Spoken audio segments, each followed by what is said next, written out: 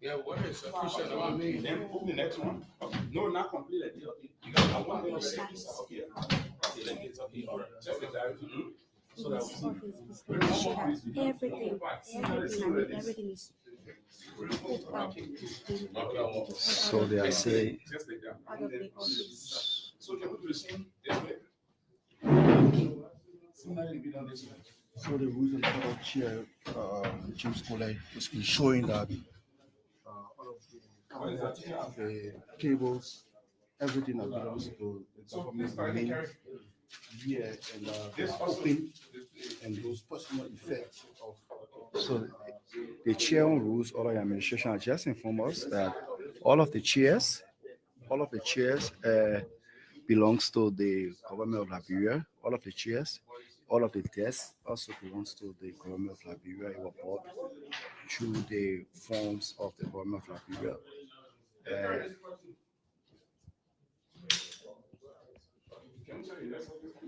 So they only so including this. So everything, all of the chairs, the curtains, the corridor there, the curtains, the chairs. So this is the whole view of the office. This is where the speaker was launching. This you see all of the desks. They open all of the desks. The office is completely empty area. All of the desks were open. All we have here in this office are only the chairs.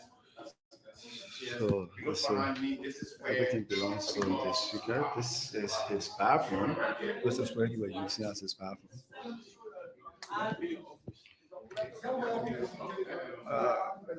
So this is the door. You see the door of force. This is the light that were on the door. All of the doors.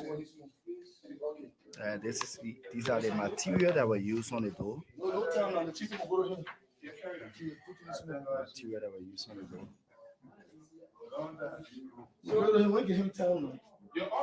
So the thing is, the justice minister wrote the House of Representatives saying that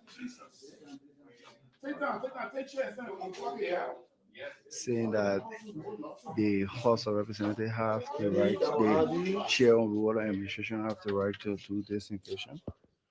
Okay, so this is the door. This is what's happening. This is the door. So I cannot confirm to you whether they have a court warrant for this action, but what I know is the justice minister who having to be the justice minister. The justice minister was the one giving the instruction that they have the right.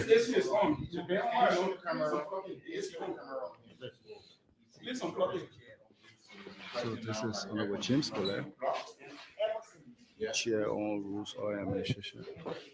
So they were on by themselves. probably the level. More than 3 months. Let's see if we can talk to the lawmaker. Honorable topic. We are after, but just allow me to finish, please. Okay, sir. Thank you very much. It's quite busy, guys. It's quite busy. So we'll see right after here we'll have an interview with Honorable Coley. Taking the best push away there. I'm at a temperature. I'll soon be there. So yes, take the shoe or you can take the youth and leave the rest of the people that are how you call it? The COS office wasn't open. Okay. So at the bathroom now. This was the officer on road. County West were using what he used it as a COS office. This is a lawmaker office. So what you do for us? Now the AC is on. Is there a possibility to go and off it? The other AC back there is on. This one seems to be on. Is it on? I think 16. It's still on, right? Yeah, as much as you are seeing number. These doors are locked? Yeah, that's what Oh, bring a glass.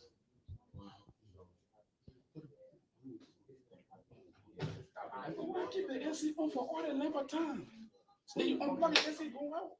Something happened to the office? Yeah. Give me that song. I don't want to waste that waste of current. And now, like to last night, oh yeah, getting the comfort of the AC here. Nobody. Honorable, we need to go.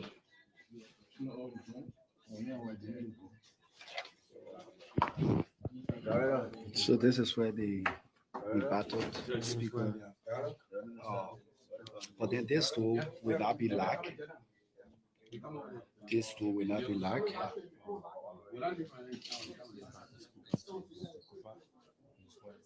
Can you come show the camera right here, please? So I mean, lots of the things I was thinking were All of, including the gabbard. Including the gabbard. This is the gabbard, belongs to the House of Representatives. right there. I'm seeing And there are a lot of junks. Mr. Manipakoti Show the picture. camera. There is a picture of Minipaka Demoy, He was the political officer political officer, to the speaker. former speaker. There are a bunch of newspapers that we don't want to touch. Same printers. Lots of these will be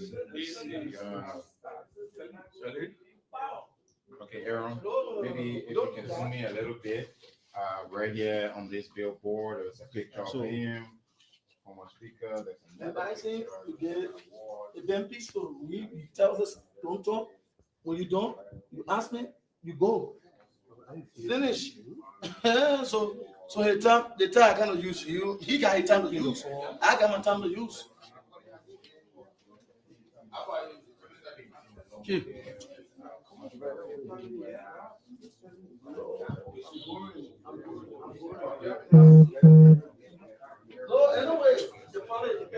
So please share. If you share, showing us, please share the live. This is the House of Representatives. This is what you see happening here. I don't know how they're going to ensure. I don't know how they're going to ensure that these things are well safe.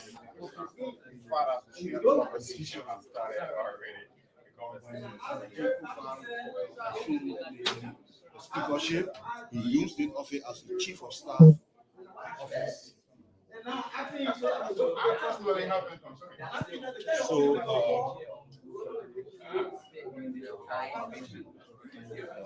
So we just showing up a share. So I cannot confirm to you how they intend to make this all of these things that they put here safe. I'm seeing it. I still have their materials with them. Still have the hammers, you still have the chisels. You gotta give me an arrow. If you can just show the camera right here, excuse me, sir. You can just show the camera right here. It's obvious. I have used the chisel to remove the lock, you know. I mean, this lock has been removed. This entire portion has been damaged. So it's obvious they had to use those materials to remove that. But I was trying to, here. So the chair on rules order and administration, James Coden, so they're saying that the honorable colleague is saying that all of these chairs, the decks, everything, all of the chairs, the decks, everything belongs to the government of Liberia. But the office of Speaker Kofa is clear completely. One paper is not yet, but they are saying that the decks, everything belongs to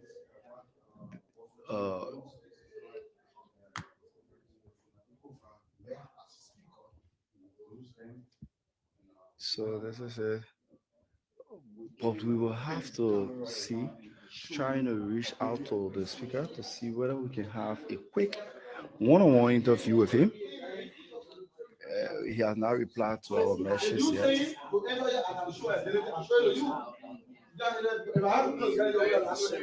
They can't be dead weeks. There's going to be a very So we need it. the fact that the speaker he has shown no willingness. No, we talking anyway. So that's why it's one of the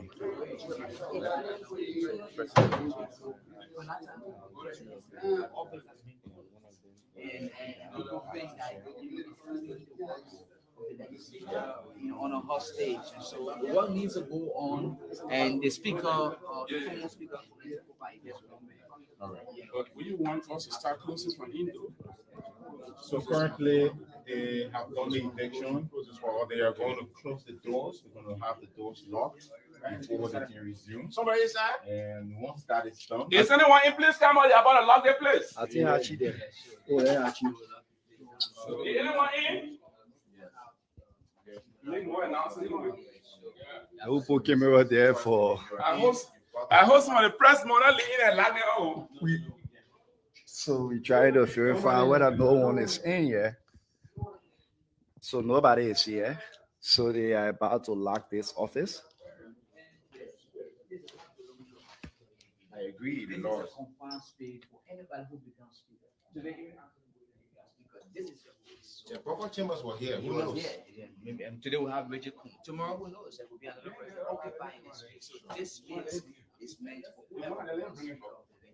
So I think that is The press that we're going to play, and they're present, please. And they have been very cooperative of us.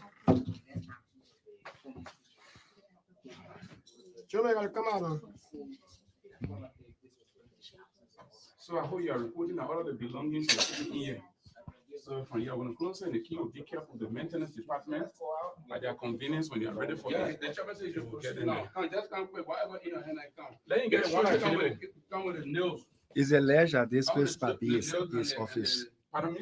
It's alleged that this place might be the former speaker office. I don't Actually, think we have reached that decision yet. I don't think so. So if it is, that would be a decision that I alone can make. Either plenary will make that decision or the committee on rule order administration. the court gave you any papers for this invasion. Did the court authorize him to sit here when he came here? I asked a question, sir. And I'm asking a question too. I'm not aware. I'm not aware that the Justice Ministry informed you to carry out. So it was a court that brought him here. By law. So it means that there's no eviction notice for the court. I'm asking you, was a notice of taking seat from the court issue? how Yes. did this decision? So you can give me a copy of that notice? No, I didn't say I was not concording to what you asked. Oh, okay. I want But to ask so- you another question. So I really want to interact with you. The co-chair is here. We want to interact with you. But all we need from you is a little patience that we can do the interaction No, after the exercise and, has been completed. there's no understanding. What make us now interpret the law, did not make us again there to make the law. Because also so everything that is just falls in the law because the justice system, the judicial system is no more working actively anymore. We have a group of people now. The other one now running the country. So, first, welcome to Close Life in the My name is Anso. Working all the guys who comes on, getting signal from Margaret. She's already giving us a signal here on the Sunday. We've been going on. Tomalin, the rest of the guys will also be coming on Sunday, so we can have a very nice discussion here tonight. Today's Armed Forces Day of Liberia, the 8th anniversary celebration of the Armed Forces of Liberia, and it's February 11th, and we to our men and women, strong men and women, very very strong men and women, energetic men and women of the Armed Forces of Liberia. We have some of you guys. It's not an easy thing to go. What it takes to be out there in the flag of your country, there to make sure to protect our different borders, out there to represent our country to other country as a peacekeeper. So we say thanks so much to Ahmed, the Air Force. Congratulations to you guys. And yeah, 68. So and the 68 today It was so interesting, and look at the way how the president was honored and show some kind of respect to the army. So we Liberians, we the way how we discuss things. Sometimes I be wondering whether we do it because of party level, yeah, or we just do it because we just have, just love that person. They will never become partisan, will become maybe reaction, vocation, I think require yeah, because we take things, even if we see that negative, even if we try to condemn it, we'll still look at it on a fast pace. That's it to make it look right.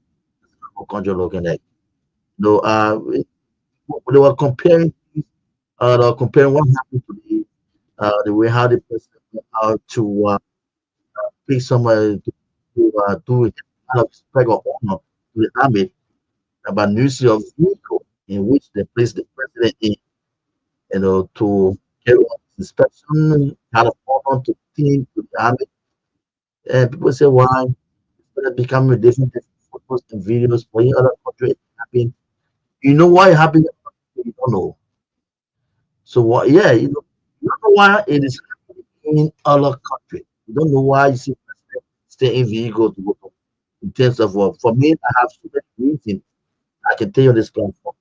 So my thought, the reason I have, some of the presidents that go maybe going people, or maybe it gave in terms of the guy all the respect to the army. You cannot have instead of such a deal, you do expect the person to really work. Check the thing about the Chinese army happening, people you have in the Chinese army, you do you expect, check the about the Chinese army, check how many the numbers will have the Chinese first. But what do we have here? Just a number. The number is too small. So when you have the Chinese president going to give that kind of honor, you know that the number before you finish walking around saying because a very huge number. Japan, the very city, is a very huge number. Tell us we talk about million plus, double our population here in Liberia.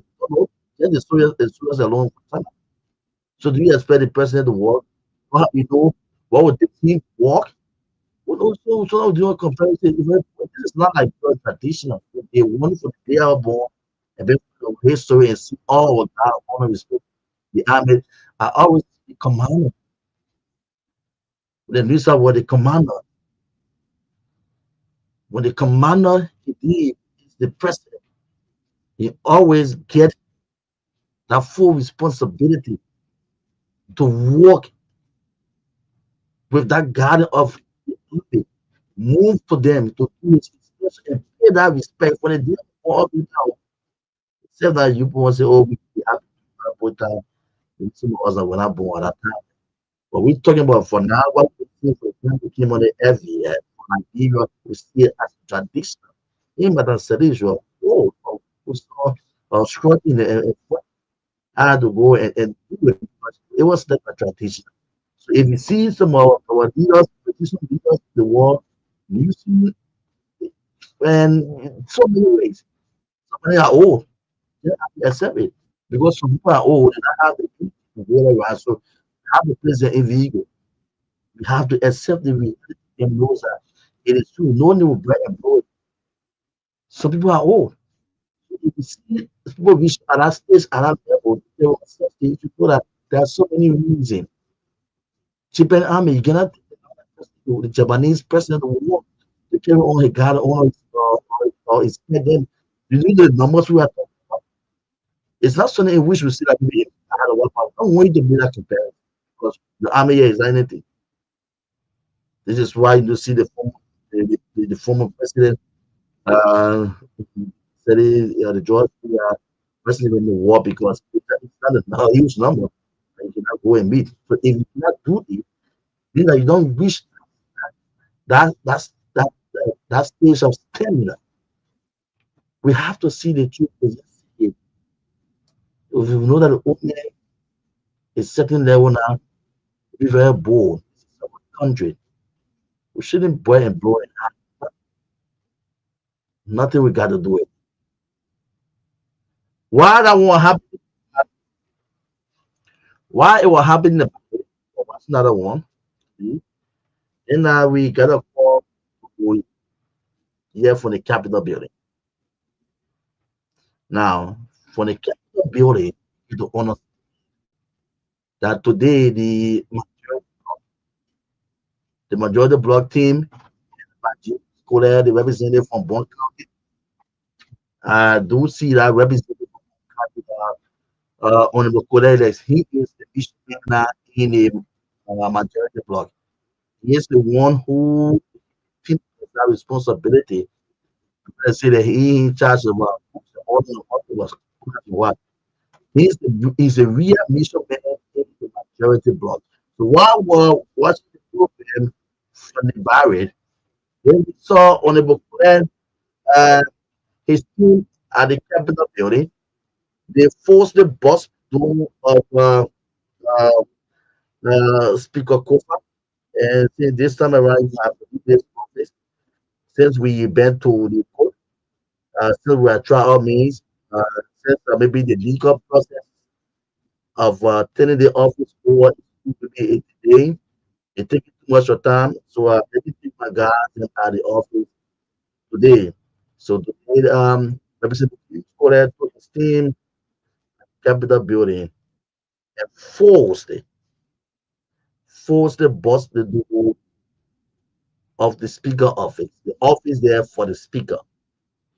So whether the Kofa, who is currently sitting in the office as the legitimate speaker, whether you have any important in that office, please be informed that the Kofa today, the James Koleles, his team went there, was that office and chose to put them out. And yeah, because we saw it was live, who went there, we threw some things out, and people in who they feel that media institution that they have the full control over, they give them the right to go in and order such incident or happen at the capital. So that media institution they feel that they have power when they carry on the act. Those media institutions carry it away in their interest, whether it's wrong, but the people who they invited for oil. People that were to that place, they have to go out. They stop journalists then for enter through this program. This platform closing argument we put on. It was in that, and I listened to I was there, I listened to the EP officer telling him that today is not working. It's not working there, but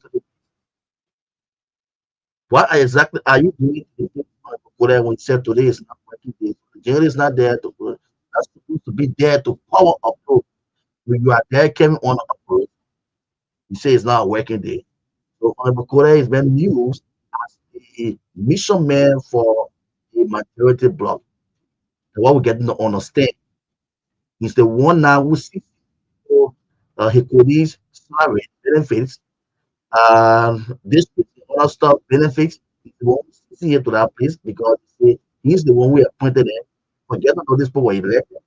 What he's saying is the one we appointed to the position, big the lawmaker, so he's the one in charge of the salary. So one of the people you have represented for that. His operation to that cabinet, no more about to go there, some good logs, you can no, you go represent your people. I don't know why they put it there, maybe they to get after the era. Talks T-shirts. Someone who making some kind of put into the capital building. Okay, in the certain position where he's no money. Later you got confused. What happening? Let me welcome my BCC. Yeah, my Grace. Welcome. I don't know Thank what you. Okay, I get it. Let me see again. Yeah. Welcome, my Grace. Welcome. Thank you, Ansu. Thank you very much. I'm waiting for them to move the video from the screen so we can come on and start the show. Yeah. But Yeah. thank you so much for Okay, so the production team. So you can, please you come and get it. So, Honorable King from Okade is the mission man. I hope the police, this is why we said, uh, well, the executive, that's why we know that the executive is fully supporting this school, Honorable Richard Coon group. But this is how far going at the executive. And the big thing that comes from that is that the three branches, do not, you can have interest. So, don't know what happened for the executive because what we saw today for Honorable James went to that place. Even the person of the open that door, you know, when he came for the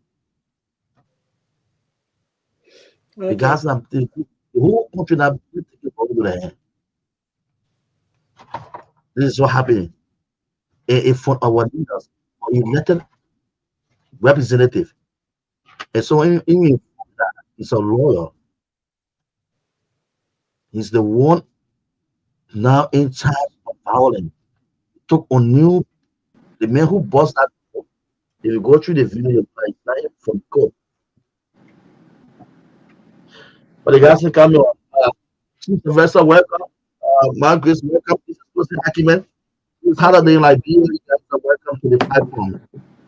Thank you so much. I would say thank you for welcoming us.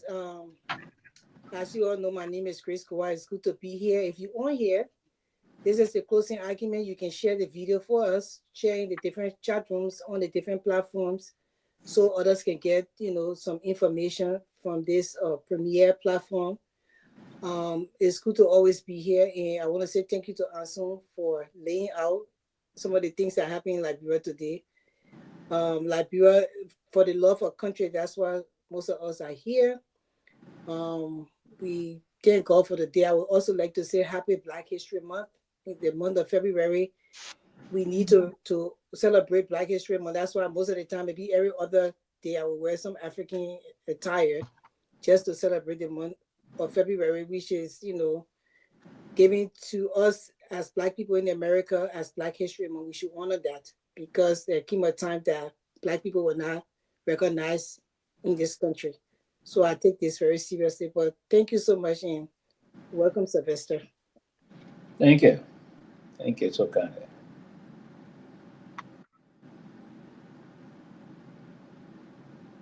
You want to say your opening statement?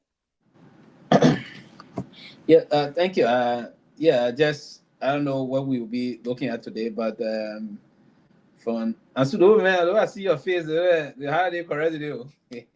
I'm okay though. You go. Yeah, my holiday, man. Yeah, You got to send my holiday, man. No, you got to send my holiday, man.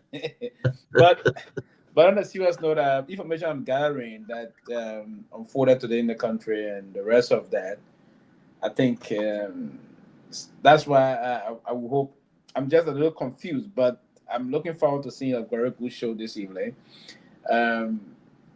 But listening to my own friend and brother, James Papa Colette, I thought it's just unfortunate that we call certain people honorable people in that country. It's unfortunate on a serious note to find himself in those kind of a position. But again, the best thing we can do is to amplify the tone and expose these vampires.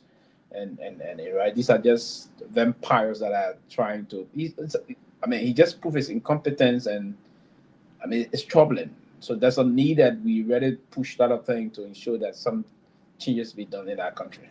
Yeah, that would be my opinion for now.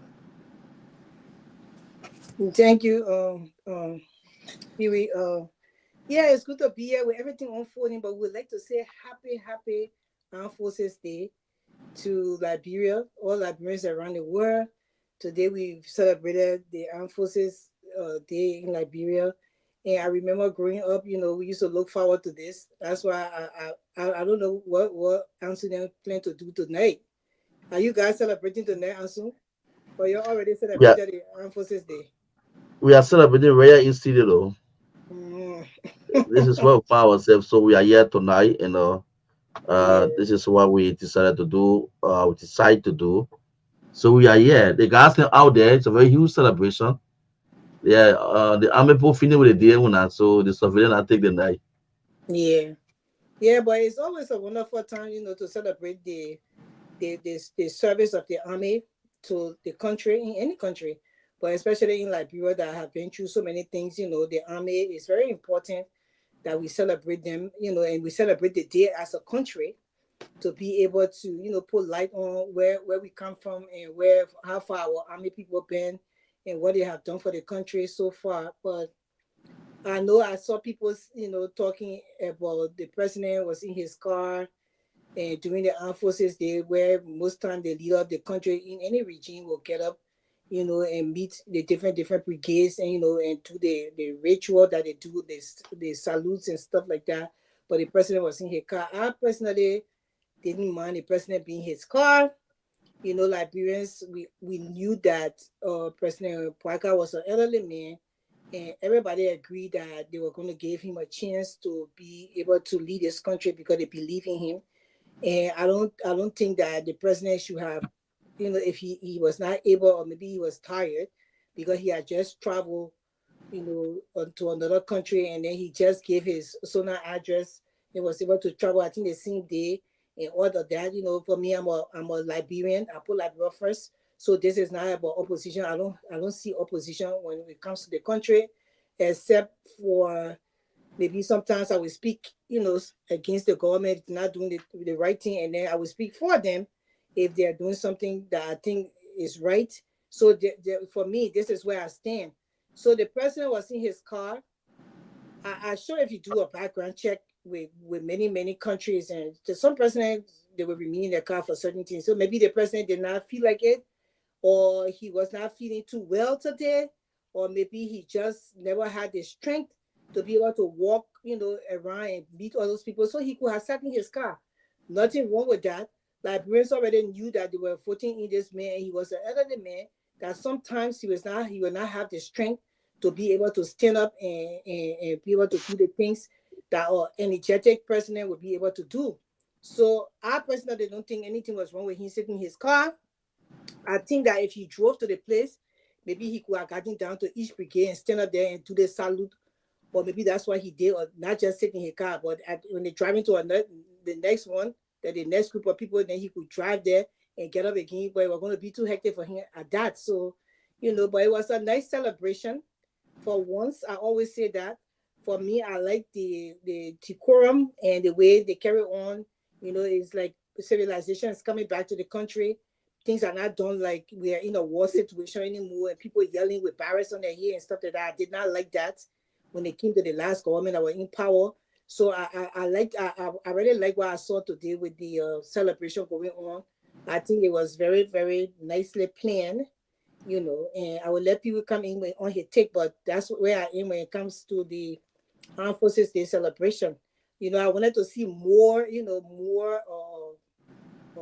things being done during that time. I wanted to see more, maybe officers, in display. I wanted to see them do more than stuff that they do, but I mean, what they gave us was not too bad. So I would like to congratulate and also say thank you from my end to the people that serve the country. Those people, they are the ones that I really like. I adore when I see them, people in service. Those are the people that I like to see, and I really honor those people. And I want to say thank you to the Armed Forces of Liberia. Yes, thank you. I think today was a good day. Like I say, I want to convey my sentiments to the military. It's the only supreme military institution we have in our country, and the Constitution would recognize them. And the legislature did pass an act recognizing the day in celebration of our great men and women in arms. And those well regimented. So some of us got a direct personal relationship, if you will, in the Mediterranean. I got my own brother, a big brother, and someone I refer to as a mentor figure. Because my Gus is a very senior officer. I think it's a colonel in the military. He was just here recently, came for some professional training here in the U.S. He been in more than a lot of countries, China, Europe, and all year in the U.S. He got double masters. He's serving the military of our country. So we want to congratulate him, Colonel Gossett, for your service and other gallant men and women in arms, bearing arms in our country. And one person that believes that the military is well regimented. I took time in researching our military, other militaries, and across the globe. The regimentation in our military is very, very much fact-cited and something that we have to praise and salute. Let me also say hi to the Chief of Staff of the military and all of our men and women in arms. Now, the guard of honor today by the president, it's not a new thing. It's not a new, we're not isolated when it comes to those things. In most of the Francophone society, the presidents, the commander-in-chief will also carry the guard of honor in a military decorated vehicle. And we all standard of the regimentation being guarded, and the precision process is on course. So it was not a very new process to us, but the first time it's going on in the country. And the military, the Uniform Code of Military Justice of military regimentation, it varies from different aspects. So we ought to understand the basis of what the president did. And you're right, Grace, by saying we went to these elections knowing that the president is not a young man. The president is not 56 years old. He's not the age of the former president. He's not my age. We're far younger than that. He's not even 60 years old. He's not 75 years old. No, right? So even but the president is 80 years or going to 81 years. So we should want to understand when we got Asian. My mother is almost 77 years old, and I would think basically we ought to celebrate those things. So when you're reaching those age, you want to be happy to see and respect those kind of people. So the fact that the country knew what they were growing into, we should accept that. Now, trust me, I wouldn't bash on the president or pound him for carrying on the guard of honor from the vehicle with all of the gallant men and women trying to frank from the other end of it. So I think that is the process that we knew we were growing into, and the president should carry on that way. It is a clear process, but I want to believe the military. One thing I will call on the president as the commander-in-chief of the military is that this military is very small, but it seems to be efficient. So the efficiency of our military the government will have to put more money for training, more money for benefit of our soldiers, because the soldiers are having some difficult times. They will have to be upgraded.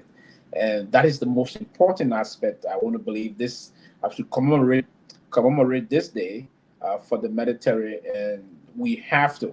If I would have to push this line and understand this side from this angle, it's important that the president will have to listen and draw a budget that will support the military, because security in our country is very paramount. So I think it's important, Mr. President, that you pay some attention in the military. We need to upgrade, because the military strength, I think, was around something before Mr. President left, former President we are left, I think around a little over 2,000. And the attrition rate started to hit in. I don't know how many percent left during that time because of lack of morale, lack of incentivizing the service. So we will have to put into place more incentive for those guys so we'll move on, and that will be a support base for the military to move on. So I will crave the leadership to pump more money, support, and do a morale boosting process that you would further foster new recruitment mechanism that will bring more men in the military. The pre-war state of our country, the military was around almost 6,000. At the time, General Guar Johnson was the commanding general of the military at the time. Now, at this level, we far from our pre-war status. So I think the intent was to push the military to a size of around 4,500, thereabout, that will strengthen the balance of our security balance in the country. So I just want to say thank you again to the military, and thank you for the men and women for the pride they bring to our country. And the president will call them to support them. But for now, even if the next time the president is on a horseback to respect the guy or no, we will have to respect the grace. Yeah, that would be it for now.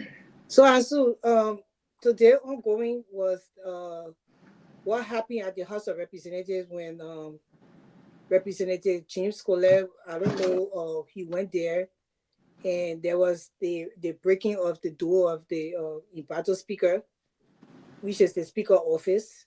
and he made some allegations against some of the representatives, especially Speaker Kofa, who he also said that was taking his regular pay as a regular representative, but yet he's crying in the public and saying that he's illegally removed and things like that. So I wanted you to talk a little bit, but I know you were seeing it before we came on, but you can talk a little bit. If any way I can play the video, let's listen to him a little bit, on.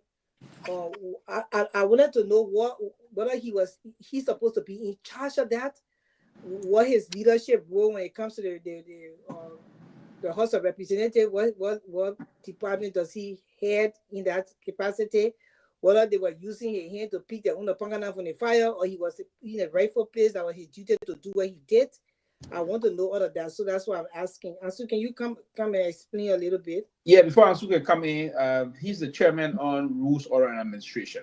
Okay. So Rule, Order, and Administration will run the day-to-day activities of the House of Representatives, but that does not give him the right to bust into another office. I don't know what the rules are about that process. I think that was arbitrary, and it was a kind of a way of doing things that was not necessarily acceptable. But he's the so-called the so-called renegade chairman. Let me put it that way, but the chairman on Rule, Order, Administration, as I refer to it. Okay, so he's the chairman of the Rule, Order, and Administration. Yes. But the thing is that my question is that how is it that, because I know working in an office, right? There are keys and they have spare keys to these offices. That when something happened, or maybe because he had the authority, or maybe the court gave him the leverage that they should go and remove or Speaker Kofa things from this office. So even if he was given the right by the judiciary or judge, allow them to do that. Isn't there a spare key to these offices? So is it because the office is owned by the speaker, there shouldn't be any spare key just in case of emergency for people to be able to enter those offices and do what they did instead of us seeing on live video them busting that door. It made like bro look too cheap today. I just don't have no respect for the people when they go about doing things this way. So and you're right. Sorry, but if you're right about that, basically because it's a public bureaucracy, right? So there should be spare key in central administration, where in the logistic guys will have spare key in the event of emergency. But the country, the way it run, Grace on a serious the way money. For instance, if I was this, trust me, there were all the keys were within the speaker domain, and those that he trusted, because his office, he don't trust other people to enter his office, so nobody had a spare key. So the key, the way to, if they were told to, I don't know the circumstances under which they did what they did. If the code, I don't know, was there a court order to get things out? No, there was no court order. But again, even there was a court order that would have made some sense. I mean, the court agreed that we enter in this place, but there was no court. But they didn't. There's no spare key. All the keys, for instance, the speaker will buy his life for all the doors, and he will have the key, or he had confidence those that he trusted will have the keys. But there were nowhere special that would have spare key. That's part of the reason why they did that. But I thought the best thing they should have done was to meet the appropriate reason to do it. But again, this is a slap in their face, because one of the justices came out clearly and spoke about the reason why they didn't attend the recent State of the Nation address, because they stated that the process there was what the word knew. What's the word? It just slipped my mind. Was what the word the justices used to justify the autovirus. Yeah, and they justified that. Justice Business was very emphatic about it. So what the representative did, it was terrible, crazy, stupid. I don't know the kind of person what he was thinking to put himself on the line. He alone to mess himself up that way. He will endanger his reputation. Not leave the national line, because there's no pride in having a national reputation now in that country. But you endanger his international reputation. Seriously, I want to believe that the U.S. embassy and other embassy, the European Union and other people, they are taking note of these things that he's doing. He's going to mess himself up for no reason, because of the small cash, corrupt money he's going to get in no time. But he's going to just mess himself up. That was a total mess he involved himself today. Yeah, and to me, it's a crime, It's a local and international crime for that to happen. And the thing is that that's the reason why the country need to allow the system to work, because there are systems in place. even if you work in a standard office, you know, every office supposed to have at least an area maybe for, I don't know, cleaning. They will have a name for it. But you have to have a spare key in those areas just in case. So if the speaker had gone in his office and maybe he locked the door on himself and something happened to him, God forbid, he got in a coma or something, or like he fell off. Let's say that. So they will have to bust the door before they open it to get him. But at that time he did. And that's the reason why if they had a system, they will have an office in charge of all of that will have spare keys of the office because it's a government office. It's not supposed to be locked in a way that other can't enter it just in case of this kind of thing that happened now or emergency. So I was just wondering, but to me, what happened was it's a crime.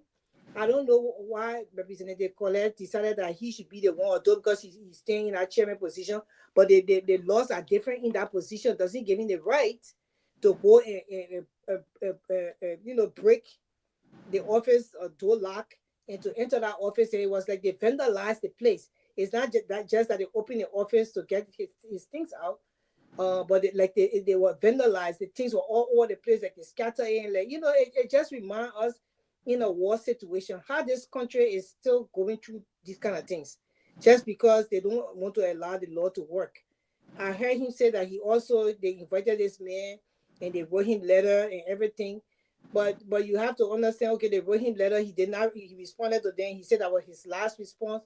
So they just got the country the way it's going. It's just so sad that it shows that the country has no leadership. The leadership is very poor. And I hope Liberians are seeing these things, because it's like we graduated into another state of chaos. We just came from one chaos in 6 years to another state of chaos in another 6 years that we have to come through. So I hope they're seeing all of this, because this needs to change. In no serious country, people will allow these kind of things to happen in the government. We know things happen, in government. Sometimes the people will argue in parliament. They will come at one another there and stuff like that. But the power, they're breaking the door lock and vandalizing the office, putting the things outside. It just looks it makes the government look so cheap. And like Liberians don't know what they are doing. Like we are, some kind of people, it's just kind of a poor move. I wish that they could have gone about it in a way better way than that. I don't know what they could have done, but there should be a way around it. How men,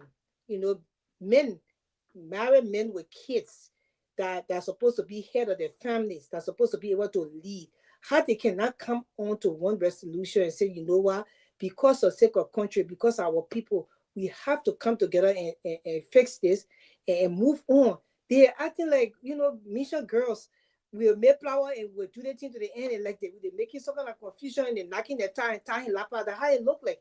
How is this thing running until this time that they are not able to come to a resolution on it in a country where it's fragile and decaying? That what people, we're looking forward to some electricity being, restored in the country. We're looking forward to more bigger things being done for this country. But yet, these people are still fighting over office and parking spots and who speaker, who not speaker. And it just shows that Liberian society that you guys voted very poorly. The people that you put in position to lead are not leaders. They are confusionists.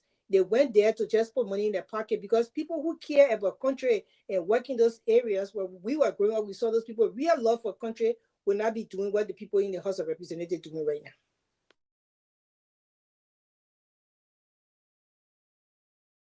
So people, you can come in and help.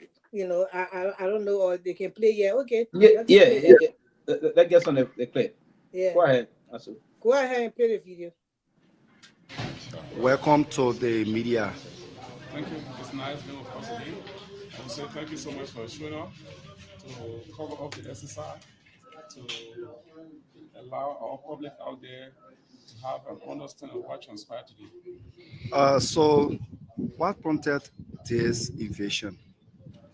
As you are aware, the office that hosts the speaker is not for a particular person. The legislature is a seat of the lawmakers of Liberia, and the office, the space that hosts the speakership, is a statutory office that whoever assumes the position of speaker enjoy the privilege and amenities. They call it that office. That space is not meant for any particular lawmaker. So I think if there are a few offices here that are statutory offices that whoever assume the position would definitely move there. For instance, the office of the deputy speaker and other places. So the office hosts a speaker has been barricaded or has been seized by the former speaker, Honorable Councillor Jonathan Kofa of Grand Creek District Number 2, and we have made several efforts as a plenary to have that office open. We're sending 5 communications, different communications on different occasions, commencing as far back as late last year to no avail. And in some of those communications, the last communication, he responded to it, and he said, if I can recall, at the bottom of said communication, he said that it was his last time talking on said matter. So thereafter, last Friday, we were to conduct this exercise, but the leadership advised that since you're coming to the country, we allow you to come over the weekend and have his things removed up to yesterday, Monday. And if I recall him at the airport, he even went to work and declared our action as a coup. And they asked him as to whether, how long will he continue to fight and still fight for what? Everything has been taken, the speakership has been taken, and he still insisted that he could not turn the office over in that interview. And he said it was the last time talking on it. And we need to have this office prepared for use by the speaker. As you are aware, it's a statutory office. It enables the speaker to have his staff, press director, COS, WCOS, resource officer, with general coordinator, and the list goes on. So there are a couple of staff that need to be in there. We also need that office to enable him to have a comfortable space in interacting with guests to be able to discuss the interests of Liberia, inclusive of the conference room. So it's against that bydraft that plenary took an action to enable this committee rule order. We are 2 here, but we are now 2. This is a committee on certain persons to carry on this exercise today. So lastly, so please do me this favor. I think it will be appreciated. It will give opportunity to one another at a time. So if you ask a question, maybe another person want to ask, just allow them to flow. Yeah, so I'm Webster Pewee from Fish Africa. Going forward, next for the embattled speaker, I don't know who you call embattled speaker. Representative Speaker Emeritus or Representative Kofa is not embattled speaker. He has been removed. I don't know when you saw him performing the responsibility of discharging the function of a speaker of recent and not only replaced, but he doesn't come to work. Speaker Emeritus has not come to work for more than 24. A member who fails to come to work more than 2 weeks without an excuse of plenary, said member has committed an offense that is punishable. So I just want the public to also understand that not only Speaker Emeritus, but other colleagues who feel that they want to stay home, not to come to work, but every month go to the bank and take their salary. I think it's unjust to Liberian people. So I want to use this meeting to give them a wake-up call that they can put Liberia first and find reason to come to work. If you say you don't come to work enough to help us not to take a salary, but you can't be taking salary, you don't justify, you don't deserve it, you don't work for it. Who are you then? Then you call yourself rule of law caucus? You are the first violator of the rule of law. Yes. Yeah, in November, you wrote this office staff so that they can pay for December, and once you see, has he furnished you with the listing of the staff? No. Since he is taking pay also? He's taking pay. That's what I'm wondering. His staff are not taking pay. I'm wondering why. But sometimes again, I wonder that, well, maybe they know what they are on. But if I'm taking pay and my staff are not taking pay, they have been wicked to my staff. Many in the wedding season festival, Christmas came and passed because of inability to submit his assistant staff, they didn't take pay. New Year came and passed, they didn't take pay. Even as of now, he has not submitted a name. But we're interested to know that he's taking his benefit as a lawmaker. So that's one thing I'm still wondering. He no longer been paid as speaker, he now paid as representative, and he still take the immunity of the representative. So why would he not want to submit the names of his staff? So I said to you, the speaker is receiving his immunity. That's all I can say to that. I want you to ask the speaker as to whether he did not take pay for the month of December. The former speaker emeritus or the speaker emeritus. I want you to ask him never to pay for the month of January. And for the month of February, except for any reason there's a decision by plenary, but I'm very sure that he will obviously take pay. Yeah. My name is from here on kind of ERBC. From Spoon. Spoon to spoon. Yeah. Did you receive any code evasion order to carry on? The speaker emeritus received the court clearance to have assembled at the offices of hosting the speaker. One thing that I understand is this: there are three separate and coordinating branches. We cannot subject our working to that of the court. Similarly, the court cannot subject her working to us. We as a body, as a branch of government, we took a decision in plenary, and leadership endorsed said decision. So we honor obligation to implement said decision. The decision taken is not on a Arizona poll or on a collect decision. It is a thing that you should be asking as to whether likewise, similarly, as to whether Honorable Kofa, when he was ascending to the speakership, the user office, where the court gave him a clearance. So I go to ERBC. Yeah, now the office has been invaded. I'm concerned as to when do we expect to see Honorable Kum taking the office? The first thing is I want to take the office. You saw the situation in there. His personal belonging. You went there. What did you see there as personal belonging besides maybe the photos, the sheets, and maybe some of the dustbins, and you saw for yourself, right? So I'm still asking myself. I'm asking when do we expect? I want to respond to you, but I want to lay a premise. I'm yet asking myself, why this man was keeping the work of the legislature at hostage? And you've been here for a little while on legislative coverage.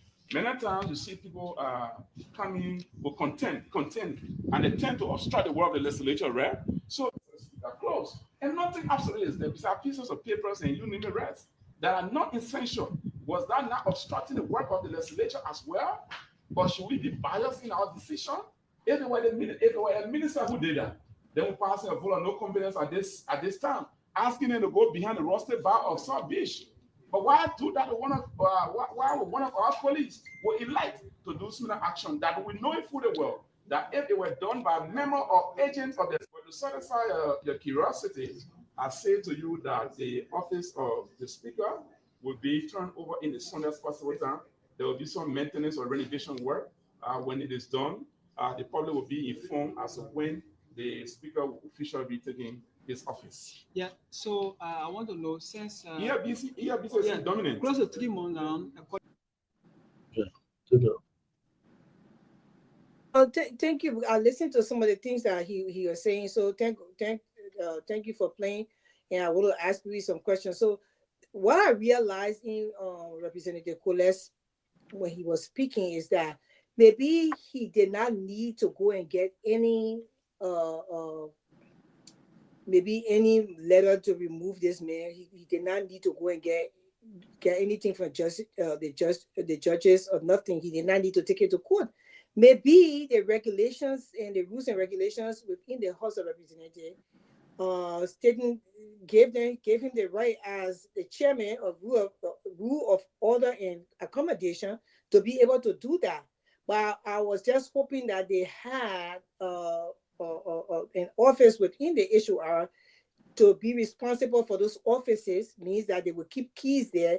The people who clean the place and maybe the director who is over that cleaning will have those keys just in case of these kind of things. But I don't think, maybe he just never stated it, but listening to him, I think maybe the rules and regulations of the HOA gave him the permission to do what he did. He did not need any court order to do that. So that's why I'm thinking from his explanation. Also, he said that there was 5 communications sent in the last year and plus including this year. And Fanatic Kofa did not respond to those communications. He only responded to one of them, and he said that he would not speak about this anymore. So, I just don't know what to say when it comes to that, because I don't know the rules that govern the House.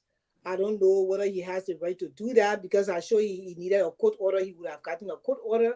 So maybe it has to do with the rules and regulations. So he had the right to go and open the office since 5 communications were sent and no response. He also stated that this speaker, Imparto speaker, is receiving his regular pay, monthly pay as a representative because they're not any longer paying him as a speaker. And he received this money and I mean, he take it because it's right that he received it. But if you're taking money like that, after they remove you from your post and you did not resign, then is it right for you to take the money as a representative? It means that you already accepted being a representative. So what is the thing to do, especially when you're fighting such a case?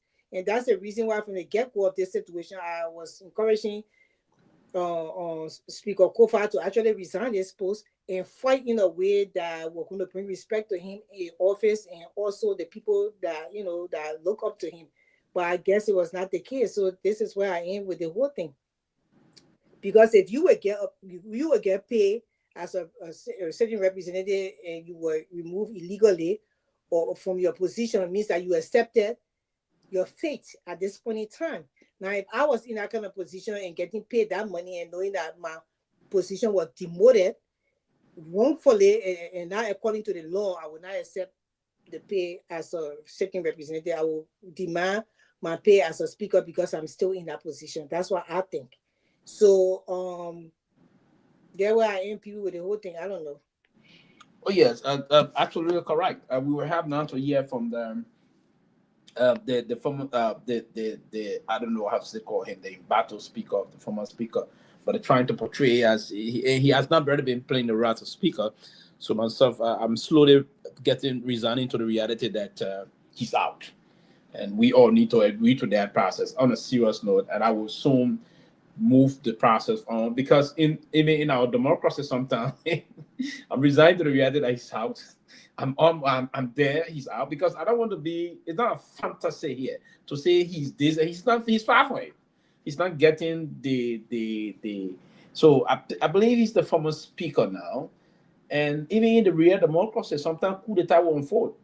The Major General will take over. They will overthrow the democratically elected, but the procedure, what the COFA, not the COFA, sorry, what Kola was saying just now was totally wrong, that the 3 separate and coordinated branches. I agree. But the issue about entering someone's office, you don't enter there without having a court order.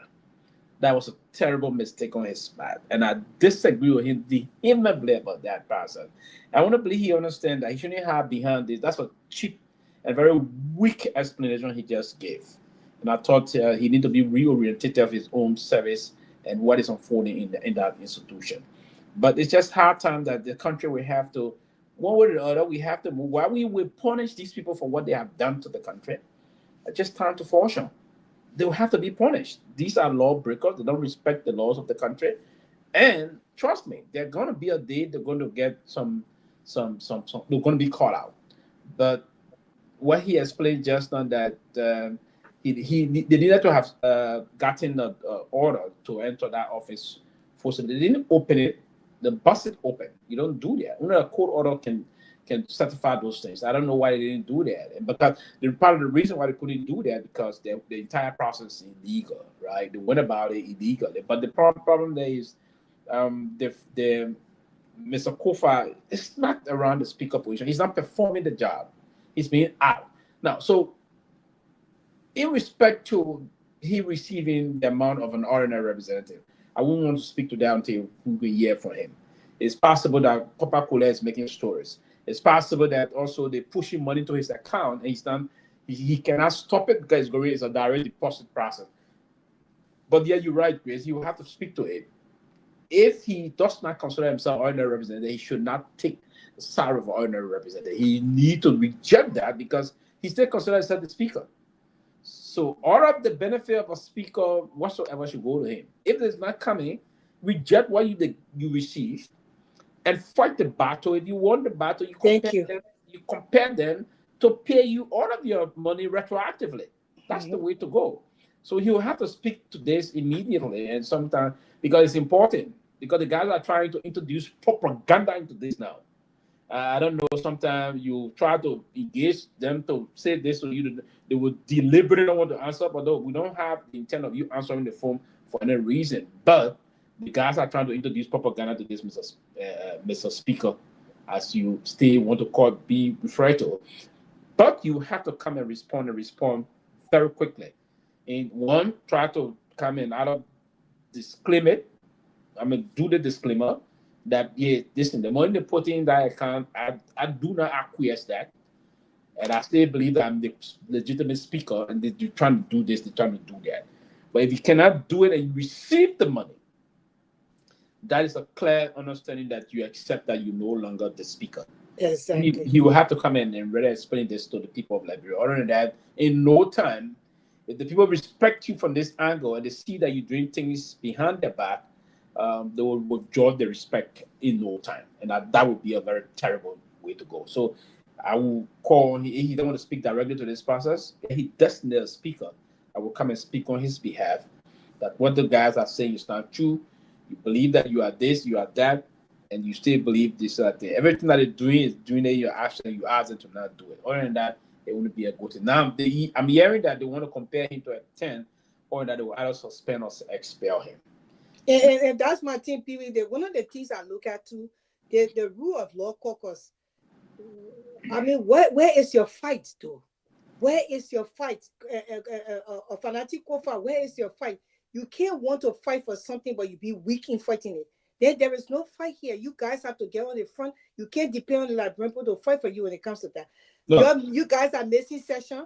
Yeke Koluba went to session, refused to address this sitting speaker.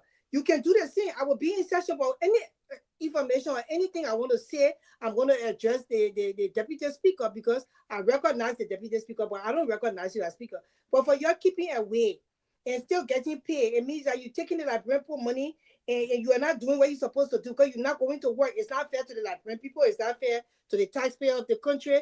The country is already going through its own thing. You cannot be getting paid and not going to session.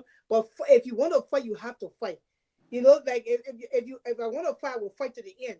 But you can't just sit back and you just talk, oh yes, and this and that. That's the reason why I thought that he should have resigned from the get-go, because majority were not willing to work with him, and then he was going to take whatever he had to court and expose these people. But being that you said no, you were going to stay there, and the rule of law have to stand. But what is the rule of law standing when you are not even there to fight for yourself? You can go there, he stand up to them and say, oh, you know, I will speak to the last time they threw him or they were wrong for throwing him. I happy that he although he expressed himself in some ways that are not right, but I'm happy that he was able to take them to court for assault. So, but if you will fight for something, then fight for it wholly. You can't just be sitting and be lackadaisical and you say you're fighting for something, but you're not fighting for it. There's a weakness there. So you're supposed to be present in session, and you're supposed to decide not to address this man because you don't see him as speaker. You address the deputy speaker, and let's see if they will come and call the police to throw you up. But not showing up to the session, you're not working for the Liberian people at this point. This is how I feel in the whole thing. Absolutely, and I would think the rule of law caucus should also get in the fight with Yeke. Yeke alone will do nothing. And if Yeke alone is in the fight, the guys will grow, they will have the appetite to either suspend or expel him moving forward. But we have 28 persons mounting the section every day. You bring some pressure, 28 persons can disrupt activities in our place. 28 persons consistently can do that. And that's the way to do it. If he did it that way, and it will help move and change the complexion of the activities that are unfolding in that institution. Or in that, the guys will come out, they will think they won, they will think they will bring those kind of a vindictive attitude and believe they are men unto themselves. No, I don't think so. If you have 28 men can do a lot of change in that place. Because you need to do a lot of things. And with the 28 men on the ground, you can also begin the process of influencing some of those that are with them, that are disgruntled, that are disillusioned. Because the disillusionment is almost among themselves now. The current so-called speakers started naming committees. There are folks that they're expected to be on certain committees. They didn't get those committees. There's a growing disillusionment there. So part of that, what you can do is to begin the process of saying, hey, you have to push for some major process that will erupt in our place, and use that, tap into that, engage other Congress. They'll come along, tell them there's no need for this fight. We have to fight on behalf of our people. This XYZ engagement that we have to do. If you did those things in a more chronological manner and consistently in terms of the respect for one another, you're going to change that thing there. Instead of Yeke just going there trying to blow a horn that may just reach a certain miles and will stop, if collectively those horns are blown together, you're going to do a lot of things. There are going to be some changes in there. You're going to begin the process of saying to them, we have this person, we cannot do this. Now, if you increase in it, mount the pressure, and grow the partnership and the level of respectability among one another, the day the president is calling for a major legislation coming from them, you can disrupt that process, you can seize it. And that's what they needed to do. They needed to do, it's a kind of a disruptive tactics they have to introduce, but in a more respectable and legal way. If you don't do that, if the guy believes that you weak continuously, they're going to have the appetite to do this thing. They're going to continue unabated. But if you show that you're now weak, you have the strength to do certain things, you are potent enough. If they see the potency in you, trust me, there's going to be a level that will start to bend. If they bend in, that's the time for negotiation. Then you start to push in most of the point you want to project. Other than that, we're going to be in this cycle for a very long time. If you don't do this to punch them in the face, because you're not going to punch them. The intent is to punch and leave some dent on them. If you punch and leave some dent, then they will want to come and say, hey, we need to move from all of this process. We cannot just be in the bubble. So that's the kind of situation we find ourselves in currently moving on. Other than that, there's going to be this issue moving on time to time. They will have to come as a body and try to show some punch. If you say you will fight, then fight. I mean, the guy, Yeke is so frustrated now. Like he's just taking the whole thing on himself. And the rest of the people just relax and they're not even going to session. They just, they don't care anymore and this and that, and they sit and write stuff. But it's not all to that. If you will fight for something in the world, you have to fight for it with all your might. If you know you're able to fight, you just will step aside because this is not going to be an easy fight. So right now, you guys are all drawing the country slow together. So whether the majority black or the rule of law caucus, there is no resolution because the people who decided to fight for the rule of law, they are not even fighting for it. We want to see your in session.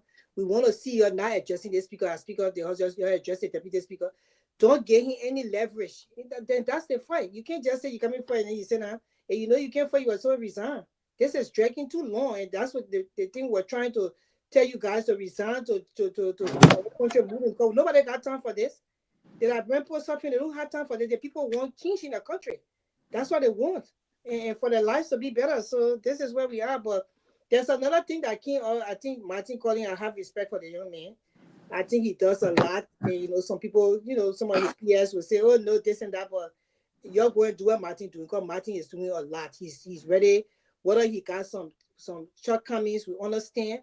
But he's doing a lot of work when it comes to Liberia. Though he helped to bring this government into power, but he is also putting their foot to the fire. And that's why I respect him.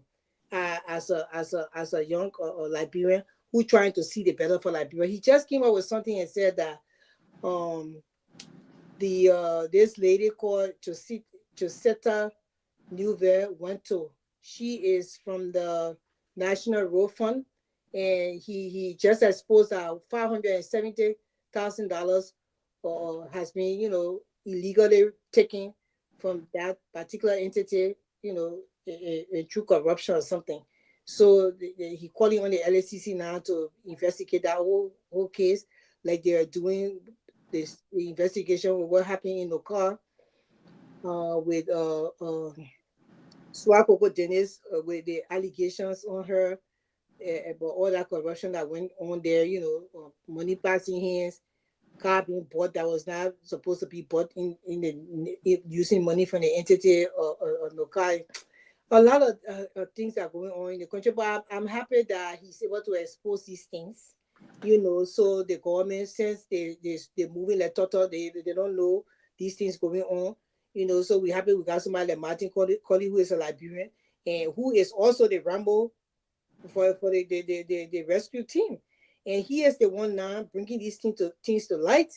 and we appreciate him doing that.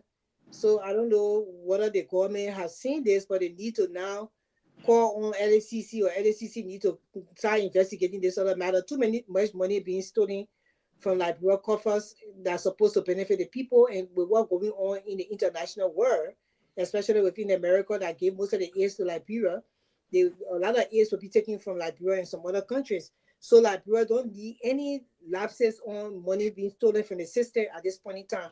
Although they did not need it ever since, but now is the time that they really need to have enough money to be able to have cushion just in case of anything, so our people will be able to survive with all these different things that they need within the country that the aids are presenting to them will be taken away. What is the government going to do? And they don't have no plan B, as we all know. So this kind of money, you need to retrieve them and make sure you investigate these matters and get this money so you can be able to keep them or save them in a way that will help to the Liberian people that will need help, especially with the aids that have been taken away from most of the people concerning health and everything else. So that's the new investigation. I think you posted it like an hour ago with the whole National Road Fund and the 570,000 and the manager who is Josita Newville went to. She is the manager for that particular entity. He asking LACC to make sure that they investigate her, because people within the entity have information and they have receipts and documentation on the stolen money. My goodness. There's a lot of things unfolding, but again, I would say any attempt to fight graft in our country is commendable on a serious note. Any attempt whatsoever, and I believe in Comrade Cody stand, and I think he been proactive, and we all should do it. We all have been doing it, but he is one of those that are blowing the whistle very loud. We should commend him, but we should also do it cautiously, because we should not be sentimental in this. We agree that most of those who are saying they investigate. No, whatsoever time the whistle is blown, we should investigate. Find out where the smoke is coming from. We do some investigation and find out if there are facts. We go deeper in the investigation. If there are reason, those are culpable, we take some actions.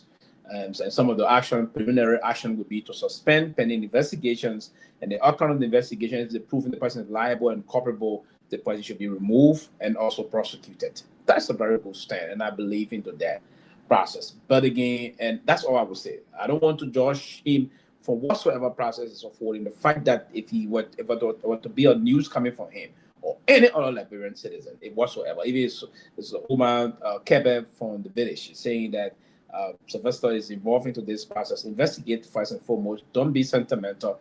Investigate, get the facts, and take some actions as the leader of the country. That's the only thing we can say. Now, the road fund, the LCC, I just saw he trying to also link the current control of the oil company. One Jada, he said he's engaged.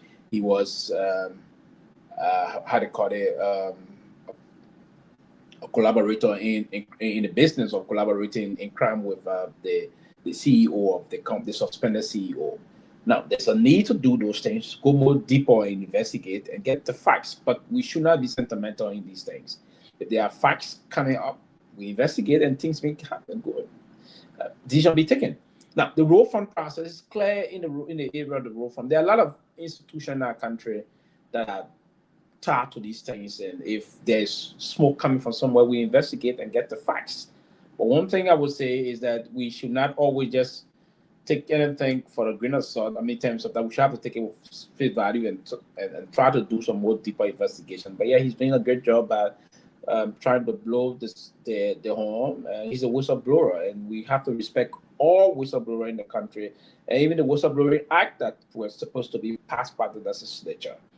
There's some level of it. I think that will also pass. I don't know if we started implementing it. And implementation of those laws that we pass in our country is the most difficult aspect of it.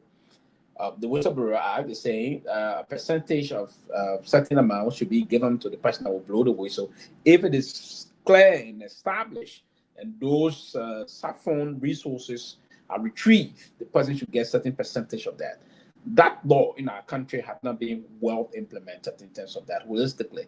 So it's important. If Martin were to blow a horn of somebody stealing $1 million is established and the money is retrieved, the person is exposed, certain amount percentage should be going to the person of any other human being or citizen of our country, if you will. So I mean, it's a good thing, but we have to be doing it cautiously and not doing it to impute on the character of others and not doing it with sentiments. But if it's done in terms of investigation with hard evidence, for me, I support this. I'm in line with it. And it's important that the country is being going through this kind of revolution of the way situations are going, but we just have to do it in accordance with investigative best practices that we move the country through. There are a lot of things so forth in the country, and I agree the sentiments are high, but yeah, we have to save our people. We got a lot of people sleeping in the country hungry today, right? So the road fund money is meant to be collected and do some technical repair work for the country. The road fund money was strategically envisioned at the time to raise money to most of the petroleum products that come in the country and all those things. People pay some dollar and cents on those petroleum products coming in. So if those things are off to come, some of those would have envisioned it. The late Professor Somo Kupi, may his soul rest in peace. These are individuals that thought of this kind of thing. The fact that the resources coming to the country should benefit the country, right? And it's important that those things we have to move through the system. It's very important matter. And the thing is, what I like is that Pewee, I understand we have to move slowly on these things. But Martin, look, I give it to Martin, I tell you. And guess what? In the election, me and Martin were knucklehead, but for me, I always see that when somebody stand for something, this boss stand for something. Seriously. I will support him in anything he does moving forward because I know that he has, everybody has their little lapses and stuff like that, but he intend is good for Liberia. The beautiful thing is that I like what he says at the end. He said the suffering in Liberia is artificial. It is man-made. People in Liberia don't have to suffer. Liberia is not a big country. It has too much resources for people to be proper poor in our country. And until these things are exposed, the people will continue to suffer. And Richmond Jala is another one from what he said. I think he exposed him for something. Let me see what he did. Tomalin, I know you can come in, but Richmond Jala was also exposed for, let me go back to his name. Richmond Jala. He is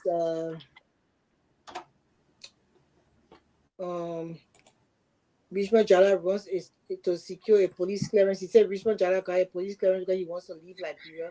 But I want to know which entity that he's a head of, or maybe he's a part of. Tomani, do you know? Okay. It's good to be back, guys. You know, we got to do a lot of stuff, multitasking. You know, but Richmond Jala. He is the controller. He is the controller. He's a controller, and he is a controller of NOCA. Yeah, he's a controller of NOCA. So he's attached with Swakoko Dennis with the whole alleged corruption that went on within NOCA. And they're saying that he's trying to leave Liberia and getting police clearance so when he comes to America, he can be able to work. But I hope the government, he cannot leave until the investigation is thoroughly done. They should hold him there. That's the right thing to do. Go ahead, Tomani. Welcome to the platform. Yeah. The NOCA is good to see you. Thank you, Grace, for holding on, man. That's good. Got a lot of stuff to do. We've got a lot of talented people on the argument, so that's why we always can do some things. So, but it's good.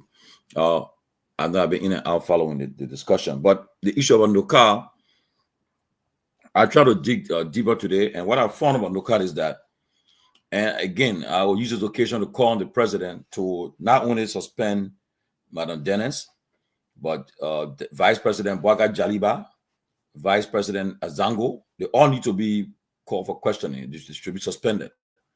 What happened was, Grace, you know, when you do your budget, all the things you tend to purchase during the before you continue, why Jaliba and Azango? I'm explaining now. Okay. So when you do your budget, all you need to purchase during the course of the year, you submit it to PPCP. I mean the procurement entity headed by Scott Johnson. Scott Johnson heads that entity.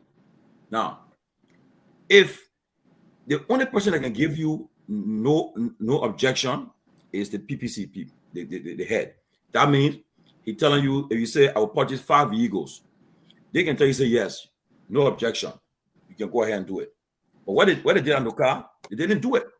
They didn't run it by PPCP. They did it on their own. And as vice president, they all signed onto that document. You see? So Madam Coco Dennett alone were not involved. They all signed to it.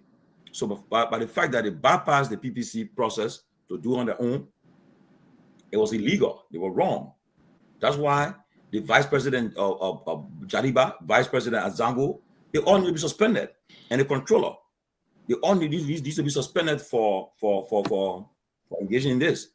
Well, hookup was that contract that she awarded to Albert Chair, former pro tem, who's a senator now from Grand Coup. He awarded that contract to his firm. That's what hookup was, that car issue.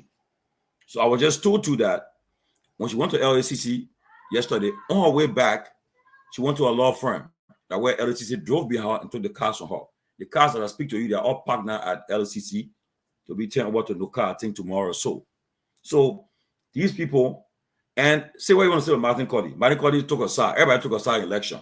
But for the fact that he coming up to say he went after his own rescue people, I support 100%. That's why. But how many of them can even do it? At least Martin Cody can come. How many of them? And Martin to come with facts. So let them. So those who trying to defend them come with their own fact to debunk his fact. He's saying he can't. He do it. Want to do it to like today. One thing I'll tell you guys: when you own a platform of this nature, what happens is that the people find out you speaking out, they give information. Today I receive information. I will put it in the chat room. The Minister of Internal Affairs, Francis Numani. This man took $190,000 to fix his office. The documents are there. I was put in the chat room. When I confronted him today, 100 what? I can put it to fix your office in Liberia.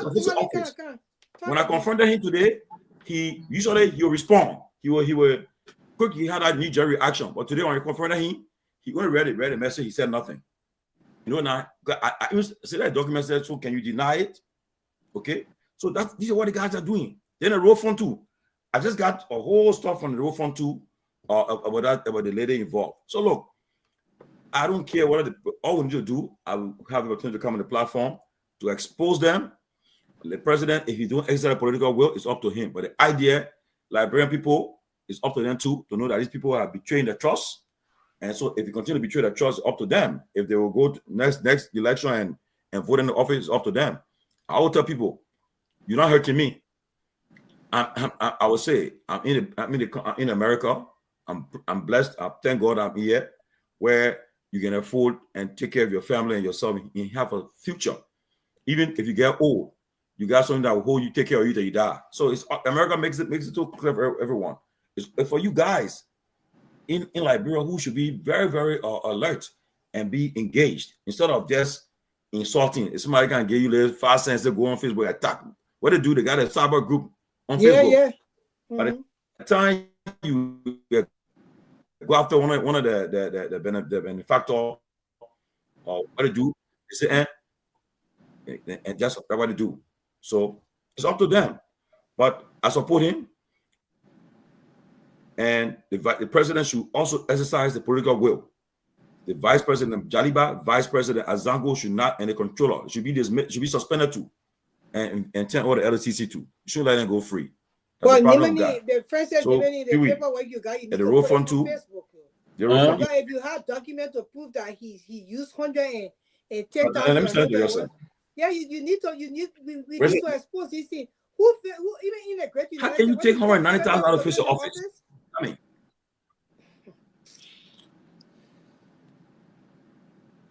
it's wrong. But we need to inform you can do that. But again, anyway, I can inform that's what we find ourselves in. Who? Martin is coming. He's finishing having some exam. Yeah, Martin will come. I just communicated to him. He'll come. He come, and Martin said he come. He challenged everybody who telling him he take money from Jeremiah Kuhn or from the government, from everybody to come with a proof. So these people are liars. They just continue and say people. I don't believe Martin taking money. The very people who are betraying the poor trust. So So Yeah, I think the people that are coming there, agree. they didn't bring the evidence. I will challenge them. So, I agree.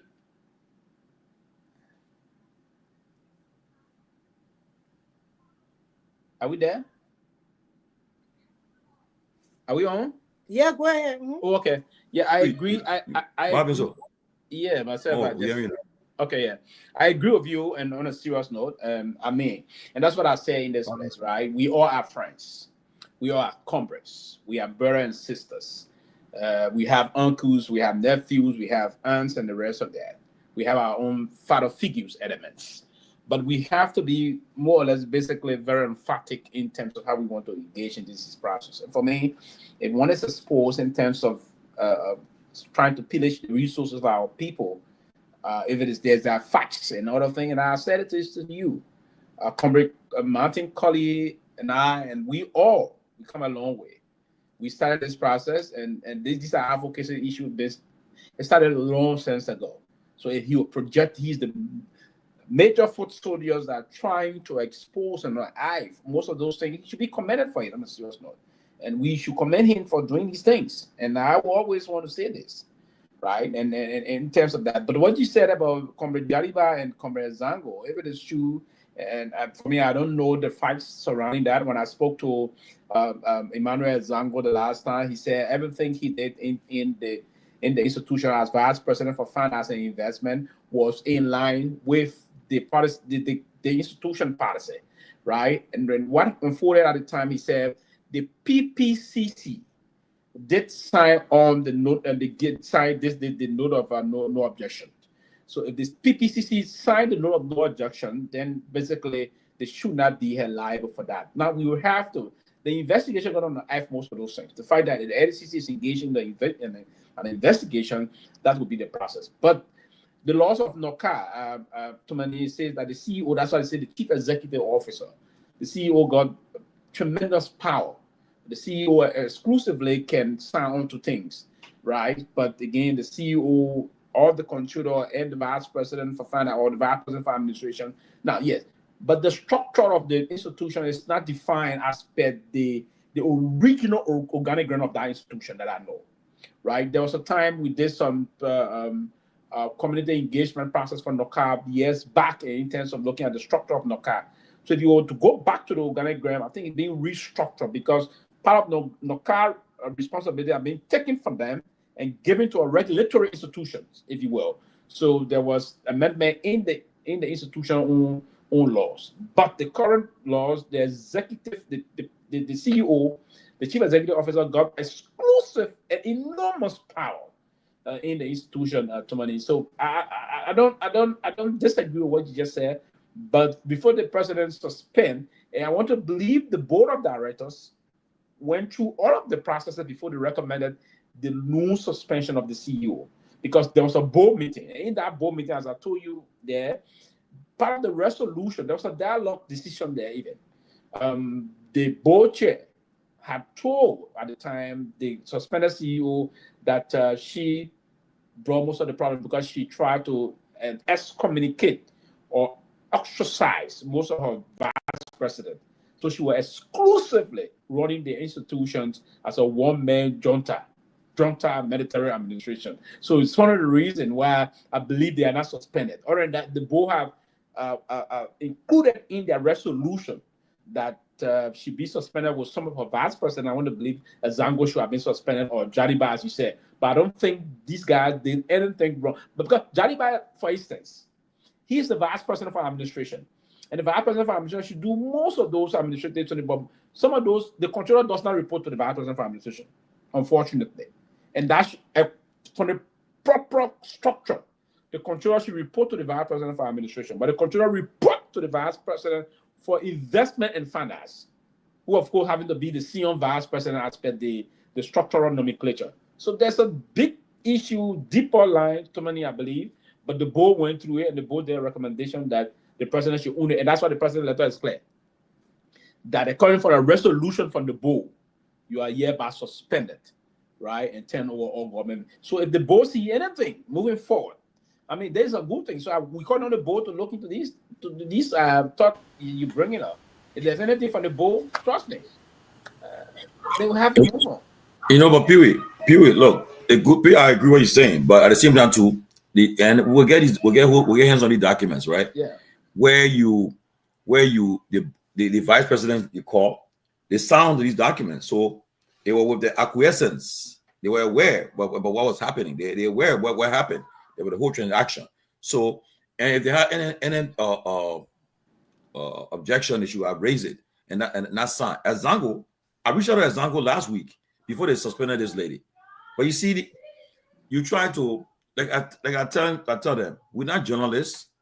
We are talk show panelists. We come and talk. But what we do for you guys, we provide you guys, we do our due diligence. We're not going to tell you, say, oh, come in. If you don't talk, you get something. We don't do that stuff. We come to you, say, look, you have an opportunity to come and make yourself heard, your voice, your side be heard. Come forward. We do that.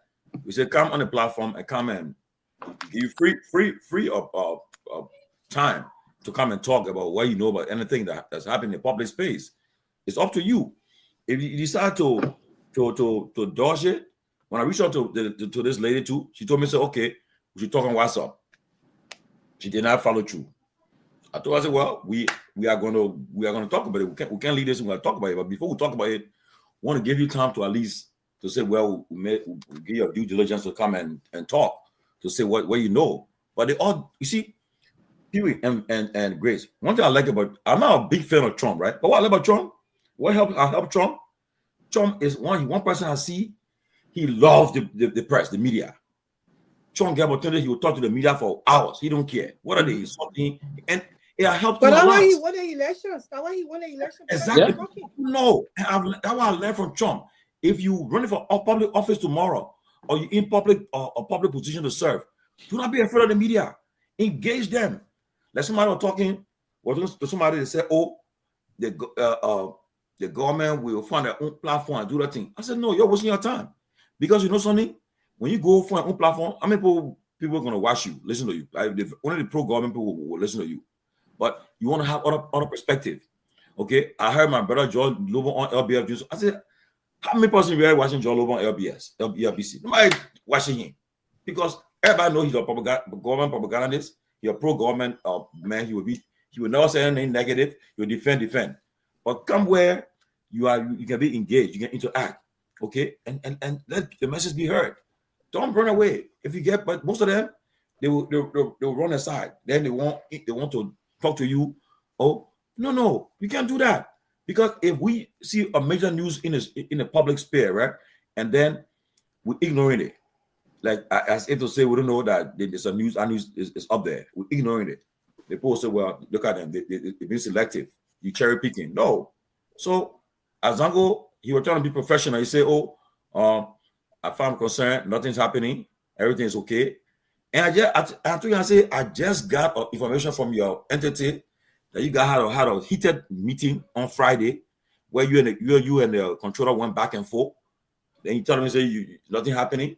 You and the CEO right now, you're having issues right now, and you acting like that. Go ahead. So that's why I'm saying, if okay, Lofa. Okay. Yeah. Okay. Yeah. Okay. Chelsea. Yeah. Happy birthday. But we'll talk about your birthday later on. Let me finish. Thank you, Lofa. Okay. So the thing is that if you give opportunity to come and express yourself and you're refusing to do it, it's up to you. So, like you said, Baba is my friend. I'll call him. I would confront him. I say, look, I've been on your back that they must suspend you too, because you signed a document that you know that and that was. That's a breach of contract. What were the case? You shouldn't have signed that document, and then you can sign a document, and then you're allowed to go free. You and Azango, no. So I could go, Dennis. You all three of you should go. It's a collective corruption. Yes. It's a collective corruption. Yes. One person can be here for it. Yes. They can't hold Russell and loan for this thing. Because if all of the signatures on this is collected, they need to arrest all of them or maybe investigate all of them. The lady I gave credit to, that the LCC boss. I mean, she and I talked. She told me on Thursday. She said, Ms. Mana Dennis was asking for to give her time. She's on a written letter right now, so you can say it, Tomalin. I'm writing a letter right now. If she don't appear on Monday, I will arrest her. And sure enough, she appeared on Monday at the council. Alexandra Zoe. She was gonna go. She's gonna tell people that they had arresting powers. Yeah. And I even asked her We about commend her for doing that. Yeah, and she said, and she showed me the act where in the act that she's not allowed to talk about ongoing investigations. But she said she want to come on the show to educate the public about the role of LCC, which I'm so happy that she will come and educate the role of LCC. That's a good thing for us to Yeah, know. so we can ask her some questions about so the people can even understand. the issue about the case involving the lawmakers then being bribed to remove the speaker. She explained to me. She said it has been where you have to write the clerk, and whoever the speaker is should allow the lawmakers. They meet if the lawmakers to come forward, but you have to before they come to LCC. Whoever speaker should give them that authority, that permission to go. But there have been no speaker business, so they have been all mixed up. Anyone get involved in the politics of who's speaker, who not speaker. So that's why we want to make sure it's settled. But like it will bring us in. We'll talk about his Supreme Court later on. Maybe, But I wanted to ask you one thing with differences. Let me just get it clear.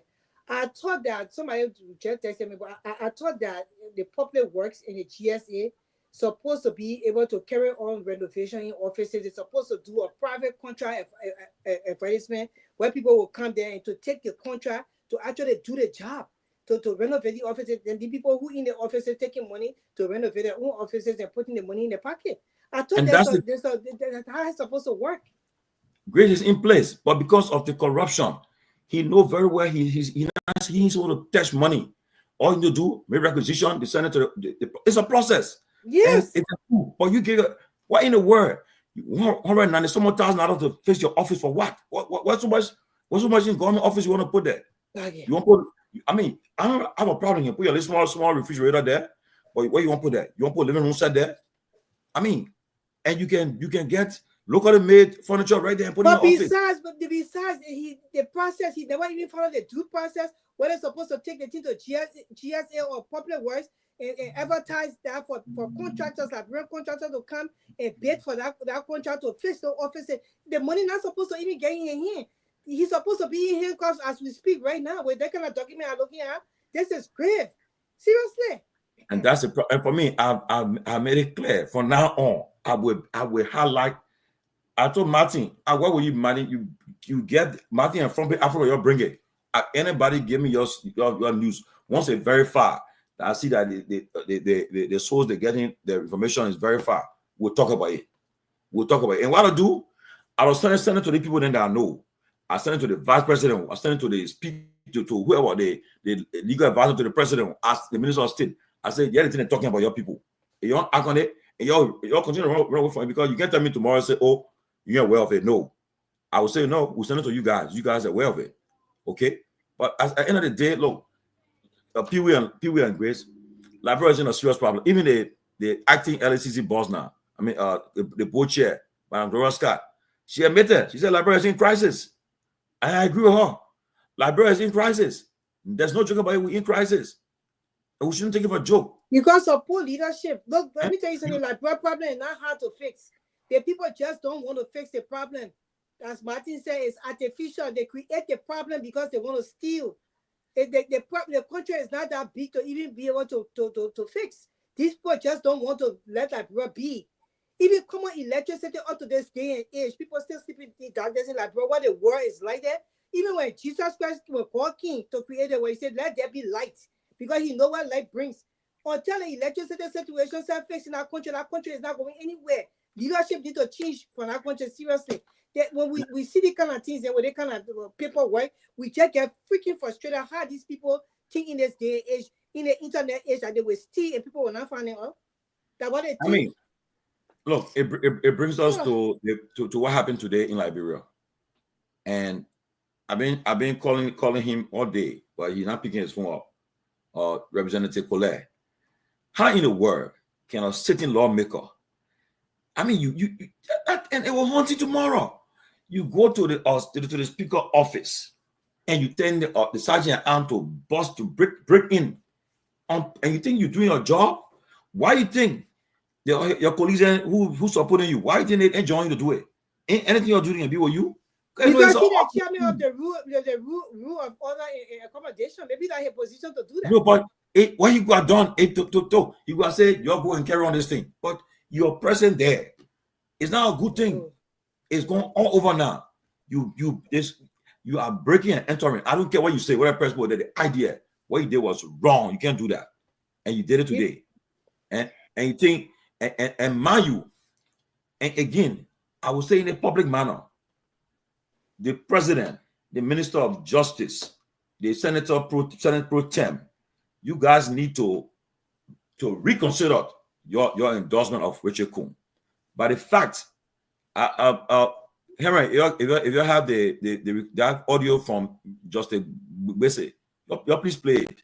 You listen to the audio? You guys listen to the audio from Justice No. Bese? Okay. I didn't listen to it. I hope you can get it. Yeah, play it. That audio takes care of everything.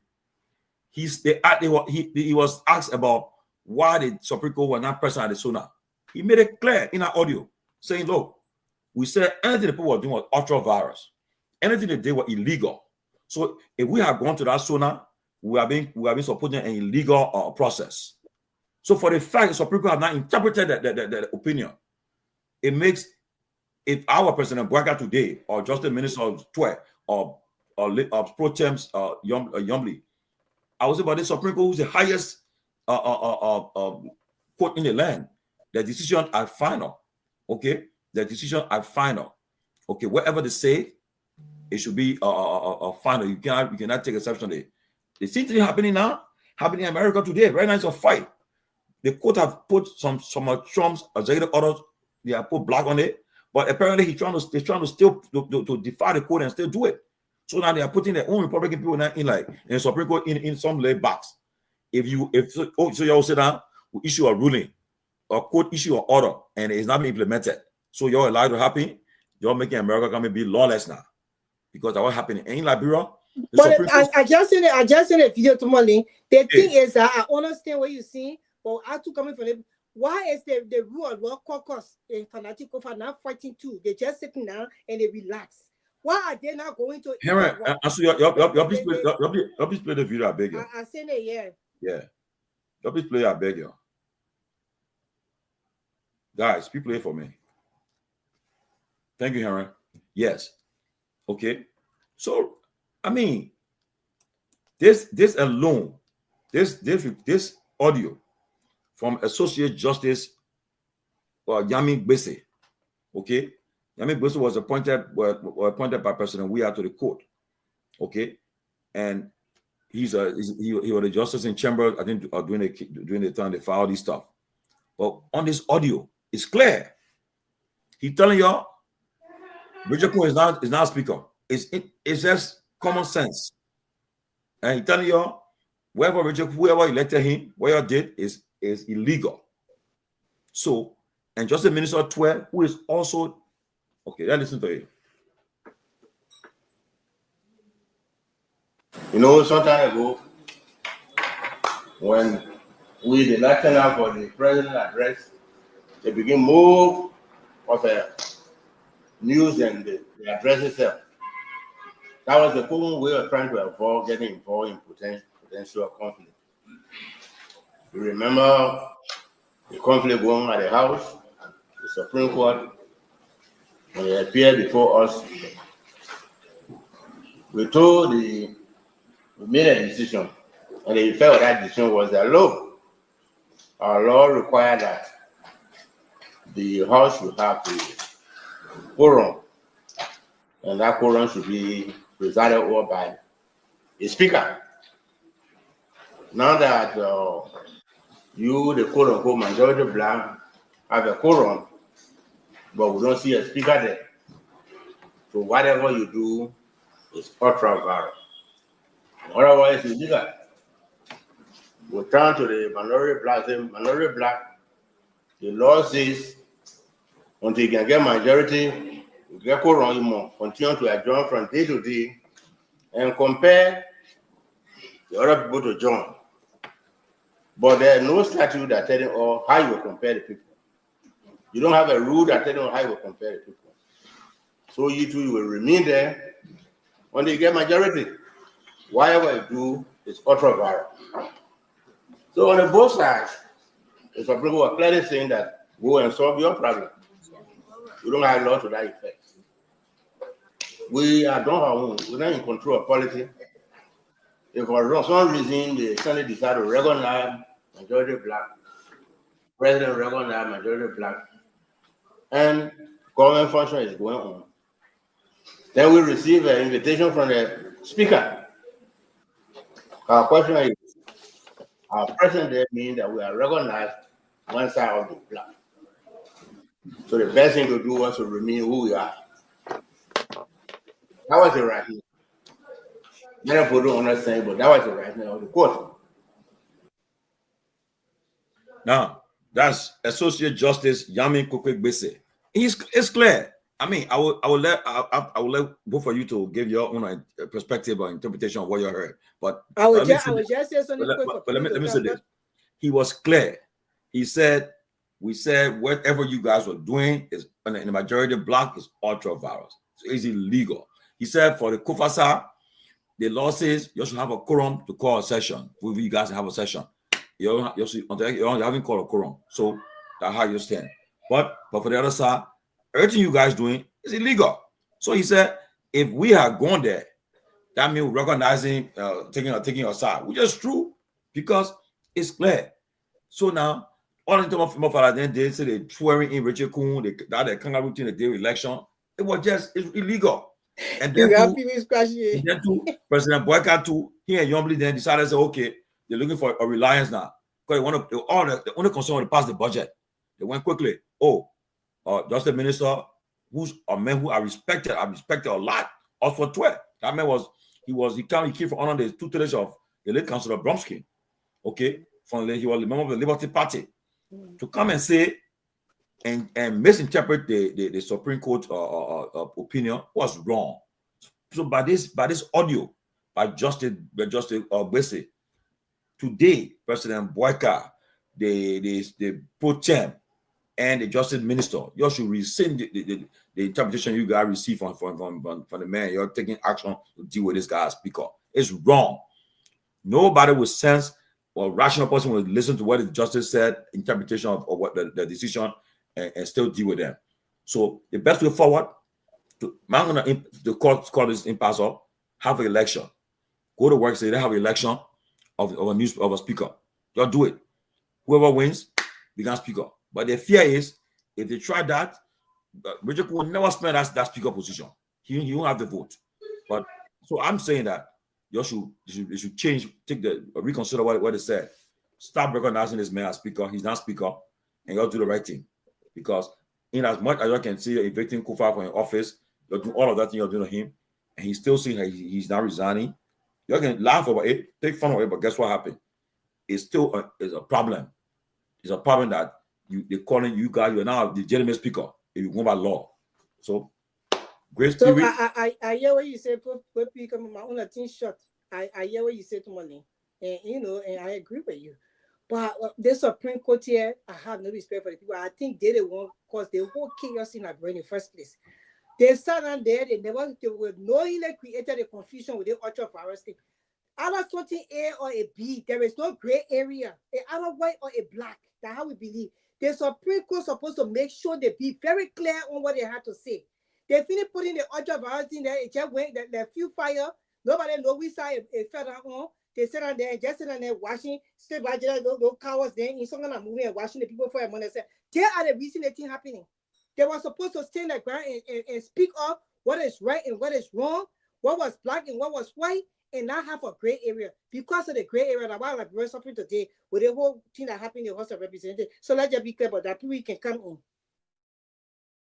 in. I think too many, let me just serious note, the justice statement is frustrating. He was not even very clear in terms of, I was struggling to understand him as a lawyer, to be very frank. And this is some of the incompetence that we see in the country. People that will understand it, we find it very difficult. And the scene where he was not even follow explanatory. You needed to be detailed in terms of what he wanted to say here. We told the other side, because the other want to happen, there's no law to defend that side. You confuse the people, you the lawyer.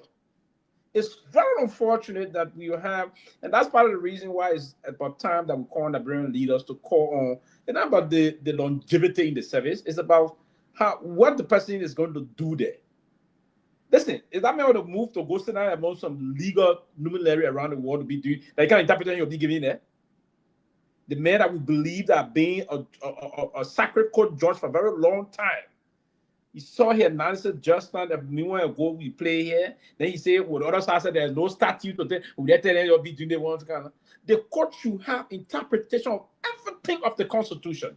The court should have a definitive interpretation. Shame on them. And that's part of the reason why these guys are being emboldened to do what they're doing. They are emboldened to do the illegal process because we have an incompetent court that does not understand her responsibility. Shame on the Supreme Court, because you cannot do things this way for the people you really have to come and hail you. If you have those people sit there, they have either wearing their partisan jacket or they don't understand what they want to do. Then you say, how do you give two disposition on the issue? Thank you. Law. We do the other person on the other side, you can be there. There's no statute to tell. No, come on. There should be a statute for you to interpret to us, we that don't understand law. Even those that understand the law would not move. And that's part of the reason I think the Justice Minister came to help them interpret it in his own way. And he is a knucklehead coming to do the kind of a nonsense. He called me, says somebody. And he told side. Yeah, he told his side. Yeah.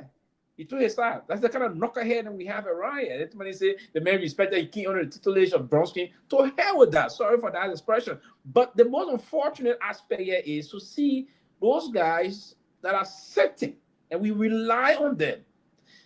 Now, do you know the reason why the Supreme Court should be beyond reproach?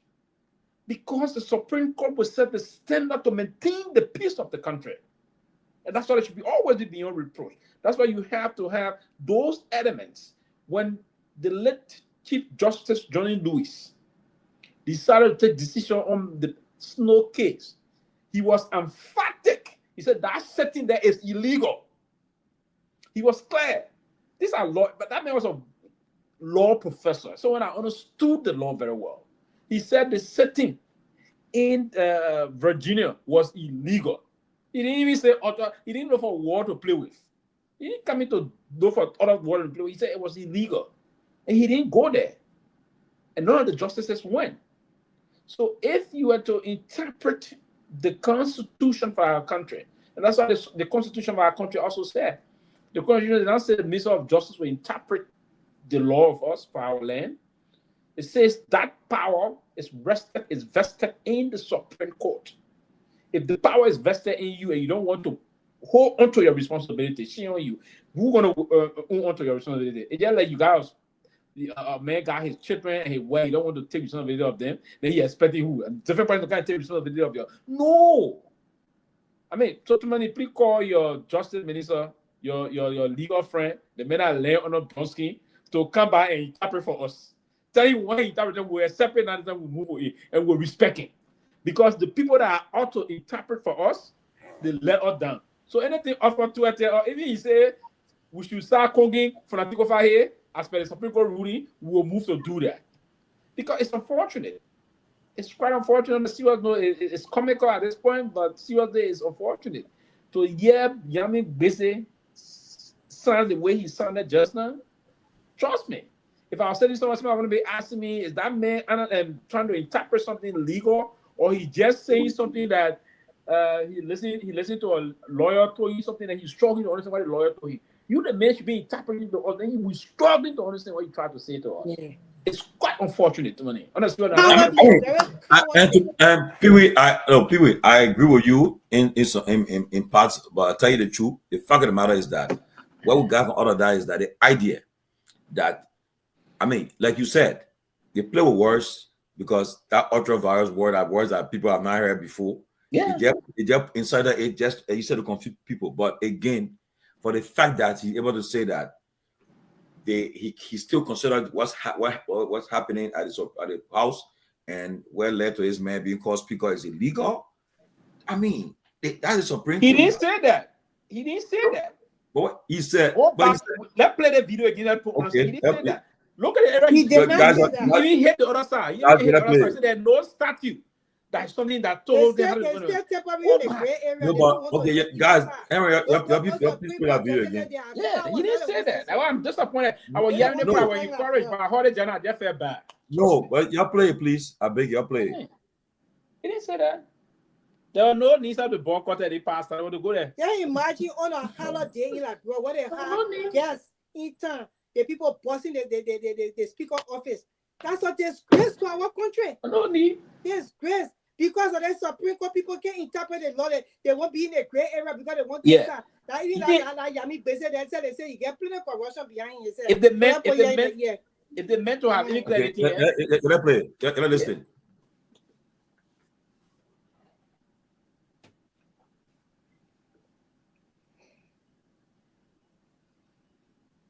It is they won't play. It's the man to target. He's the man to interpret the man file bill information. Why Professor Kennedy wrote something very important. You know, sometimes listen, wait, go ahead. When we did not turn out for the president address, they begin move of news and the address itself.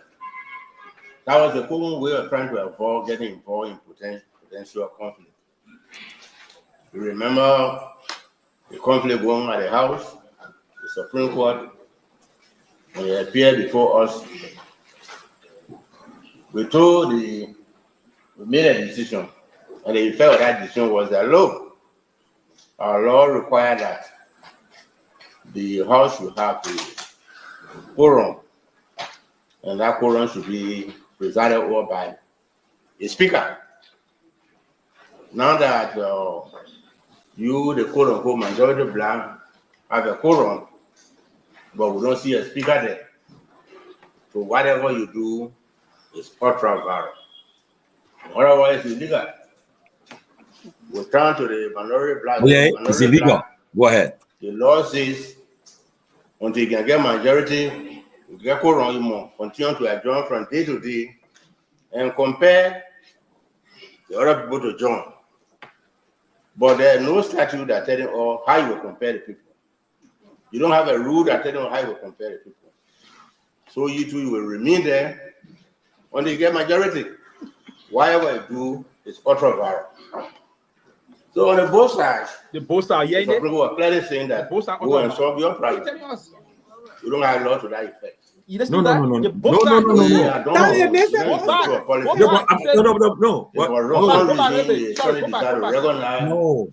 said the other side too. What they do is majority. No, not no. Go back. Can you go back? Can we start again, please? So on no, we're not started. Listen, saying that the both sides. We turn to the minority black. The law says until you can get majority, you get quorum, you continue to adjourn from day to day and compare the other people to join. But there is no statute that tells you how you will compare the people. You don't have a rule that tells you how you will compare the people. That is law. So you two will remain there until you get majority. Whatever you do is ultra-viral. Yeah, so on the both sides, the both sides, whatever you do is ultra-viral. I will explain it. We are doing our own. We're not in control of politics. If for some reason the Senate decide to recognize majority black, president recognize majority black, and government function is going on, then we receive an invitation from the speaker. Our question is, our presence there means that we are recognized one side of the black. So the best thing to do was to remain who we are. That was the rationale. Many people don't understand, but that was the rationale of the court. Yeah, Tomalin, before you come in, Tomalin. Yeah. Yes, yeah, is it right? But you see, a serious Supreme Court justice coming there saying, you more. Listen, I'm very disappointed. On a serious, I'm frustrated here. That's the higher bench of our country. Yeah, but people that should set in. No, listen, I'm frustrated. I mean, the I understand that. verb agreement for this and justice is not even in play. No, but I want to disappointing. But we are here putting the man. We are No, listen, that's what I'm saying. Yeah. It's terrible. The subject agreement from this justice, and that should be the man interpreting the legal technical issues that will unfold. This is the man that should do that. It's fair. Listen, we should put law professors. I agree. Interpret people. I'm very look at the man subject agreement. Go back in this. I agree 100%. I'm very Liberia is lacking leadership. I agree 100%. That's why it's important. Man, you should do it. And any president, what you need to do for you, before you nominate someone on the Supreme Court bench, you go to you ask the Liberia National Bar.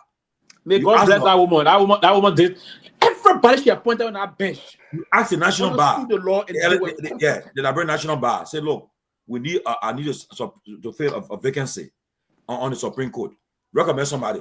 The Liberia National Bar, that body with Mr. President, we recommend Councilor Pewee, Sylvester Pewee to be we'll give you about 5 names, five lawyers, okay? Or if 5 names, the president, you make your choice. It's up to you. You make the final call. But any of the 5 persons will nominate you. You recommend to you. They will serve the country good. They are qualified to be on the Supreme Court bench. That's how you do it. If that president should do, should not listen to. Say, oh, you should get nomination matters. Look, listen to the Liberia National Bar. And we won't have the problem we're having today. But again, Liberia is a learning stage. Yeah, and I agree with what the professor is saying. But why are we in a learning stage again? Liberia is 100 and something years in the learning stage. Yeah. I agree with what Professor Kennedy is. We're coming to the issue, but let me comment on that first. Yeah. Now, the law is clear. If you have a minority stuff. Once you have not achieved attained a quorum, you cannot do business. So they said, oh, minority black, you guys, the law says you maintain a quorum before you do business. So, but in the same laws, is not saying that how do you obtain a quorum. They said the only thing they say you can compare your colleagues to go to meet the session. If they refuse, but you also said what they're doing there too is utter violence. No. He said anything you do there, but what are they doing? They're not doing the agreement with you. He's not saying that what they're doing there. All Kofa are doing when you go to session, when the man said both sides operating in the man said because the minority black, the Kofa black have done nothing. All they were doing when they go to session, once they reach quorum, they adjourn. All they were doing, the people were doing something. They don't want to have you say they're having hearings. They were doing illegal things. Like Professor Kennedy said.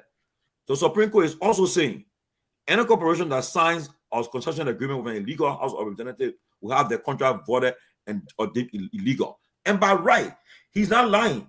He's clear. There's something that they should think about. That whatever you're doing, any agreement you sign, any concession company or any company with a concession agreement, it's illegal. Because the Supreme Court said you guys are not legal. You are not legal. You're a legal speaker. You presided over a legal body. It's clear with that. So, again, you are right.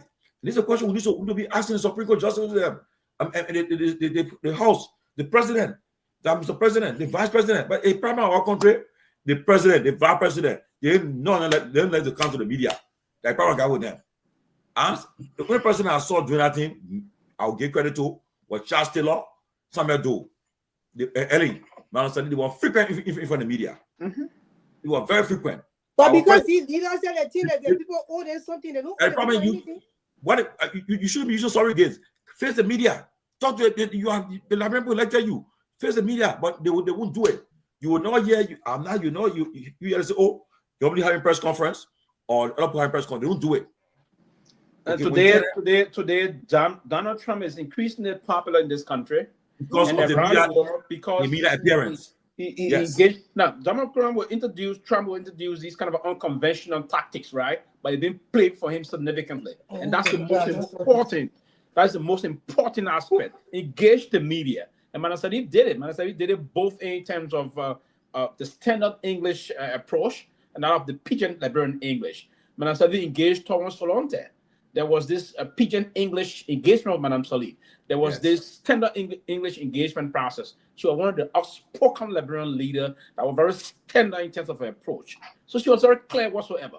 And these are the kind of aligned. If you are a leader of the country, you don't have to intellectualize as the president of the country. But what you have to, the reason why I'm holding the justice to the level, because law is technical. Law is education. Law is meant to be interpreted. So if you're doing this for the country, you have to count this tender.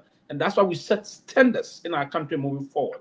You have to go to law school now to serve in those kind of capacity. If you went to those areas, learn the language, learn the technical jargons and the rest of that, you have to do those interpretations in keeping with your professional standards. That's what we want to hear. And I'm saying this here clearly. Even people will be saying things, questioning our people, then you have one, I know how to call it, one Eugenia, I know how to call it name. You know, you have some dumbfounded element will come here and want to question some of our level of competence and capability. I can teach you, right? I'm questioning, I can teach you. So no, sometimes you have to go for people on the basis of, no, that's what I'm saying. Some dumbfounded element will come and say those things. But yeah, I'll go back to the topic. No, not gonna. These are fact discussions, so now we just have to slap them in the face or do kind of line. So if they are sitting in their cushion to feed those comments and those are necessary, so that we just slap it on and move back to the reality. But back to the issue. This process about what we say about this thing that's unfolding in our country history, I thought the Supreme Court would have come up in a more blanket line. Come and say, be clear, and say to us as the John Lewis bench did to our country during the Ernest Snow saga in 2007. 2007, correct. The end of 2007 or early 2008. That's it. You have to be definitive. You have to be straightforward, right? And just move the line moving on. So if you did those things and push it, it is a kind of a line in the interpretation of the country need, because the Constitution set the basis for you to do that for us. It didn't say we would do it. And that's why the country, we're struggling now. Today, we're nearing some crisis period. The guy folks that went to vandalize this office of the speaker because with no level of such warrant to do that. There's actually no such warrant, and you went in and you bust into the office, and you're trying to justify the reason of separation of power. No, that's not the basis of separation of power. The coordinated aspect of it is to do it in the line of the Constitution, but also that way you will enter someone's office forcibly. That's the violation of that process. We have to stop it. We have to re-engage the country and engage the country in a more bureaucratic manner. The bureaucracy have to be respected, maintained, and so that we foster in line with democratic pluralism is important. We all went for this. We say we want to democratize the country. But part of the democratization of the country is for us to respect the rule of law. And to respect the rule of law is for us to see what is right, to do what is right. It's not to blatantly violate the law, and we believe people will come from elsewhere and protect our country or save our country to money. I vehemently disagree with that, and I believe the Supreme Court will have to come out to say something definitive to the people, or in that shame of them. We tired of these things. Because if you sit down and want to sugarcoat what these guys are doing and they find it difficult to do some interpretation for our folks, where we headed? Where we headed? It's a troubling time for our country. Okay, so let me our correspondent on the ground, Samson Mosore, let him try to contribute to the discussion. Samson, you there? Yeah, give us. Yeah, I'm here. I want you, tell what happened today at the Capitol building. Just maybe in the next 5 minutes or 2-3 minutes, please. So thank you, Chief. Thank you. Let me say good evening to all of you listening. How you doing, brother? How are you, Chief? How are you? So today was a very hectic day for us, covering both the Capitol building and the Armed Forces celebration. So while we were at the Armed Forces celebration, immediately after the president did his inspection with the troop, we called into that the office of the speaker was about to be invaded. But the chaired on rules and administrations, which is Honorable Jim Colette, immediately we flew there to get information on how the process was conducted because a week ago we were in session and the Justice Minister sending a communication to the House of Representatives, instructing the House of Representatives to evade based on the refusal of Speaker Kofat to relocate his belongings to the office. So the general question at that moment in session was, did the court grant such evasion? And the chair on judiciary, who happened to be Honorable Marco Thomas of District 4, Monserrato Planted, said no, they did not write the court, and they were trying to seek a redress from the court for the court to give them an instruction. And the matter on the floor that week was suspended until otherwise ordered. Surprisingly, today, the chair on Rules of Administration, along with few other staffers and members of the House of Representatives, including Honorable Dosky from River G, was present, and including the majority plus speaker who happened to be Honorable Kun, were also present. And when we went at the House of Representatives, we noticed that they decided to only cook spoon and OKFN at the place to do the rotation. We were stopped. Later on, they granted access after they go through the evasion process. But then, trying to interact with Honorable Kohlei, who happened to be the chair on Rule of Administration, he said clearly to us that the court did not grant him any access for the evasion.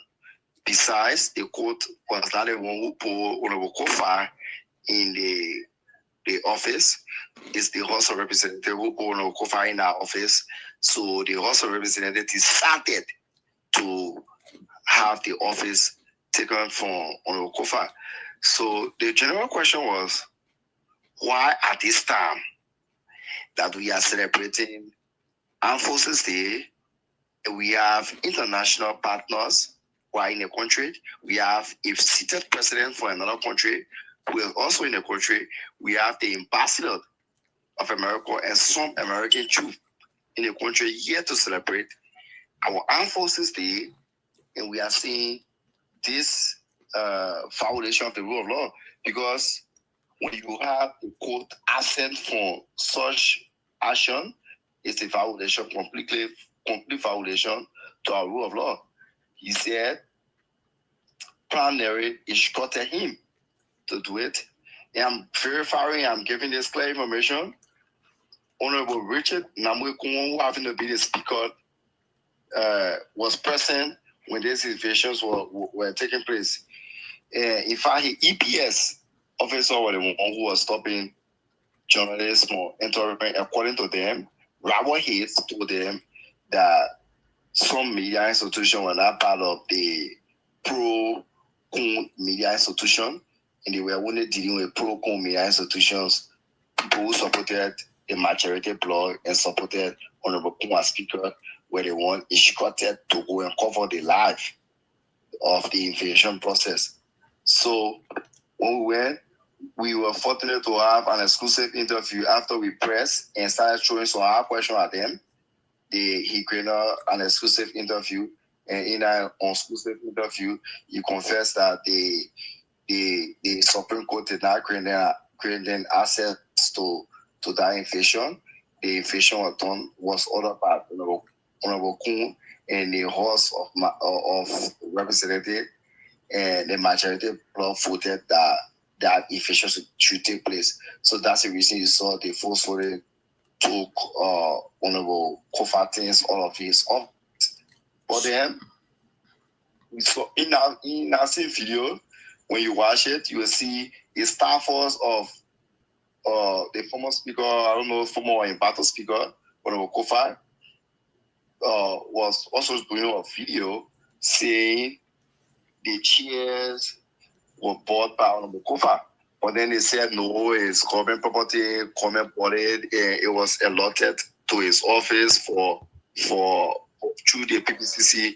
It was PPCC who bought it, owned it, printed, and some of his books and some few documents were taken from his office, including a picture frame or chairs and all the repair office. But on the video, I didn't see I didn't see Richard Kuhn. I mean, why you don't show him? So the previous video, the first video that is, I think is around 90,000 views right now. The first video, when you go down, you'll see the first video is there. It's on the page. When it was stopping me from entering, I did a video from outside. So his vehicle, that particular black vehicle, you will see REP1. That's the vehicle belonging to Honorable Richard Kuhn. He was on the ground. After Councillor Yekula called me because he was threatening me on the video. While I was like, is that telling me when you continue to show camera on us, we'll damage your phone. Who was in that one? It's security to Honorable Richard Kuhn. Do you know how I can get Richard Kuhn's number? I have to, unless I check around. I even get out representability. I was saying a message that your security can be threatening our people. I mean, you can't do this. And is why they continue to do. I have a problem with that. You can't be threatening people. Journalists, they're not there to cater to you.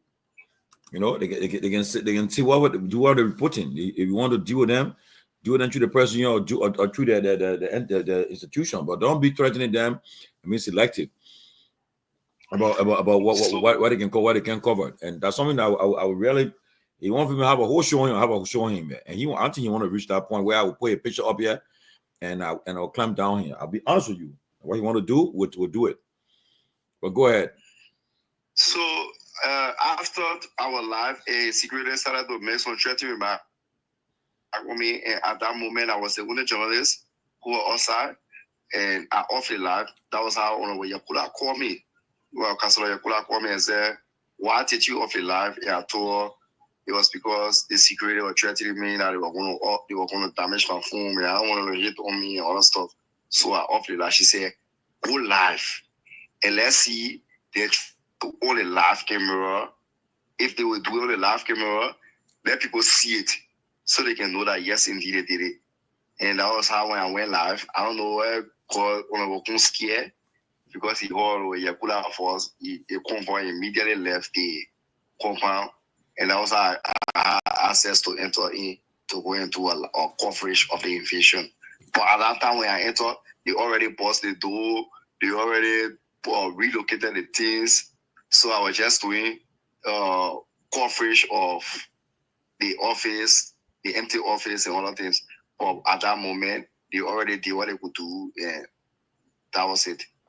Okay, Samson, thank you so much. I appreciate you, and got some people thanking you for your hard work.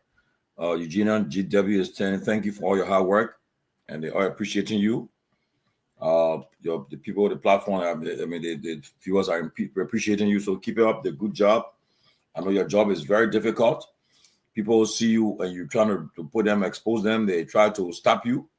But the director for Press and Public Affairs, Robert Haynes, I am going to have a talk to him this morning, early our time, and give him the chance to tell me why he's trying to restrict you and try to harass you. And if he continues, then I think we'll take it to the next level. But I will go to the red process. Whoever in charge will handle it. But thank you so much, and take care of yourself and be safe, okay? Okay. Well, so that's got a situation, and we got to just, I will say again, it is serious. We cannot continue to condone this. These people and what they did today, and maybe they will tell you the justice minister told us what they asking, he told us what they should do. And this guy is surprising me. A judge should be the one to give an order to say, well, go and do this and do that. But you sending people to go and use your power to do it is wrong. It's a problem. And I will say this: I'm just saying this. I'm not threatening anybody, but I'll reach out to them and ask them. If they don't respond, we'll put a picture up here and we'll talk about them, about their behavior. Talk about their behavior. If I go to Liberia, you want to arrest me? You an American people would talk, but I won't. Or you arrest me because yeah. Nobody gonna arrest you to my name. Oh man, people you know what their behavior, right? They will just marry one thing people that country. What they will do? That's why you see, it's not bullshitting. I don't travel alone, Morovia. Because you know what happened?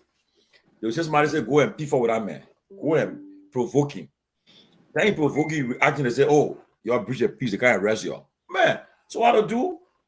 When I see them making noise, man, coming someone out of them moving that era. I will go to Monrovia. I will go to Lofa. I will go to Bon. I will go to Nima. I will go places. I will travel through the bitter weight of the republic. And if you brought nonsense to me, I got a way to diffuse things, and I got a way also to reduce the threat. So if you brought it hard way, we got men deploy. We got Meditan deploy to be. We can unleash our own Meditan. That's it. Man. No. Man. You know that right. Anyway, I want to avoid that because we can unleash the Meditan. In that process, I get hurt. To have ourselves protected. In that process, I get high. You know, our environment will always be okay, but for me, that's not going to. Now, the reality of the process in the country there is, first and foremost, we have to collectively speak to national issues, and we have to balance it and respect others. And that's one of my lines. And that's why some people believe that, I'm taking side on it. No, I love to respect folks, and it's just the process of diplomacy, right? The level of reciprocity is very important. That's the line. That's the line. I want to interrupt you to read what one of our colleagues, fellow panelists, said, and I agree with him.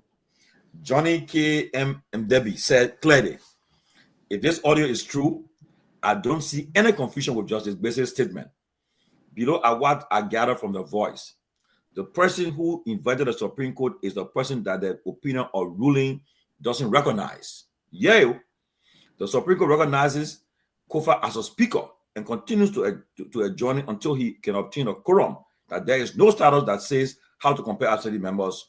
I mean, that's what I said. Johnny agrees with me. I'm not saying what I vehemently, and I don't want love to disagree with fellow comrades and other things on that, right? I have spoken my side, and I agree. You listen to the justice here. I don't know how Johnny is interpreting that, right? The man said both sides acting in an autovirus manner. The both sides. Wait. Let me start right there. Mr. Brother, so what is Kofa doing? So how do you kind of say this? No. Let me ask a question now, Pewee. What is Kofa doing as author about? Tell me what they're doing. The court should tell us. No. The justice said it. No, but you saying that about why are they doing? Kofi,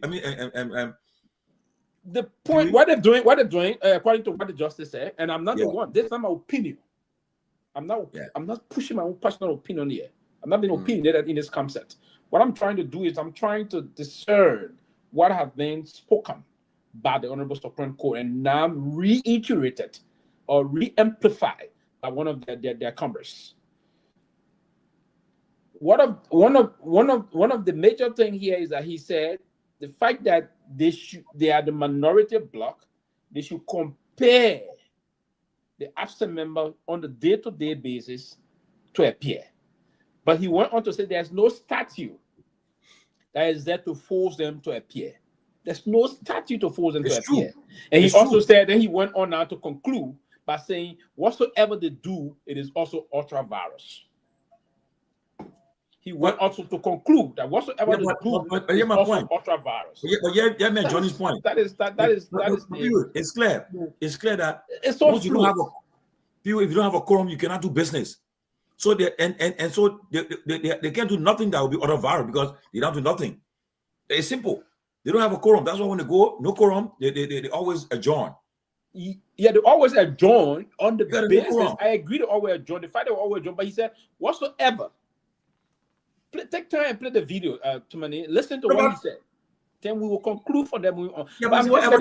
I'm getting increasingly frustrated as per the way we conduct business in the country and folks that needed to come out and be. I don't know how to say it. It's quite. I expected the Honorable Court to be definitive and conclusive, but that option, it will give up the latitude as people of the country to understand the disposition of the court. Then we will now move in a very clear-cut line to say this side is doing this wrong, this side is doing this. But he stated both sides are acting outside of the law. So who am I now to listen to one of the justices of the Honorable Supreme Court?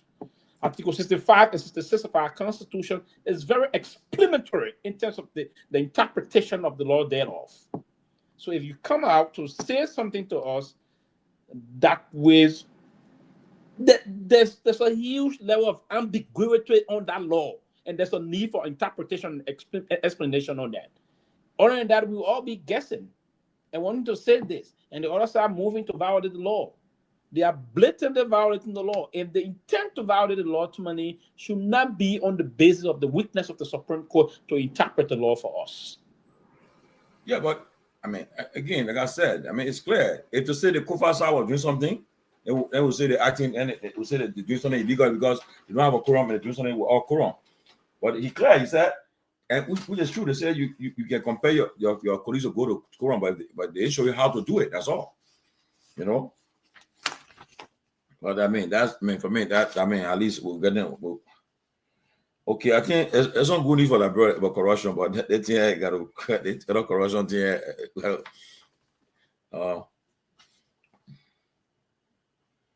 They say what? They say Liberia made a stride in the fight against corruption. Liberia recording a 2-point improvement in the 2024 Corruption Perception Index, rising from a score of 25 in 2023 to 27 in 2024. This ranks. This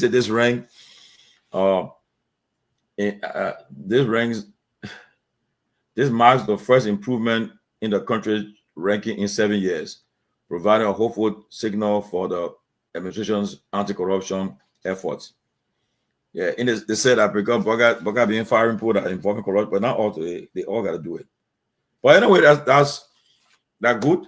But yet and still, we're still in the bottom because according to this information from the corruption index, it's a performing countries by CPR score in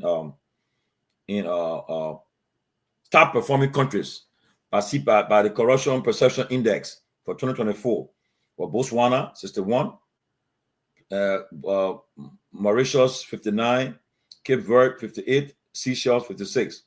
They say worst performing countries, African countries by CPI score 2024. Somalia 12%, South Sudan 13, Sudan 16, Equatorial Guinea 16, Guinea 19, Democratic Republic of the Congo 19, Chad 20, Angola 20, Liberia 27. So we in a bad state still, but they say 1-2 points above. So but still we are one of the worst performing African countries by CPI score. That's a corruption perception index that they check our score with. And Pewee, what you say about that? They said that's the I think you know the corruption perception index CPI. Well, at 25, 2023, but we want 2027 and 2 points. and they're making a big deal of it too. Look, the country is a joke, man. It's a joke. That 2 point, you can hear you. You muted. We went 2 point in terms of performing, right? So the performance, the index is indicative of the progress made. And the system is that it's just like you went to school, right? And you perform this time, you score a C minus, and then you hit your progress report, you saw a C, you left on C minus to a C. That's a progress. Or you did an A minus and you left on A minus, or B minus from a B minus to a B, or A minus to an A. That's a progress. So that should be celebrated. And meaning there's some mechanism put in place to fight graft, and that's part of the reason why we need to give support to all of those anti-graft institutions in the country.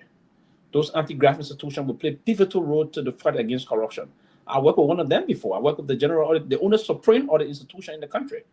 Now we have the General Audit Commission, the only supreme audit. We have the Internal Audit Agency.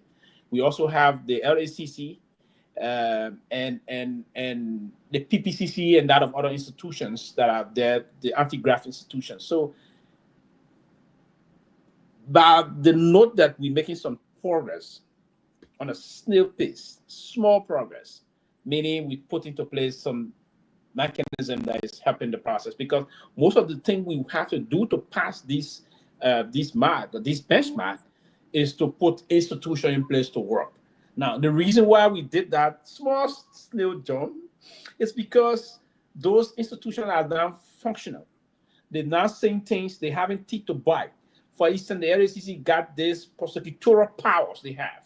You saw what they did to the suspended Noka head, right? They say to her, hey, if you cannot come this time, we're going to arrest you. That didn't happen before. That's progress. Yeah. If this were to persist to the end of this year, we're going to make a big leap into the fight against corruption. That is the start point. If the institutions are in place and those institutions are functioning, not being coerced or interrupted, or their function being usurped by other government authority, that's an exclusive right for us passing those index or those lines. So progress, we may expect some, instead of the 2 points, it may go toward the 6 points moving forward to the end of this year. If, let's say the LACC move in, the president suspended Swakoko Dennis, and the investigation is going to go on. When the findings from the investigation is out, then the president moves to dismissal. And then when they dismiss her, then they process her to court. That's a leap. That's a push to the process, right? So that's the line. You take the first decision by suspending, the next decision by this removing her 100% from the government. The third and final decision is where you're going to challenge the process in court. And that is not a definitive line you're going to win. But the fact that you went to court, if you can, because there's two things that I know ever since I spent some time with the GSC. The fact that you have audit reports are not a kind of high profile, because there was a case we had against the former information minister, Laurent Coman-Bople, when the GSC report indicted him in those reports. He went to court and warned the government of Liberia. So something you have to be very mindful in terms of the Auditor General opinion versus moving to tangible evidence in terms of those kind of a line. So the material component of those evidence have to be verified and in keeping with the legal term as to what the judge want to see or what the jurors want to see before you can have someone convicted. So there's a technical problem we have there that we have to match the both and see what's going forward. But again, that's a pass for us. At least we should, if the Bureau of my child now in that line, I would say thank you. I would take her to the chocolate shop, or if she needed some tablet or phone, I would try to get that. No, but I like the response from the Center boss. Yeah, the Center boss in reacting to the report, the Center for Transparency and Accountability in Liberia Center. They said that the progress is encouraging, but it is clear that Liberia must do more to root out corruption, especially in public institutions. Yes. For the country to move beyond the ranks of global decliners, it must implement lasting reforms that ensure full accountability, transparency, and justice for all. Okay? They said that the white President Garguah efforts to suspend and dismiss some, the same thing you said, some corrupt public officials are commendable. Select a hand. This is my point. Selective accountability remains a significant challenge. And that's it.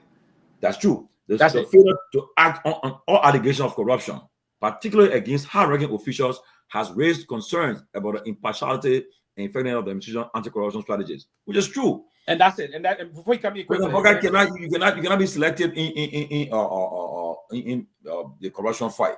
That's why the president has always set the bar very high in terms of this kind of lie. You cannot be impartial in terms of the implementation. If Mama Ability, which one of the trusted lieutenant is involved, there should be no sacred goat. Go for her. You can pick and choose among who to go after. No sugar that in there. Your ministers are involved. The evidence are there. Go after them, and that's why I'm going to work along with. Okay, we want to recognize one of our viewers today, her birthday. Before we forget, today can you make the picture large, Karen? Today is the birthday of Chelsea. Chelsea's birthday is today. I want to say happy birthday to you, Chelsea. The picture, man, you can't make a picture live. Let people see the picture not even there. Oh, not there. It's not there. It's not there. Oh, Henry, I put it there. Let recognize the. Okay, yes, today is the birthday of Chelsea. one of our regular closing arguments viewers. She's here 24/7. I want to say happy birthday from all the closing arguments staff, panelists, and the entire platform. Happy birthday and best wishes. Enjoy your birthday. Celebrate in style. And I think Henry trying to play you a birthday song. I don't know whether Henry got it now. Q. Yes, this is one of the closing Happy arguments. birthday, Chelsea. Girl, it's your birthday. It's your birthday. Tell the world that it's your birthday. Wow. Singing the song before they can play. It's your birthday. It's your birthday. Tell the world that it's your birthday. I can't sing, but my husband can sing. Oh yeah, I'm by his gifted singer, gifted musician. Yeah. So Chelsea, again, from all of us at the closing argument, want to say happy birthday. Enjoy your birthday, Chelsea. Good to see you. We got Jumanjara. Jumanjara recognize somebody. We'll get back to the topic, but we won't forget. We got to recognize people. We have to recognize people. Yeah, your birthday girl, recognize her. Okay, that's music for you. Here's the music from the closing argument. So Chelsea, happy birthday to you. I'm going to be saying, I'll play the music. I'll play some music. But let me add my there. I mean, we from this platform, as part of this platform, is one of those very interactive platform, people-based platform, and people like you make this platform to be very significant and important. So today is your day, and we want to celebrate you. Just go and blast, enjoy the day, and do what you can do best. And we may all good Lord give you the next. Just somebody dizzy in the background. 1,000. Aaron, get the music. Happy, wonderful birthday to you. Birthday. But you can't play Togar birthday song for her. Chelsea, happy birthday. Yeah, that's the birthday of Chelsea. Chelsea, one of our regular closing argument follower and viewer. She always on the platform. She's one of the value members. She gave her criticism. She share her wherever the case. She support the platform, and she always have a voice to criticize. And sooner or later, we'll call all these guys that we'll call you guys one day. I'm gonna do a show. We'll be in the background watching you do a show, and let them all be in the comment section to be making comment. But we enjoy you. And make sure we'll be causing you too. So I hope you'll be for all. But Chelsea, man, enjoy your birthday. Enjoy your birthday and have a wonderful birthday. I hope you enjoy your birthday wherever you are, and your family members, your friends, everybody. They're showering love and birthday greetings on you. Yeah, happy birthday, Chelsea. Birthday, Okay, Chelsea, enjoy your birthday. You have to enjoy yourself. Chelsea, send the music. Chelsea will play your music. Send it to Oya. But anyway, let's go back. Yeah, so that's and my people, look, we still got another 45-30 minutes. So let's make use of the time. We want to again, like this report about Liberia corruption is serious, and we shouldn't. I don't know why they're celebrating from 25 to 27. It's still, and they say we stay in the worst performing African countries, but CPI score. We got Somalia, South Sudan, Sudan, Equatorial Guinea, Democratic Republic of the Congo, DRC, Chad, Angola, and Liberia. We're still in the worst performing era. So, but again, and sometimes say, and my talk is that the president, yes, I agree. Look at Alfred Dennis.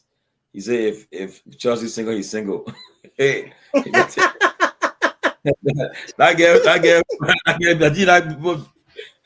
okay, Chelsea. Alfred Dennis is sending you a message. But just see if she's single, he's single. He said nothing. He just said he's like got a crush on her, yeah. But the message got a crush on it. He said a message. So the memo Cornell. Man, yeah. I bet you right, but brother, if she's single, you're single. If she's not single, then you're not single. Gotta get to it. But anyway, look. Yeah, but as the report says that, and I would say too, the government should not be selective in the corruption fight. You know, that's why if you want to be serious, you fight it. If if the person would. So my question to you is: anything that being selective here? Because to me, the government is ready. They're trying.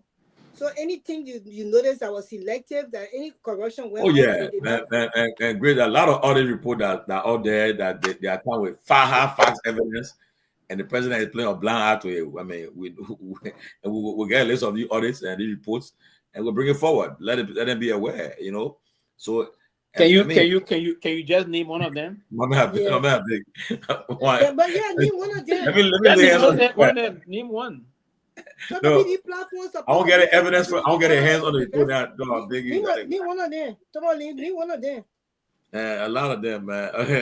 Because on a serious note, let me give it to this president on that. Yeah. For now, most of those accusations of corruption in high places, he's been taking some actions. Yeah. He will take action to suspend and I think one of the and that's why I agree with what Santa is saying. That's what I was just saying a moment ago. That is an encouraging news about the fight against corruption. The president should continue this process, and there should be no sacred cow or no sugar daddy deal in this process. And then if he move the way the fight is going, I mean, it's going to send some signals to who will be corrupt individuals.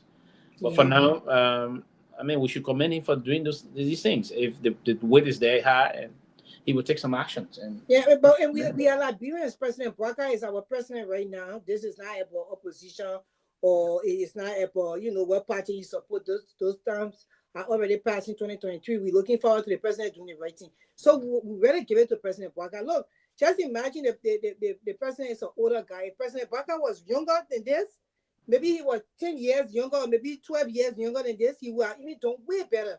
Just, some of the information, maybe they are kept from him, some of them he forgets and stuff, but he's really pushing. We got to give it to the public. He is pushing when it comes to corruption, and we got to commend him for that. And we hope he push more, that Tomalin will come and bring all the others that he said that wasn't looked at because, the cherry picking. I don't believe they are cherry picking. Once you bring it out here, Tomalin, when we speak about it, President Bwaka will look into it. I believe that strongly. Absolutely. And and I will say this before we go to our last topic for the day. We are going to all these things. The case this stuff on the Internal Affairs Minister, the Minister of Transport, and the road fund. Tomorrow we'll be getting all the facts together to discuss it tomorrow too. We'll bring it forward. We'll discuss about it. We'll talk about it. We'll highlight all these corruption fights. We'll talk about it, and the president will hope that they will be able to act on it, and we'll play our part. But lastly, two things before we go to the AFL, the Armed Forces Day program today. I just want to get your perspective, right? Since the election, we haven't. I think the only opposition party candidate man that have said something about being president, he has broken silence. He's been talking. We haven't heard much from Dr. Maniba or Simeon Freeman. I think they've been speaking once in a while. They throw it there, but they're not really breaking the silence. I think Councillor Gongloe been speaking. So he and President and they have not been really actively engaging, like speaking on training issues. But tomorrow, for the first time since the election, Mr. Cummings from the ANC will be speaking to the press tomorrow. I just want to weigh what your expectations about his press conference tomorrow, and what you expect to hear from him. Do you think he will, as he breaks his silence tomorrow, do you think he will announce that he'll be getting back into politics, or he'll be retiring from politics? Pewee, what are your thoughts about the Cummings press conference tomorrow? Basically, I'm looking forward to getting what he's going to say. I'm a little bit, but I don't want to say it. Push this description of his long absence into the politics since the past election and his dismal performance.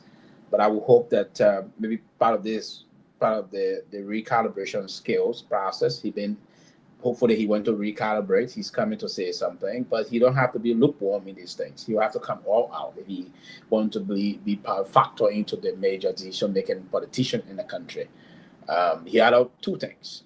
We want to come out and be prepared to come and fight, and it's difficult for him at this current junction.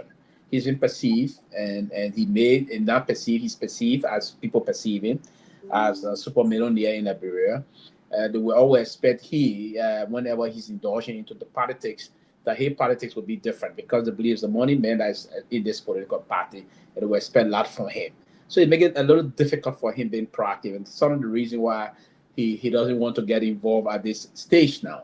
And I want to be very honest, because by him getting to be very proactive at this stage, meaning you have to bankroll out of political activities. And I don't think he's prepared to do that. His family is not prepared for him to venture into those kind of activities now. So he's going to be a little tactical, and that will help him from our perspective. But I would hope to hear him come out tomorrow to be more aggressive, more proactive, and more engaging, and looking at most of those things and more analytical in terms of the future. He will have to reassure his base, and also those that are not supporting him, that are not that were never supportive of his past political endeavors. But he will gather the line and try to push things that will trigger people to come and do things on his behalf. That's what I would anticipate for him to do. But it's a difficult tight zone he found himself in, because if he were to come in and want to be lukewarm, he wouldn't get that kind of a support base. And he want to come in, so because people anticipate that he will come in and be proactive. If he come in to be proactive, they say that's the money ball. That's the man that claimed to be a millionaire, we're going to be a millionaire. As Ben and the rest of you guys say, oh, he's a multi-millionaire. So a multi-millionaire wouldn't have a political party that is the headquarters is sick, broke, quiet. That support wouldn't come to him.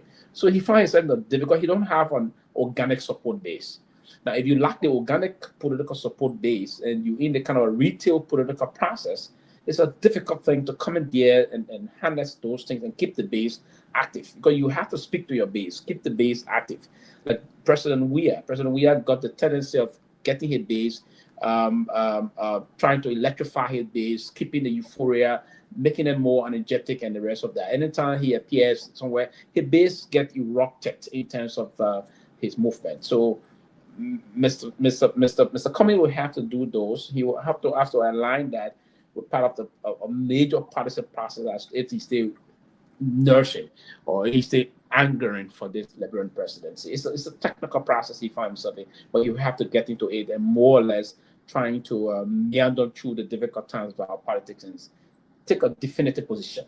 That's the time I expect him to do. And we hope that he will come and do some of those things that will push people that have not supported him to draw to his side and draw the kind of a team that he will require to do things. I will hope he come back to this tailing vision that we have, this massive revolution that we intend to push off from.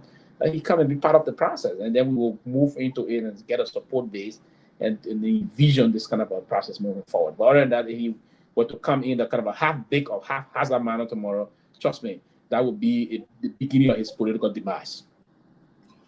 Very good. Let's hear from Grace. Grace, as I said earlier, the election ended 2023.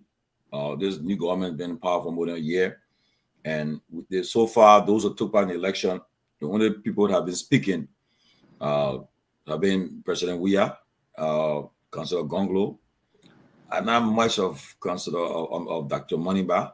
We haven't heard much from him.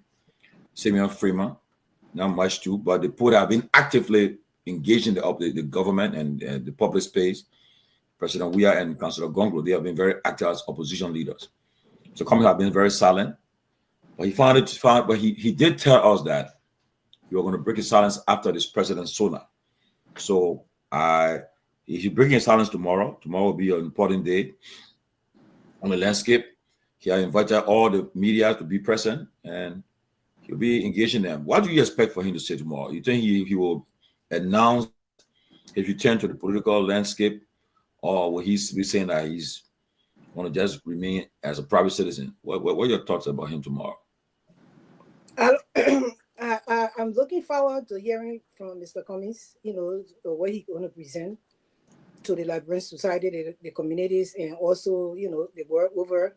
We as Liberians in the diaspora, I don't know what he really want to say, but my expectations are high, and I hope he is going to be very authentic, present genuine beliefs in what's going on in the country, be fair. That Cummings that I saw in 2017, I want to see him come back. There was something about him in the 2017 election was quite different from the last elections I ran. So I want to see that. I want him to listen actively also and allow the media to ask him some questions so he can be able to relay what he wants to relay. Because sometimes when you're presenting, coming back, you forget, or maybe you don't have everything on paper to really give. the media will help you, so he should listen, take questions and listen actively and respond. I also looking forward to him to highlight, what's going on in the country and also give solutions on what he thinks that should happen. Maybe it will help the government to proceed. I'm also looking forward to him, kind of keeping a little bit positive in that you don't want to be seen as so much opposition, because the government is our government is for the people, is for Liberia. So he can stay positive and also, try to engage what is going on at the same time. I think he's a very respected person, and he's very respectful, in the way he lay out his stuff. I admire him on that aspect. I hope he can also be able to engage his base, because his base, he got some terrible people behind him that will take away a lot of votes from him, because the way they engage with people concerning when it comes to Mr. Cummings. Everybody will not agree with him. Everybody will not, agree with his agenda, his vision for the country. People may say that, certain things that he does, they don't agree with it, and they don't think he can lead Liberia forward.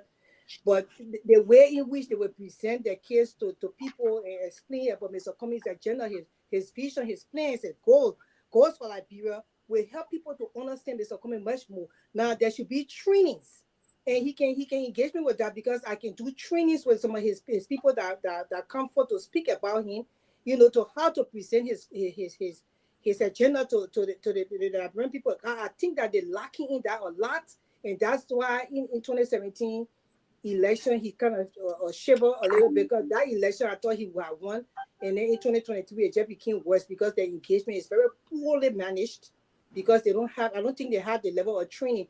And he should also not let everybody who just support him represent him, because some of them don't know how to even represent themselves before I said they will be representing him. So you have to make sure you choose people who will speak for you, and then the people who support you have to tell them that supporting somebody is not being enemies with other people and bullying them, but supporting somebody is to tell the person, to tell people about this person, what they can deliver to Liberia, what they can do for the country when they sit in a high seat of position. So I want him to also look at that and be able to go in the back and strike on that with his supporters, because or else it's going to take away a lot from him.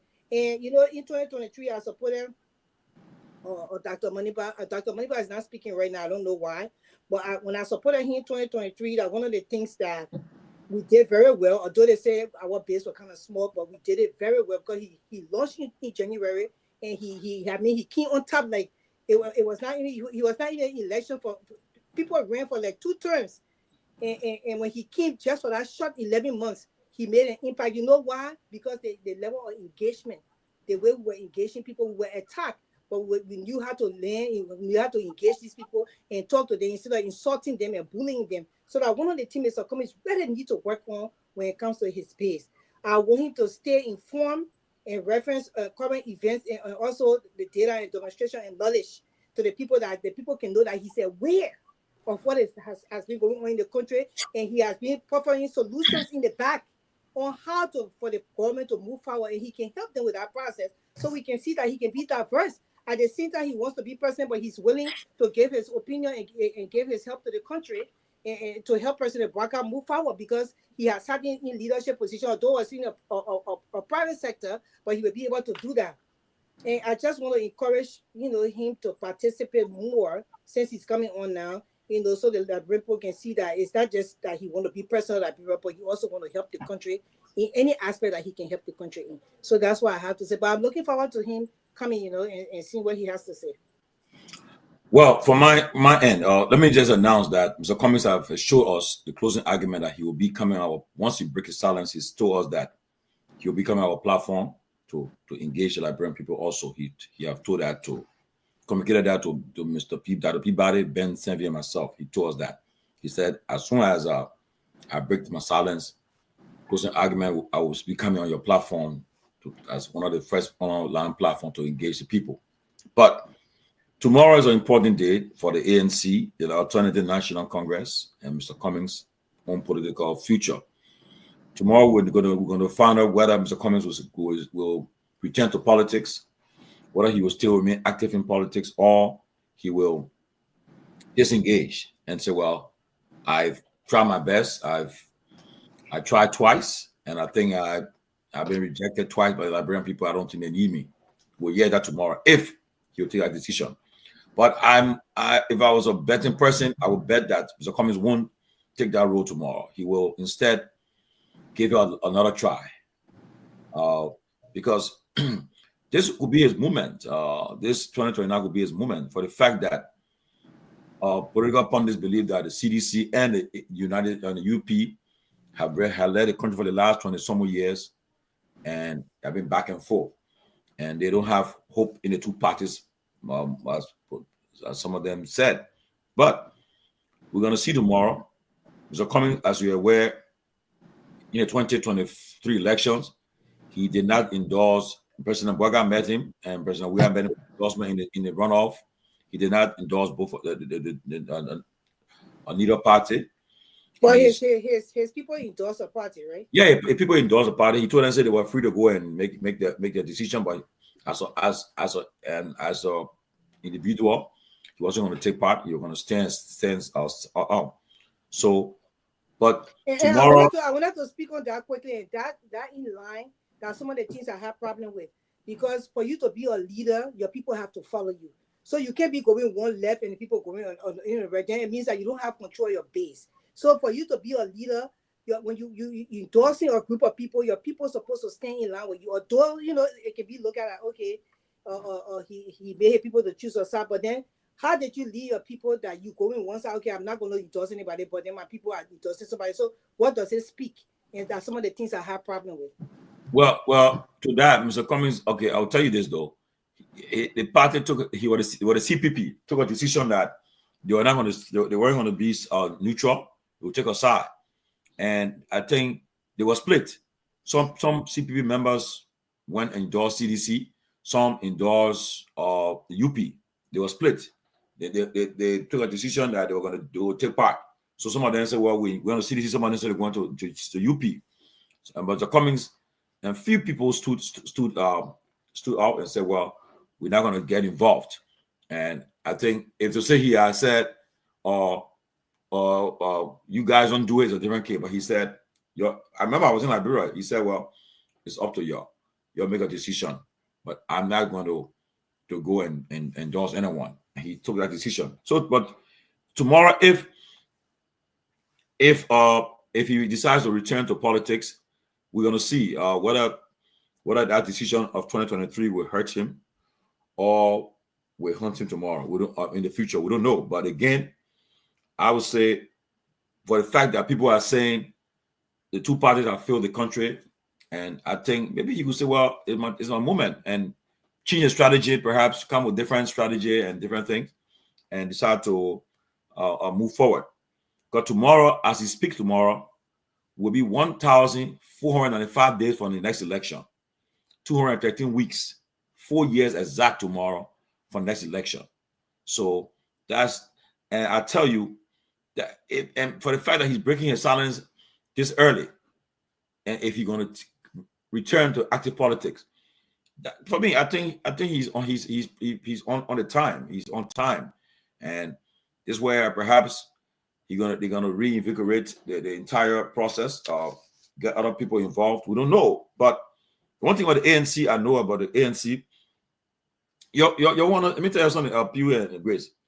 The ANC today, you see, in 2015, I'll never forget. I was driving from work and coming, and then one of my sisters who were part of us when we formed CDC 2004, at that time in the Rhode Island chapter.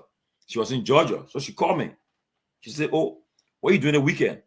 And I said, I don't nothing much planned. She said, "But can you come to Georgia?" I said, I got to plan a trip now. I can't just join my account Georgia tomorrow. He said, "I want you to come Friday." I said, I said, "Not possible, man." She said, "No, just agree. I just want you to agree that you will come. That's all I want to hear you to agree." I said, "But," she said, "Well, if you agree, the other thing, just forget it." So I said, So I said, "Okay, I'm free." She sent me your email address.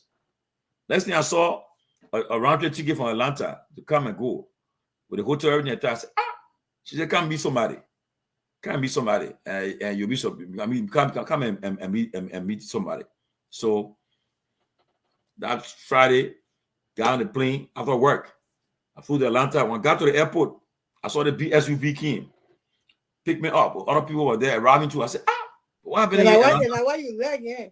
Oh yeah, you gotta enjoy that moment, Grace. So when I look, I check in the SUV straight off to the hotel.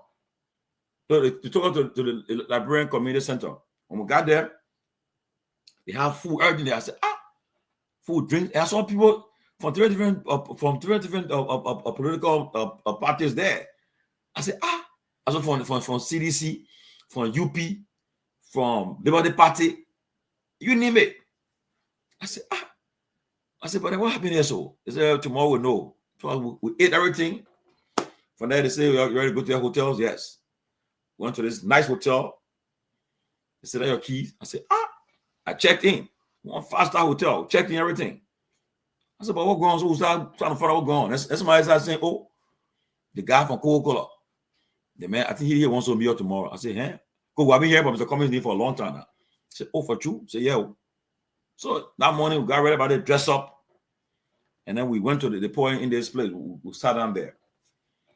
After a few minutes, they brought breakfast, ate breakfast and everything. And my first time meeting this lady, Yasini, at the time. First time meeting, I saw when I looked, they brought the breakfast, we ate.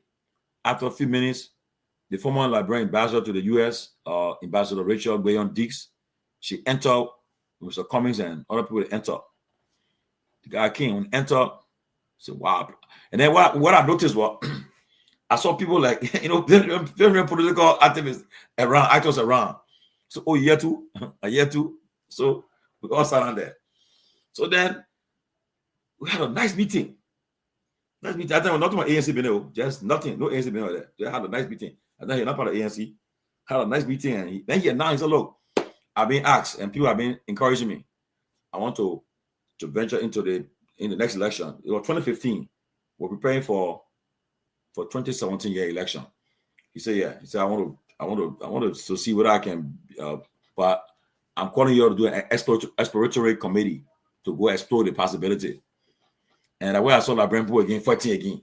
And I will not forget, when at one point after we broke into working section, then we came back to my report.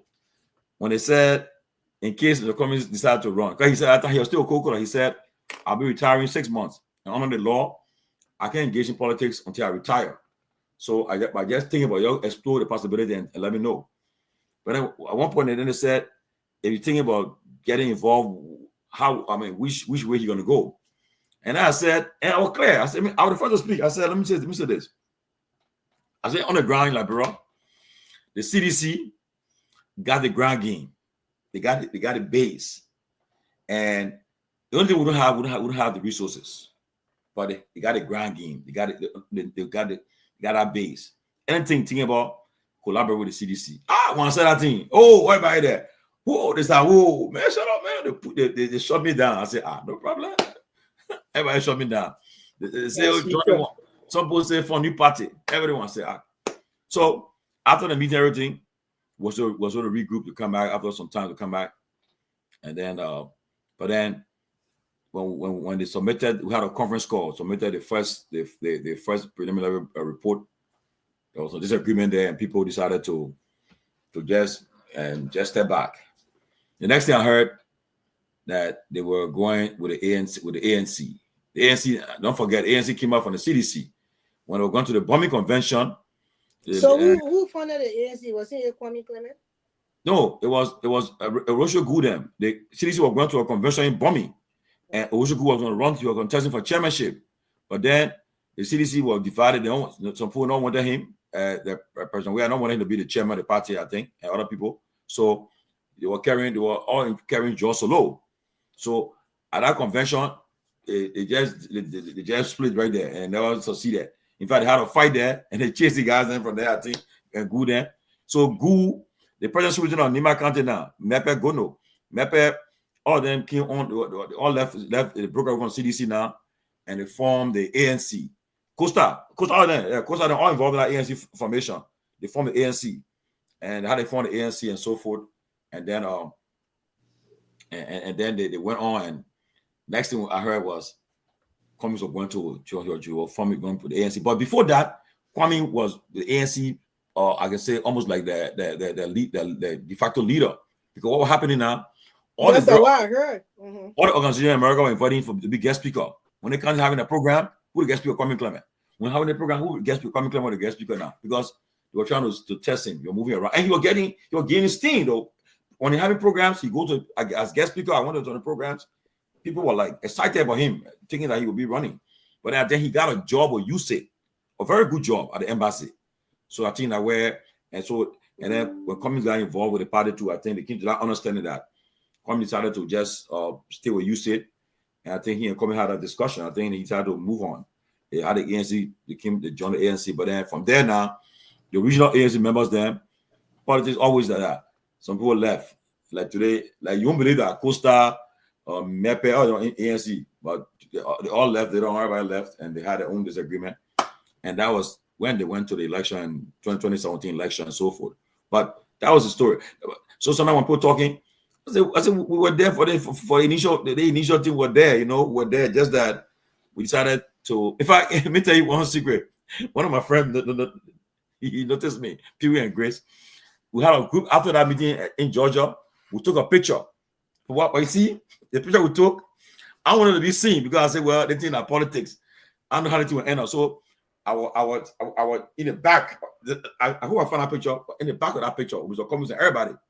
But one of my men, he said, Georgie, we saw you. You're in that picture there. You're in the back. Yeah. And then rather that picture, I see the former president said, President, we had in the call and said, oh, we heard you to one BNC program thing. I said, everybody, I mean to one program in political program in Georgia.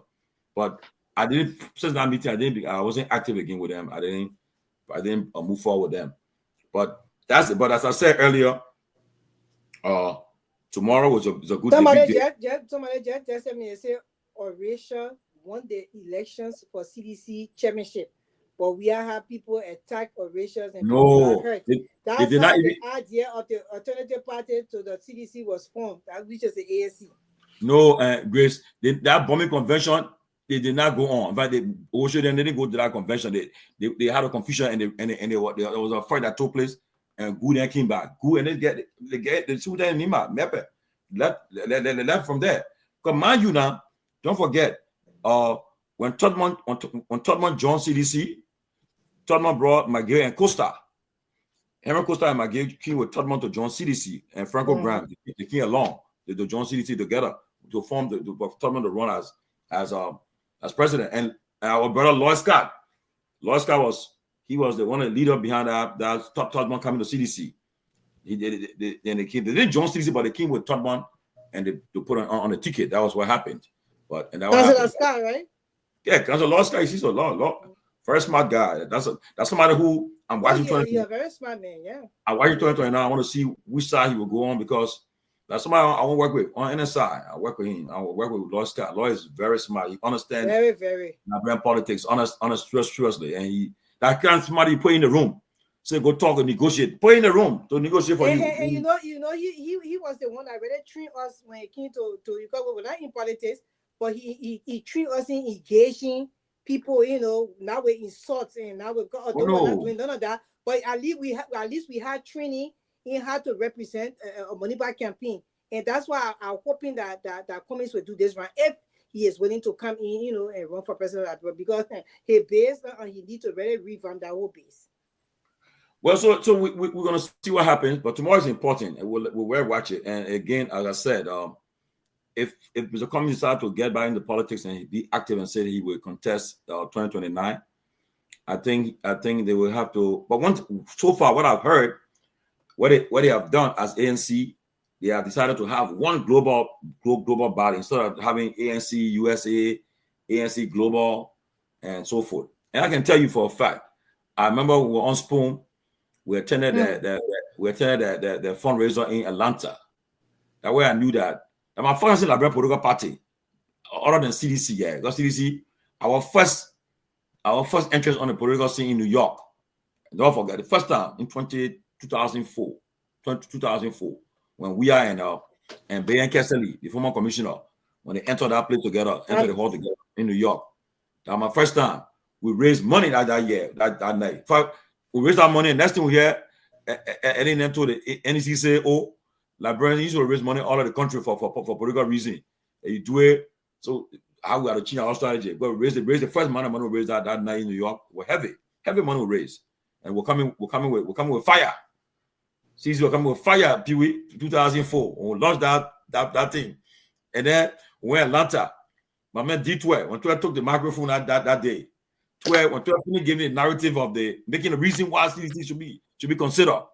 He gave from the settlers to 1980 into the war. When 12 gave that whole stuff, man, people got convinced. Look, I tell you the truth though, the cities who had 2004 were going 2005. We want to, especially I remember vividly, one of the person we are housing in Florida. The people that were on that team I saw, about less than most of them end up joining Ellen Gorman. When I said that team we saw, we're coming with a crack team, and our team was mixed up with young, old, and so forth. We're coming, and that team that we were part of, we saw in 2005. That team have stayed together and go to the election with President Salif.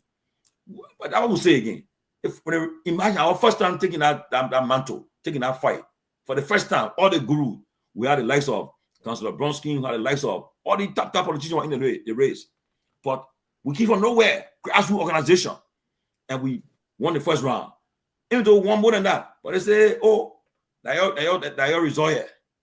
And to be honest with you, that 2005 election, I guess everybody can say anything. It was not a free and fair election. I can tell you about that one. But Tomalin, no election will be free and fair election. Tomalin, yeah, we agree that there will be some petty thing, but it was very much free and fair. No way, we're not free and fair. There will be all of you. Pewee, you saw the picture. No, Pewee, let's be honest now. You saw the picture with Madam Salif beat George. We are in our no. He said no. If you say the 2020 election, I will agree. But 2005 election, but she won. Just no. I disagree. At one point in time, listen, Tomalin, and I come in. You have some time. I come in. You will not plenty. Let me talk. Okay. At one point in time, President, we had ballots. You saw that picture with the ballot with him. Ballot that was cut, that was forged. Put ballot pushing the ballot. He had a hand at this, displaying to the BBC and the world say, look at the ballots there. In fact, some the countries that were remote, it took our ballot and threw away. We do what I want. You were saying the ballot we are here. Listen, that thing, that cheap propaganda we are on. There was nothing tangible here. Listen, I supported we. Let me say this. No. Right? Okay, I supported we are. Listen, I supported we are in 2000. I even voted we are in 2005, but Eddie defeated him. Now the politics that they play at the time in 2005 were clear. We are won the first round. He didn't even cross the line to have 50+1. We had that. So all the thing you see, all the people having their head, go take ballot sheet, getting your hand. We ever proven there was any evidence tangible given by as Pedro ballot here. Anybody who have done that propaganda. Listen, Ellie defeated we are 2005. Ellie defeated we are 2011.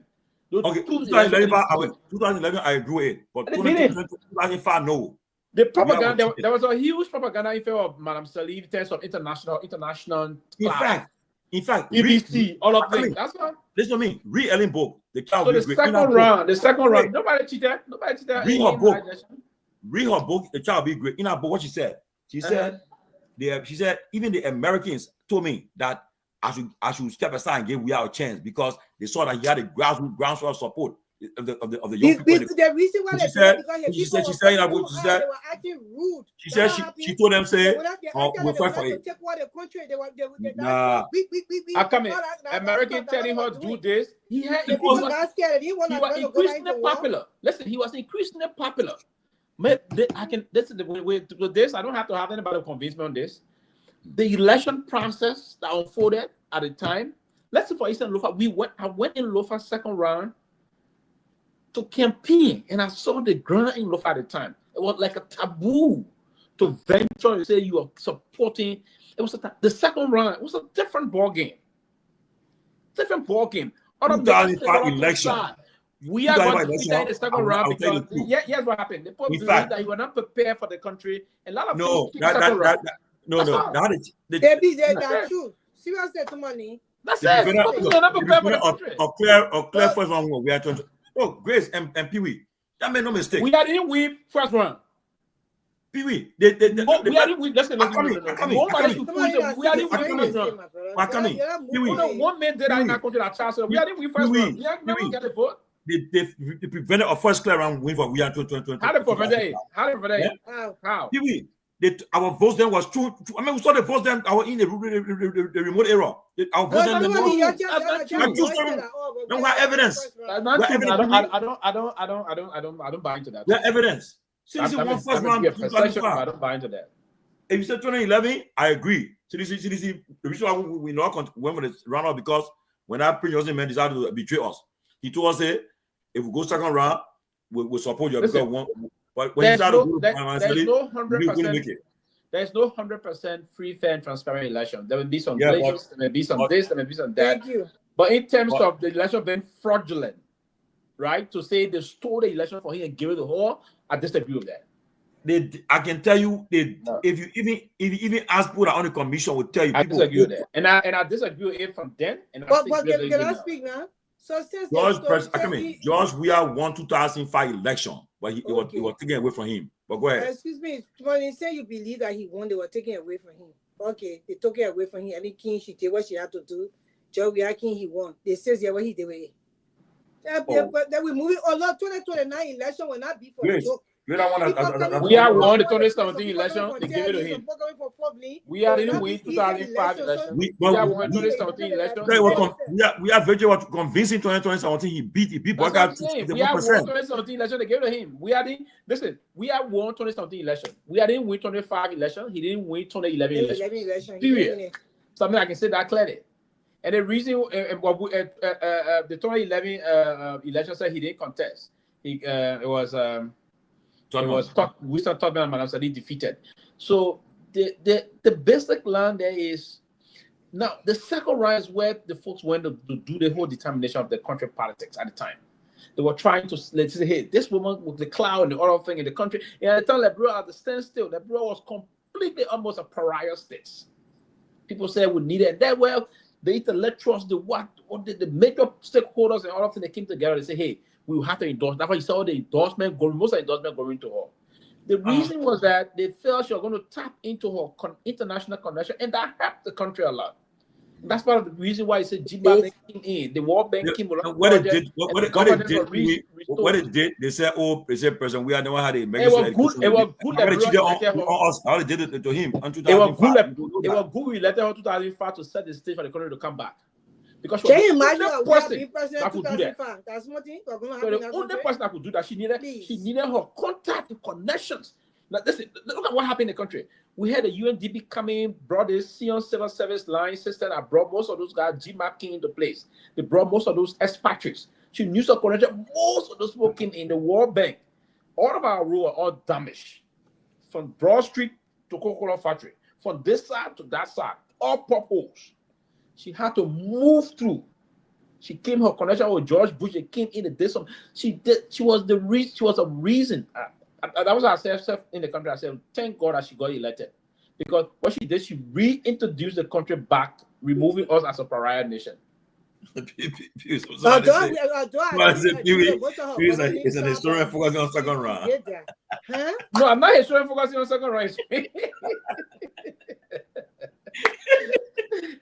I will let her point to be my partner in researching the second round process. But yeah, I can tell you. On a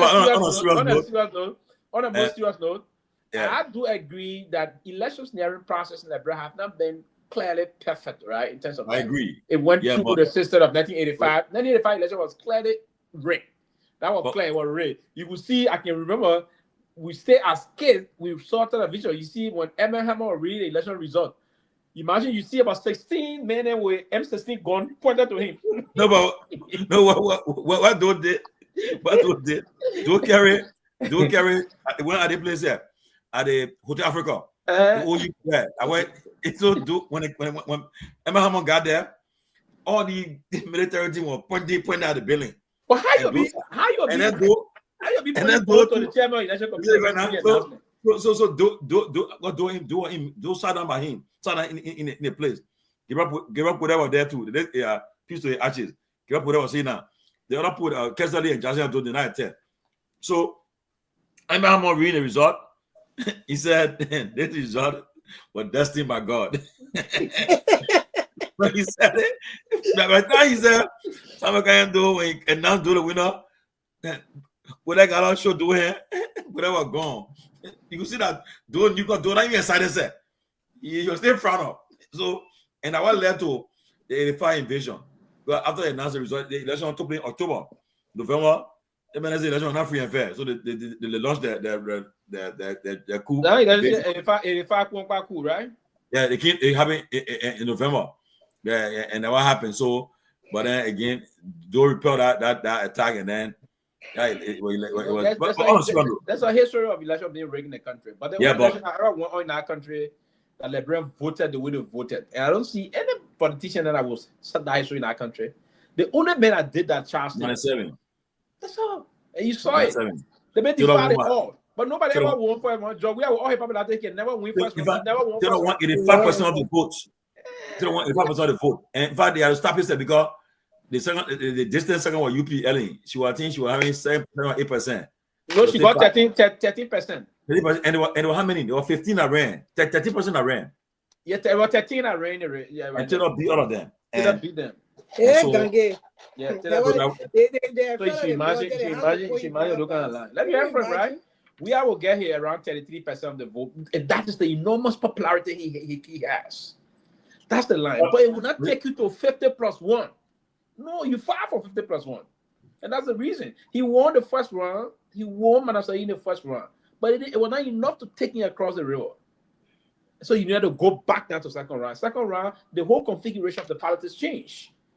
Leader of the land, politicians, intellectuals, this student group. Let me ask a question. And the endorsement went to Madam Sadi. That's one. Let me ask a question. You think if Cummings, we are Moneybar, they all collaborate, you think and say, look, we must rescue, their country gonna be rescued now for true now. They want to rescue, they want to rescue it all.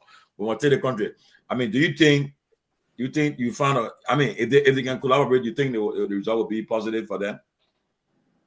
For me, I don't listen. The only way for the result to be positive, and then you have to collaborate with the tail wave methodology. That's a clear line. You gotta go on the tail. You gotta eat a tail, man. No, I'm being very honest with you, because that side is going to be seeking when it's fully established and in swing now in terms of the thought process. It's going to be seeking a perfect solution to the problem of Liberia. It's going to set an agenda, and that's going to be another one. Agenda in the strategy. We and Grace, another one. With the fact that Prince Johnson, he have influenced the last 3 elections as for the country. He won't be in the picture no more. What do you think will happen? Because now it won't be like, oh, well, PYJ choose you. Everybody put some fight for him. Put some fight for PYJ. Imagine all the people running behind PYJ. Elio, we are everybody ran behind PYJ. And PYJ, he used to play with them and then finally make a decision. So now he won't be around. What will happen? What's gonna happen? That's the reason why Liberia will have a free election in 2029, because he's no longer there to start to pull the people's strings and do what he did, that caused Liberia to be where she is today. So we don't know what really will happen, but we know that at least it will give the right person chance to mount that stage and take that executive mansion and change Liberia for the better. And that person will come from the tail end. Yeah, and PYJ being out and it's good for the name. I see the telling Grace now. People now recruit girl on telling now. I see them. I didn't recruit Grace.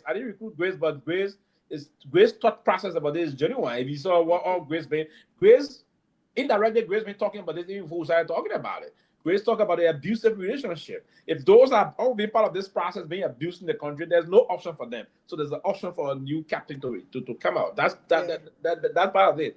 But the PYJ thing, too many I said it time to time and again. Now, may his soul rest in peace. No one celebrate the demise of any living human being, and we all need to respect one another while we live on life. But with his demise, hear what I'm going to say. Nimba County particularly, but Nimba was the source of power in the country for the past 3 election cycles, right? So with now he being out, Nimba will no longer be monolithic, and that's what's going to help the country. So what's going to happen is everyone going to go in with your own political persuasion, your manifesto. What are those thought processes you have? What are you going to? So you deploy, then you enter Nimba and you get vote from there. So for instance, if you want to talk to the young people of Nimba, say, hey, this country is huge. This country got a lot of resources that we can tap into.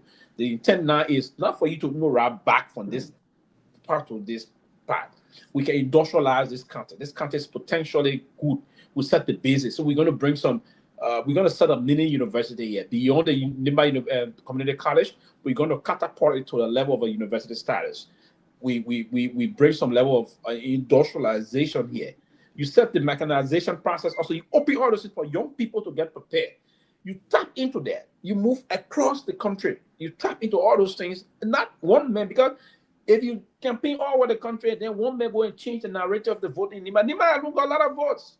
And they listen to that man who will all vote that way. Now it's going to change. So every political institution going to go in Nimba and tell people what they can do. On the basis of that, people are going to move to listen to them. So, I mean, that's a good thing for the party of the country. It's good that, it's bad that he's dead, but it's good that we're not going to have that headache of trying to manage him to say who got the deep, it got something in political science called the deep pocket theory, right? So, and that's the kind of a line. So you that got the deep pocket, and you're gonna get him. No, it's but let me say this. Before you go into Tomalin, I wanted to ask you, Tomalin, one question. Yeah. You're talking about the collaboration of these individuals, the candidates coming together. We had that before, right? They didn't make it. So we don't know, because everybody won't be the person to lead. So who will lead that particular side will be another chaos, because everybody will want to be in the presidential position. It's not going to happen. These people are not going to be able to come together. Okay, but let's look at scenarios right now. From what I'm seeing, I can say that if instead of UP just want force boycott feed out again, they had the Democrat wanted to force Biden to run, and just because they felt that you could beat Trump, so they're trying to, but it caught up with them later on. It caught up with the Democrat later on at that debate.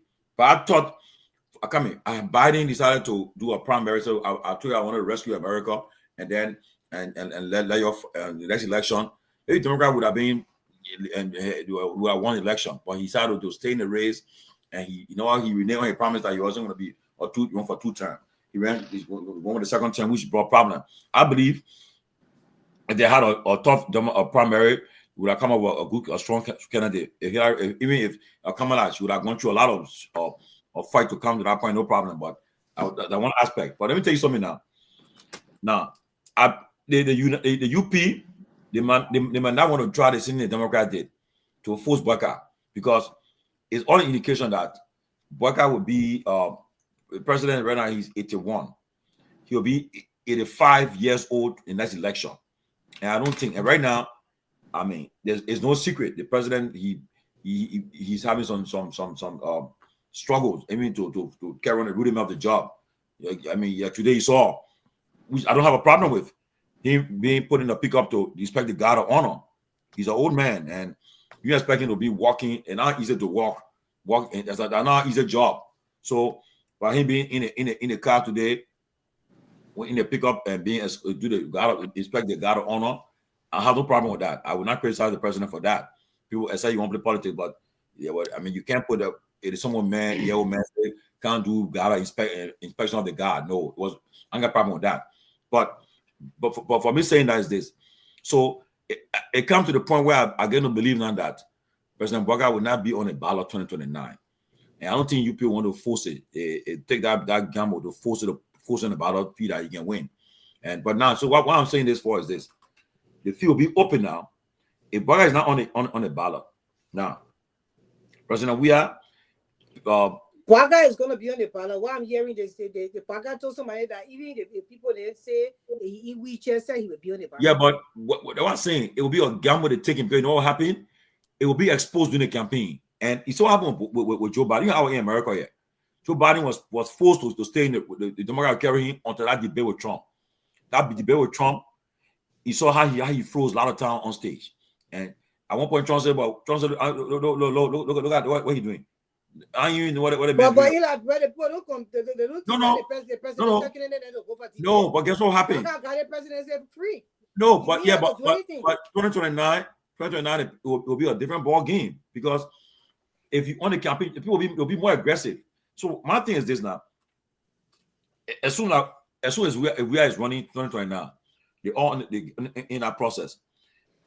To be from you, Grace, except where we are changing mind, say him running or he will support another candidate, but he will be in the driver's seat already because so far, I'm coming. Wait, let me finish. You need to have an opinion because we are not. Yeah, let me finish, Grace. Let me finish now. We are already losing a base. We are coming. We are the only person right now in the political. Let me finish, Grace. In the political right now, he got 2 groups of people supporting him: the We Are shares and CD shares. Listen to me carefully. I will be trying to be very conservative, right?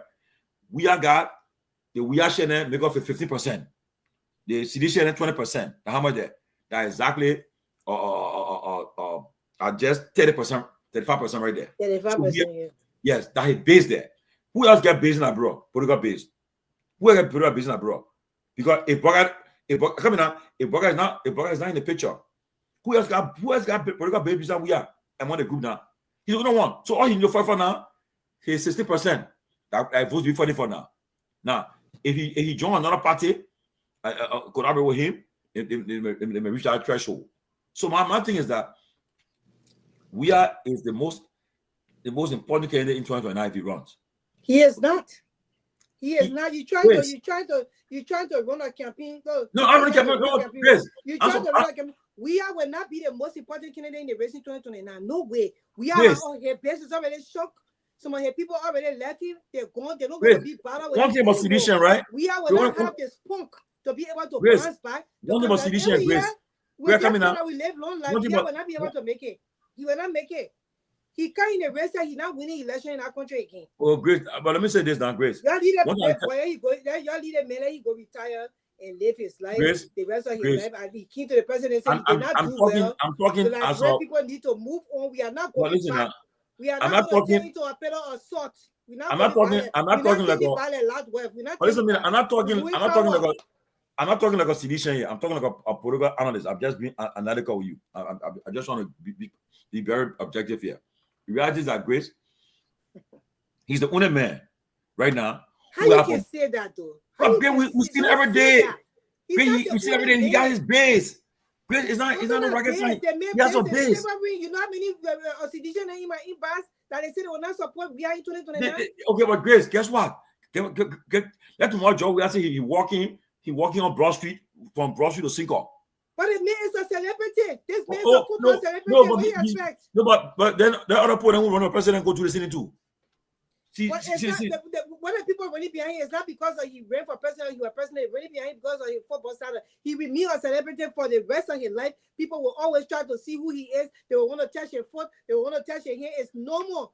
But as far as leadership in like brother, people don't see him that way anymore. Okay, but Grace, you need to get away. No, Grace, Grace, I'm being objective here. I'm being independent. I'm not talking like I was. You're talking like a sedition. Right no, now, Grace, I'm being realistic. This and that. She won. I'm being realistic. She won. We are rejected. We are rejected. We are going to be a person who get on the side. Hey, man, you are great.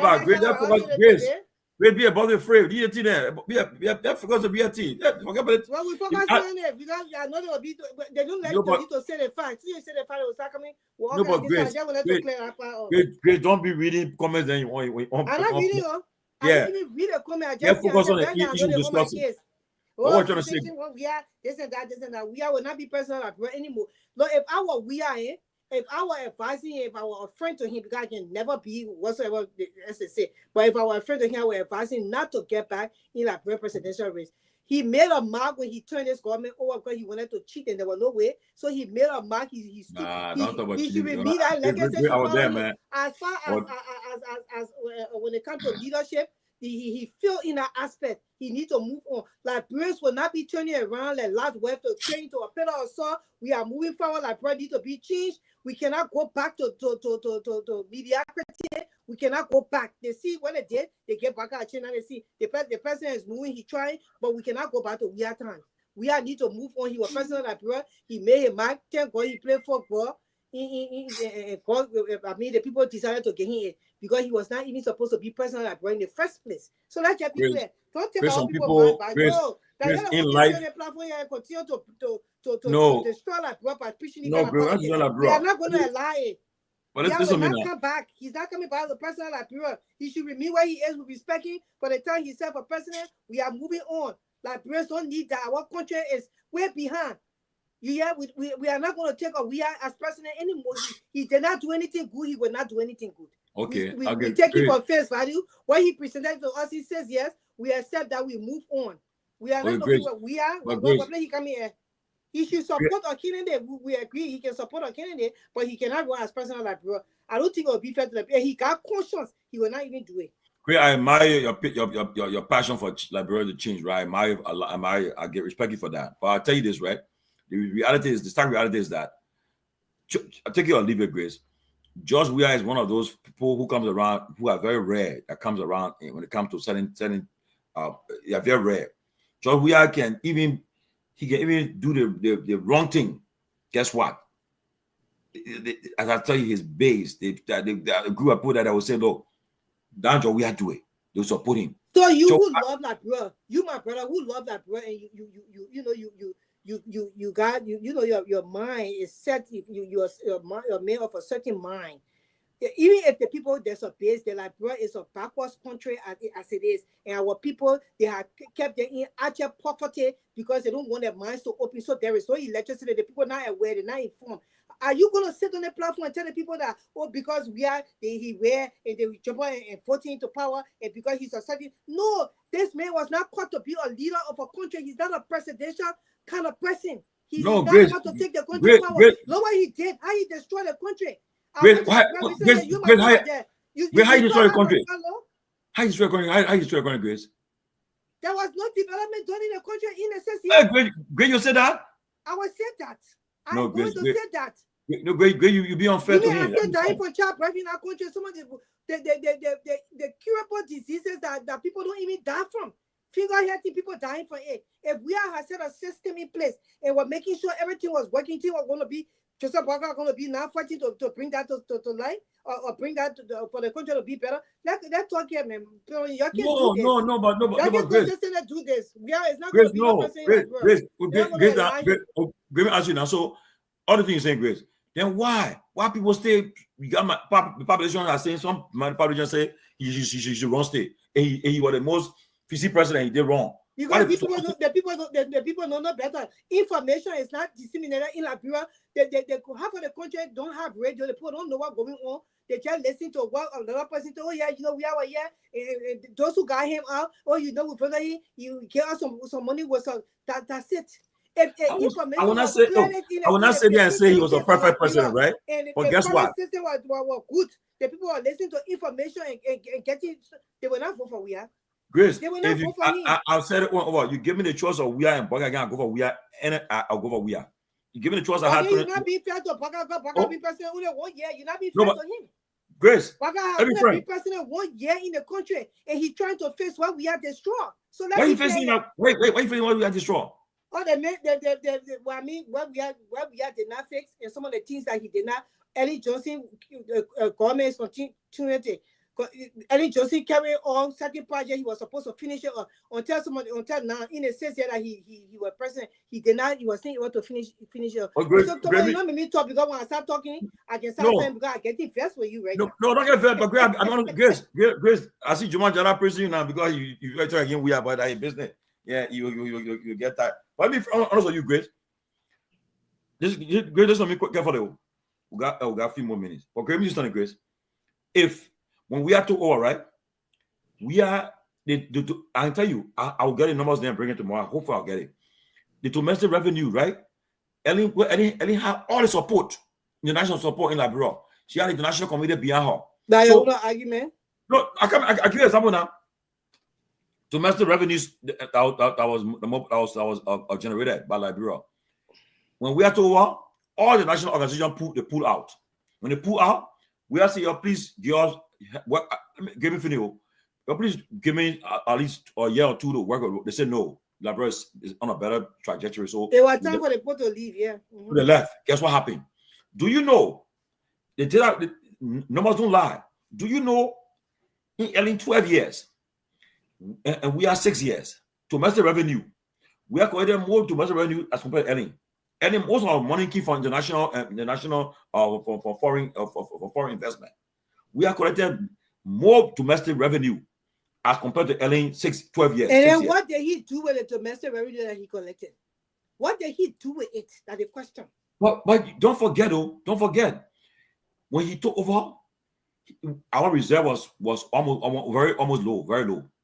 Okay, and he had to come in as a new government to tackle the issue of unemployment. At the time, he had nurses and doctors and other teachers that were just getting they were being supported by international NGOs, and so now they were left in to bring them in the national budget and so forth. That's how come harmonization came about, because we got to cut what happened anytime. Because some people are making 10,000 US, we're making 10,000 like $1. I don't making. You have what they call county development officers there. Our friends from America that went to Liberia, your piece more than $10,000. Is it a county development officer?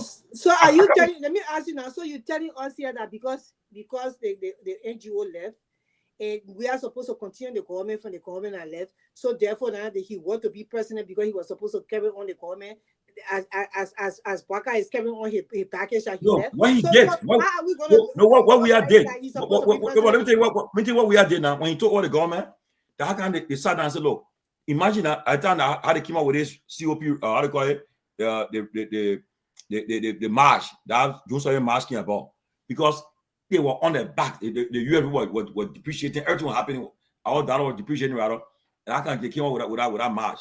Now, what they had to do, they had to recalibrate. They had to keep on harmonization. So look, we can't afford to continue what Ellen was doing. We can't be getting the poor 1 minister making $10,000 and that person making 20. We can't do it. It's not possible to do it. How can they cut? They say, look, we had to bring things down. We had to pay people and harmonize people. But yet they were harmonizing people pay, but yet they were building houses. And look at it. Listen now, when harmonize pay, how come they incorporated? No, but how can they had incorporated the teachers and doctors then. Okay, great, me asking now. So all the things you're saying that we are okay. Well, in you government in the power, what Baga said you're gonna do all the things to get all the things that we hadn't did. Saying he's been power 1 or 2 years now. Why I'm not going to he haven't been power 1 or 2 years, been power 1 year. Okay. So what happened before? President Baka had to continue where we had left.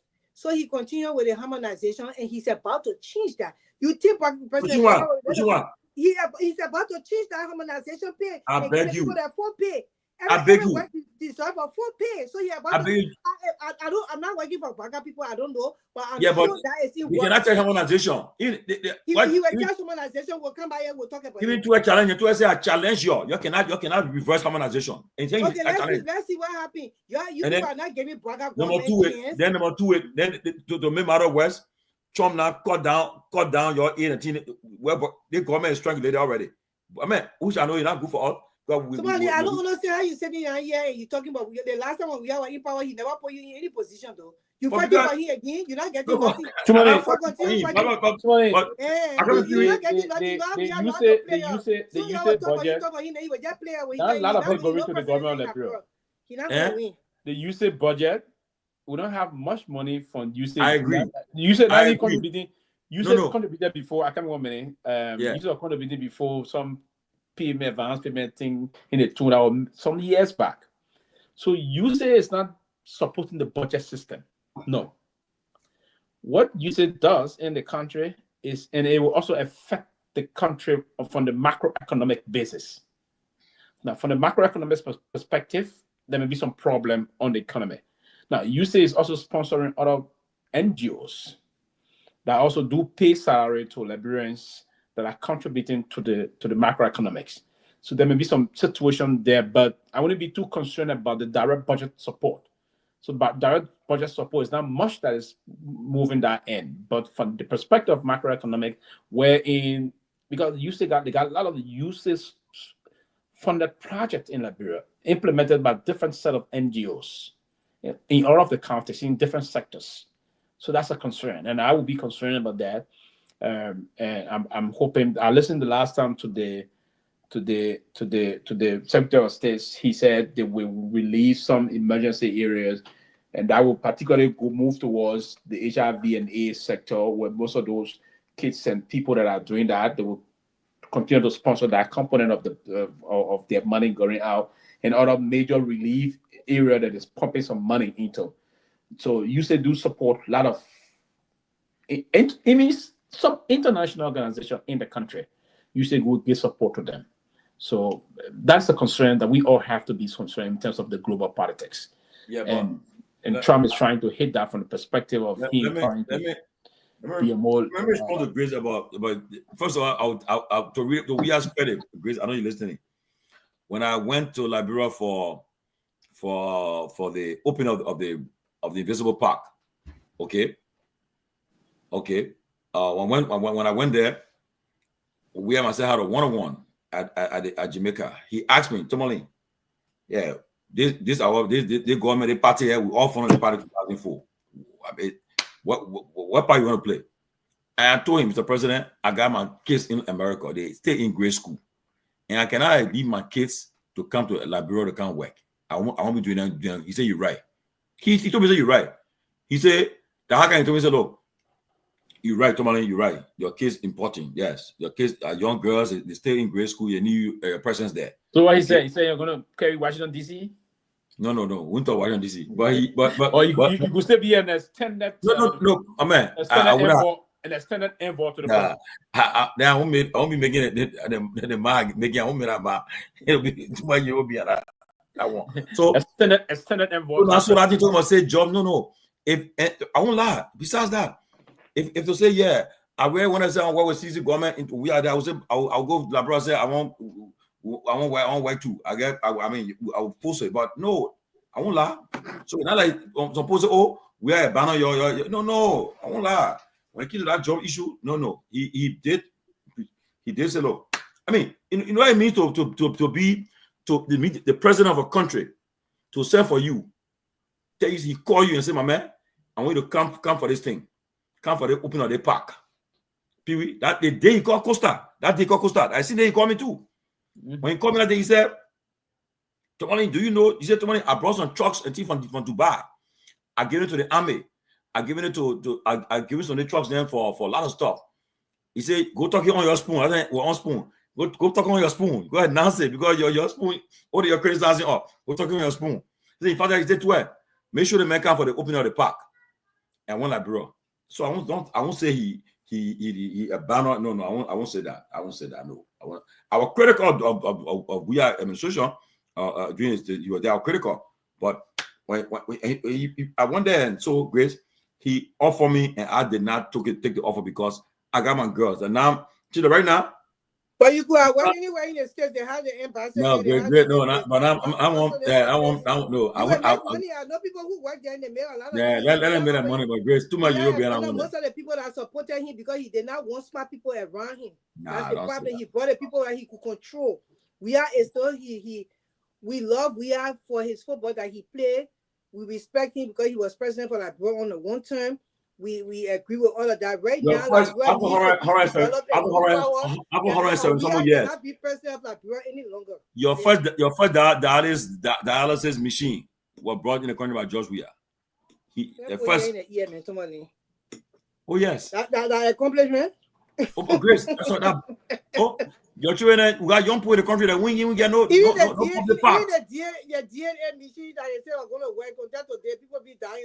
No, we understand. We are this on strategic thing intervention. Grace, we are this on stuff. Look, Grace, go to that PSP park. You see all the experts that go there. There's some stuff, but not level enough for us to vote him for a second term as president in Liberia.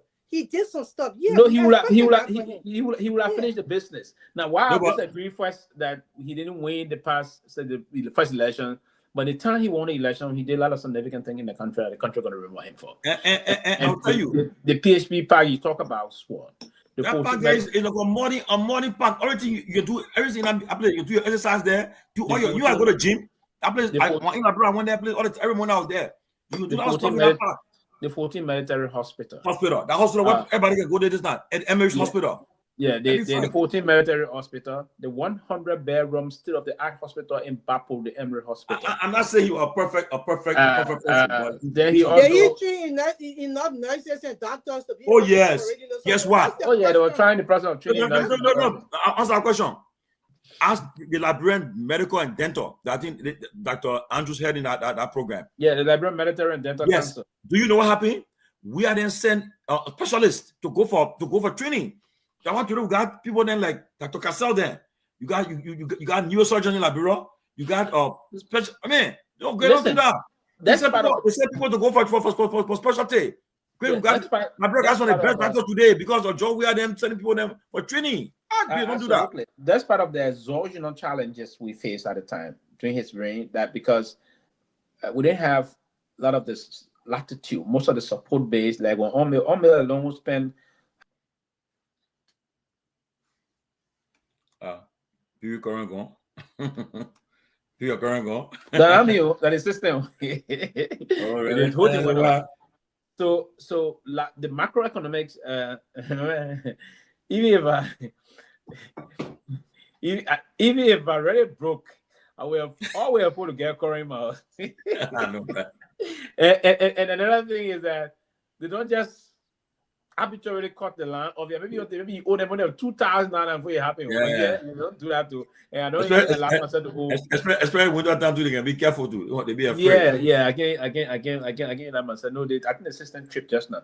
So there are a lot of things that unfolded, right? Those exogenous factors may have pulled a little bit, and then put in and mix up with the propaganda against Mr. Weah. But Mr. Weah did a lot of things. My question is, so they had a choice. They had some choices there, right? If you say he did the right thing, you have people like Cummins there too. You have people like Gongloe. You have people like that Money Bar. Why they go that route? You know, I'm afraid to say it the way I want to say it. That's why I don't be mindful, right? I don't love to hurt people and let them see. You know, I hate it, but it's politics. You have to be realistic, right? You come out, but the one thing I would do, I would respect folks. Cummins didn't do himself right, and that's one of the reasons Cummins performed the way he performed. If Cummins were to come back to the politics, you have to do things. Listen, you need to do things that the Liberian people will see on you and stick with you and move for you.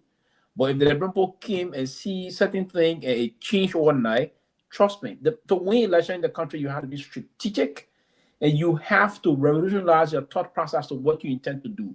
Those you bring around you and the message.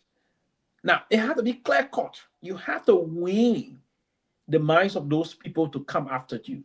You're not just going to win election in that country the way you have to have your own kind of a line. There's a distinct process that will have to be associated with you. If those things are mashed up and it's done the way it should be done, it's good, right? But despite all those things that were unfolding in the country, there was different issues that started. And in a brief, and from my perspective, you want to win elections in the country, you have to be strategic in winning the minds of the people. Now, if there are projects you intend to initiate or go about, those projects have to be people-oriented projects. You have to do some things personally to build relationship with the folks. If those things are done and done accordingly, trust me, you have the surrogates, the necessary surrogates that are deployed to disseminate the information. That's what you need. For instance, if you bounce in Bunkale today, you do all those things. I mean, that's the concept. That's how you do things. No, but Grace, the thing you're talking about is Grace. Look, even you're talking about if your one would tell you one win, if Joe we had you know at the end of you support the whole telling if CDC and Joe and part that telling or give a blessing to it, you can win. So that first thing. So what are you trying to say? We are not going like bro. You'll be shocked. Yes, answer you go, but Joe we are just. So we are just we are gonna bless something before it happens. That he pop what they hold on that where they own the place. That's the point, girl. Just reality. The man. When you can do that, man, when he do anything, then they like. But Grace, not us. The reality there. The man's a popular. Reality. Y'all want to make it a reality. It's not. It's not, brother. It's not a reality. We are king. He did what he had to do. His time is over. He needs to take a retirement. Something nobody should fool That He Liberian pull that people man to one, come bro. back and run for president, saying like, bro, nobody should fool him to do it. I don't know why you're pushing him because those who want position and they're pushing him. Your children finish growing now. You want to retire like brother, so you want to push me out to go so you can go to. Nah, It's not not gonna what happen, brother, goes. man. It's not gonna happen. Yeah, I will run for office and I will win my office. Yeah, Tomalin. So basically, that's the line. But we hope to see, and I'm personally going to recruit you to have the mindset of third option. Listen, Tony, because I agree. Yeah, we can say all. Especially when you love like bro. You will ready let people recruit you, except they don't love the country. I said, great people on the inside now. Wow, I'm just getting politics is very dynamic. Politics is dynamic. Hey, imagine. I think we're pushing the telly minute and wow. Great is sharing her thought process. Yeah. We're not talking about nobody talking about side. We don't have no side. We're just talking about telling the brother needs to be liberated. And how do you go about the liberation process? You need to have conversation. Yeah, you need to have conversation, Georgie. People on the inside, politics. Is it politics breeze stream bread fellow that you know? Hey. What you guys say with Bob Ruchi? Yeah. No, but the thing is that Tomalin, I always said that giving my witness, I said like Brandy to take another direction. These two parties, they like Brains are in an abusive relationship between these two parties. And what can we do next? So try something else. So that's the third. We gotta try something very different to bring the change that we want to see. We're getting older. We cannot continue to just sit and allow these people to destroy the country. UP, CDC, UP. No. We're moving differently. We tired. Like you in a traffic, you jump on the traffic. The linear moving, you go see option to take exit. You will not take exit to get to the place you're going. You will have to take an exit. That's what we are. Yeah, we actually he shouldn't. I mean, if you love the man, I would tell him to stay in your retirement. I said that private jet where he get, he need money for it. You want to for president, you want depending on yourself. So Grace, the people that the people that be voting, if they can't tell the man he might run, they can't might run, so he might so that you blaming him for that. I'm not blaming him for that. What I seen the people fooling him when they do that. They are fooling him. I didn't fool him. You know, people there that want the man. But they are not in the majority, so that the business because we in the majority will win this. No, great. Right now the man already got 35% of the vote already. The man got no 35 like in your mind, Tomalin. No, the man get we actually the solution. We actually the player definitely moving from behind man. But not going in the community dividing money again. They put that what I dividing money 200 $400 you know that going for the like the money will finish from the plan. She taking it from how can continue going passing around. Share money where you giving and you're not. Is it like the season is pivotal to any opposition collaboration? I go ahead. Even the three leaders know that trying to talk down is a wrong strategy. We will find out in 2029 moving forward. We'll find out moving forward. Not even in 2029. We'll find out moving forward. You better brace yourself. You need to brace yourself. You the Ben Sanvee and the rest of your reaction. You need to brace yourself. Ben, just announced so very soon you'll leave your party and go on the other side. Just say that because your action now is proving to us. Yeah. Just say clearly and saying that. Listen, the political no one is trying to make a definitive position for now, but there's going to be an option for the country to move on. And you will start this way. Eventually, you will join us. We all going to move on. You won't be taking. You won't be coming. You recruit your poor. Yeah, I beg you, man. Why you can be good there? You get one already. You not recruit great already. Great, not get grace. And so why do you get me good there? Nah, man. Why people that recruit me? So I was here when I recruited you. I'm an independent free thinker right now. I'm looking at, but I can tell you this. So, back my word. I'm inviting you to serious. It's February 11, 2025. The time is 9:21. I can tell you, my last time I will say this. Come what may, I'll be on a winning team 2029. I will not be on a losing team. Now you're cooking with gas. But the winning team, right now, I'll be in a winning team. So when you talk about your team. But it didn't mean that you will be on our team because our team is the winning team. Right now, team. right now, if you look at now, I would the team I would be on. What come May? The team I would be on. What come May? Right the now, team I would be on would be the winning team. That's what I just saying. Right now, we are in the lead right now. You got 35%. We are in no league. I'm in the bank. He's not in the league. Although he okay, so guys, tomorrow you could say that, but he's not in the league right now.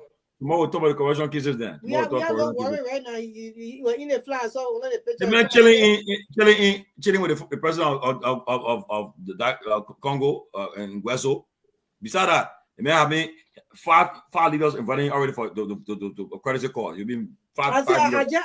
You, Ben Sanvee, and the rest of the people there, I tell you, I just feel that you don't like the country. You don't like that people at all. Okay. There's a chef for your selfish greed. No. I wish somebody was here so he can have it on the net. Nah, you don't like the country at all. Anyway, guys, tomorrow we'll continue the correction discussion. So, but it was a good show tonight. Very good show. I enjoyed the show tonight. Of course. Okay, and me put Ben last name go. Ben last name. What we put it last name here for? People, you know me to have my support. Trust me. Bashing Weah is the wrong strategy. If you want to bash Weah along with the ruling party, we are speaking facts and data. You guys need to chill and strategize. You see, Ben, and then that's what's like I can struggle in getting most of his position. What you saying? By who bashing who here? Nobody bashing. So you had to go back and I think rephrase what you wanted to say. Probably your thought process is wrong here. You wrong it, rapper. So stop making guys. Interesting show, man. I enjoyed the show tonight. It was a great show.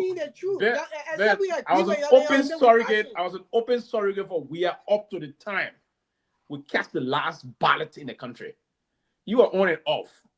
So I cannot bash him. You are on and off. Right? So he don't say this, man.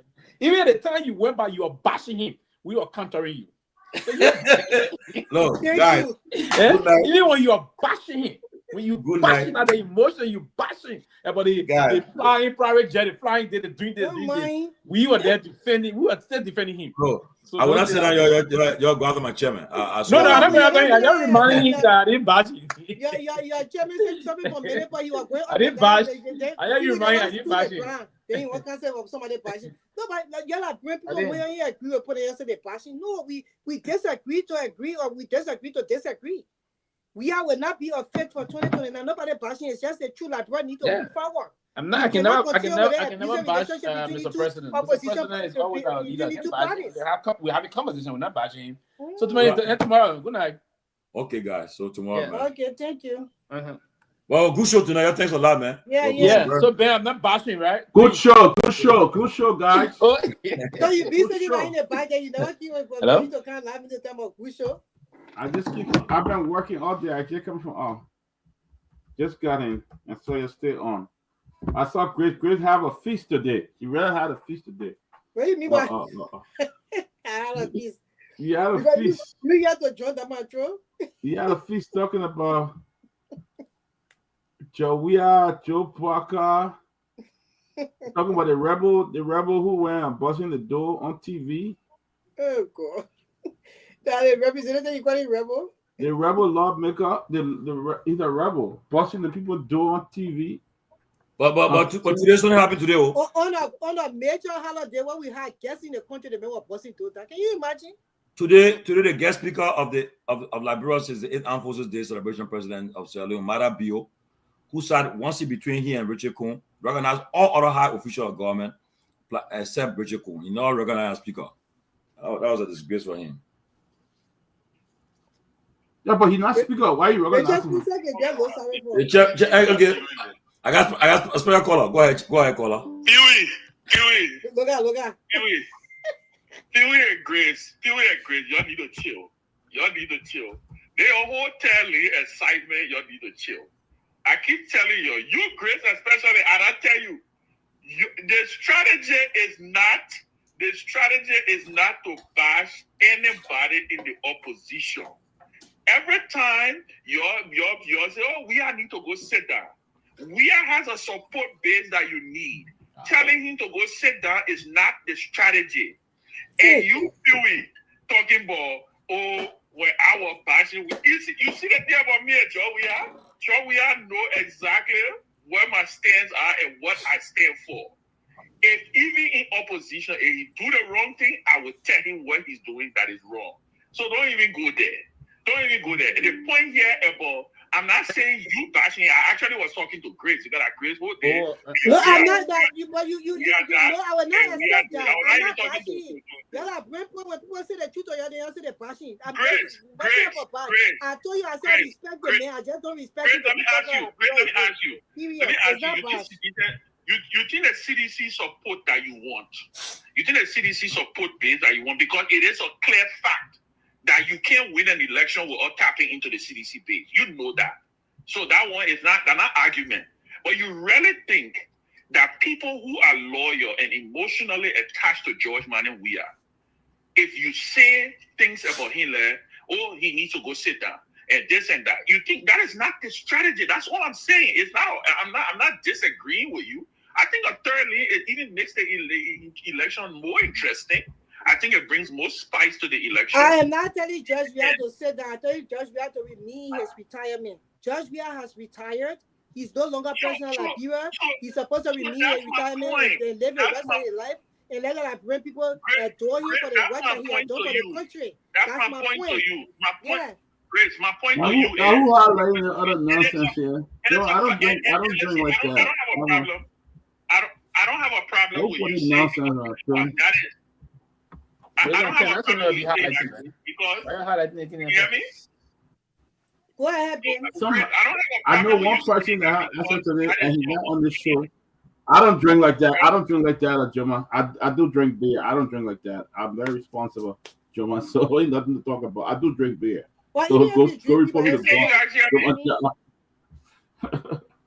Yeah, Ben, we hearing you. Ben, the other thing I want to say. Sorry, I was getting a feedback. Yeah, they want to process. All I was saying, Grace, it is your opinion. You have a right to state your opinion that you don't want we have to run again. All I'm trying to say that even with that opinion, there's many. Chancellor used to always say, in order to make mayonnaise, you have to break some eggs, right? You get more out of honey than you get out of vinegar. If you want to take anything out there, you can't go waste vinegar on something and you think you will get something good out of it, right? You can get more out of honey and you rub honey on something more.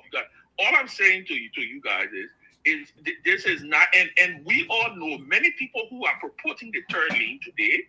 One of the key components of that strategy is finding a way to see how they can align with folks within the CDC. It's a part of the strategy. That this is not a lie. And Pewee knows that. In fact, one of the reasons Pewee is standing in the tailing business is because he's trying to count on his relationships he got within the CDC. So why are we acting like say, oh, it's not a fact. So I'm just saying, I'm not saying you say anything wrong. You are entitled to your opinion. You have a right to say who you think should run or who shouldn't run. All I'm saying though is if this tailing thing is supposed to work. That's why I say when it comes to being what it's in against we are, then that's a unity party that Joma Jala didn't do that thing. Because Joma Jala didn't know at no point in time they will want to collaborate with George Weah. But if you're in a third lane and because the third lane is a part of the opposition, that is a fact. The third lane is a part of the opposition. If you are in the opposition, you cannot come across as you discounting or saying what their own leader is. And then say, oh, you know what? No, my man, go sit down and retire. But guess what? I still need your support. That's what I'm trying to say. But the thing is can I speak now? The thing is that it's worse for you. Yes. Worse for you coming across like that because you want to feel that way.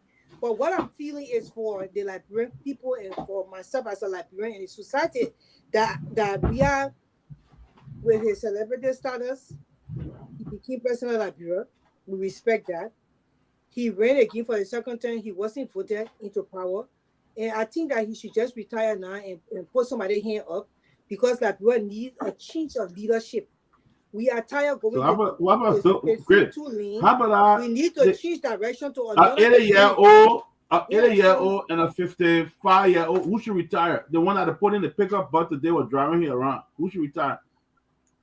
Right now, we're not talking about Joseph Braga. The people already put him there. I just see if we are ready. The one that had the pickup bus that they driving around town. He will retire. I mean, because he already refuse him. They refused him in this last election. Told him that they didn't want him anymore. So he should just retire and put somebody here up. That's what I'm saying. Chris, I have a question for you. You clearly believe your opinions are very strong. You clearly don't believe President Weah should run again, right?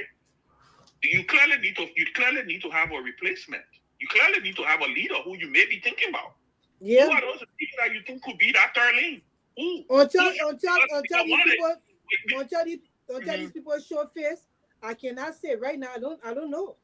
Until they can show face and say, but you don't even have a leader yet. Then how you telling another person leader to say that? But they got other people that in the race. Mr. Cummings about to say it's not tomorrow. Like the member of my public and declare. Other people that can't declare. They got other people that ran for president that are capable in that position to lead. I cannot say Cummings because he's not the only person. Other people coming. I cannot say Cummings. I cannot name anybody right now until the people start to show face. At least if we got 5 or 6 people that have show face, then I can tell you, say, you know what? This is where I stand. Yeah. Right now, I cannot name a person. But if one person just come on and that person catch my hand, tomorrow I could say, you know what? I will stick with the person. This is the person I choose.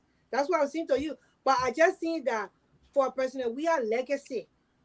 Let me tell you something. Legacy has a lot to do. Let me ask you one question before you continue. Let me ask you one question before you end. Okay, so what if we have decided he's gonna run? I cannot. For me, if we have decided to run, I will not be supporting a Weah ticket. I'm sorry, because to me, and I agree with you. I mean, you clear. In my mind, I think Weah was giving a chance, and I just felt that he could have done more, and he never did that. So I don't think we should go for another CDC or Weah presidency any longer. Now, if somebody get into the CDC and he put a hand up, I could say tomorrow, you know what, I'm a CDC because the person is running as head of the ticket.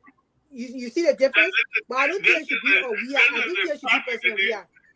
It's fascinating. It's fascinating. But we look forward to more conversation. I mean, for me, I think the strategy. This is my thought, and I think we all have our opinions, and we have a right to it.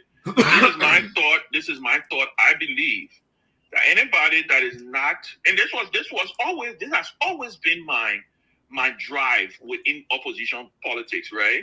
I believe that once you align and you identify yourself as an opposition, because again, like I say, any third lane is a part of the opposition.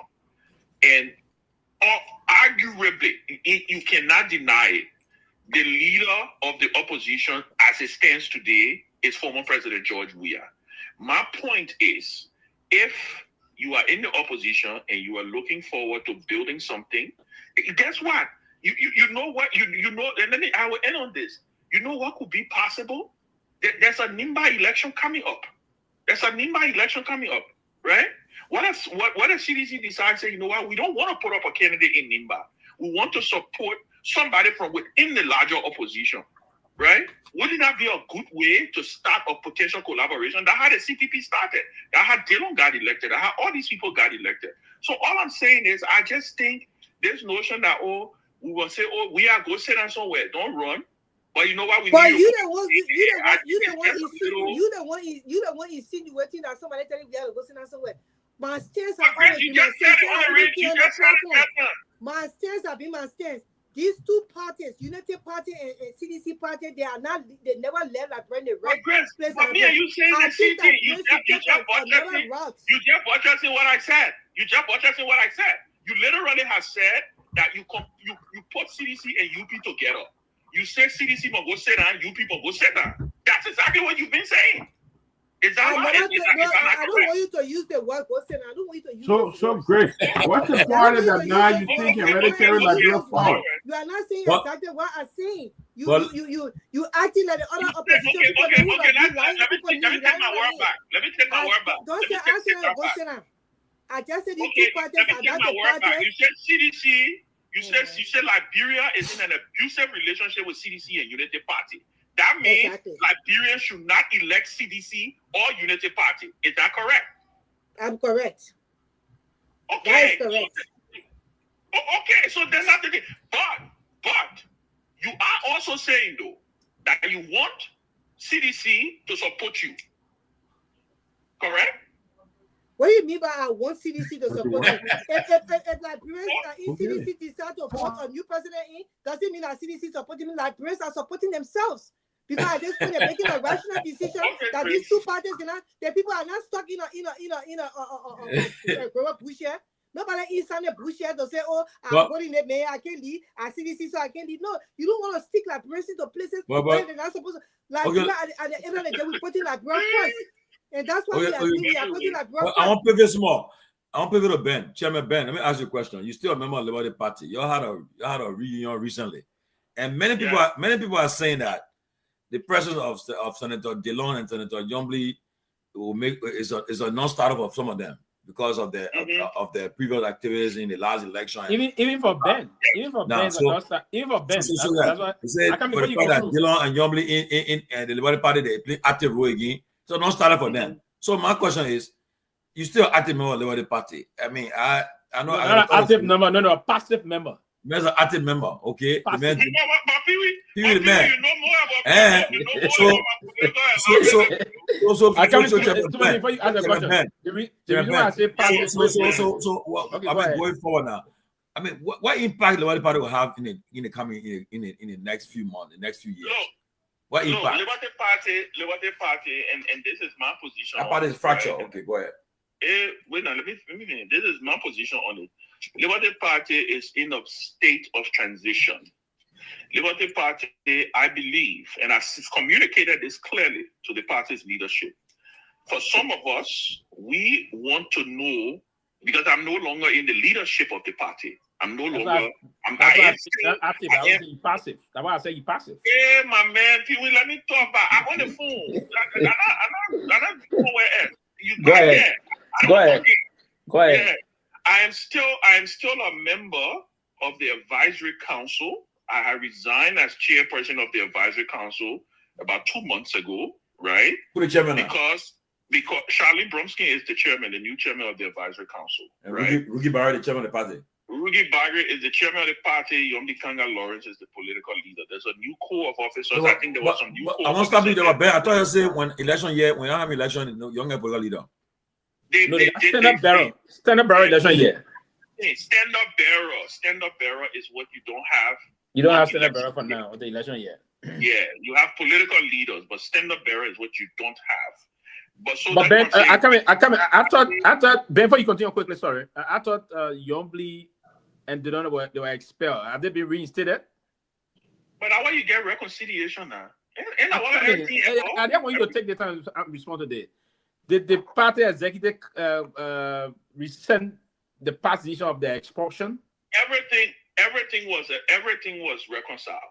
Everything was reconciled. So when they want to pay the dues that they didn't pay, they pay that money. Everything was reconciled. You forget about what happened in Liberty Party. Eternal thing is reconciled. We didn't want no. Everybody on board, right? Okay.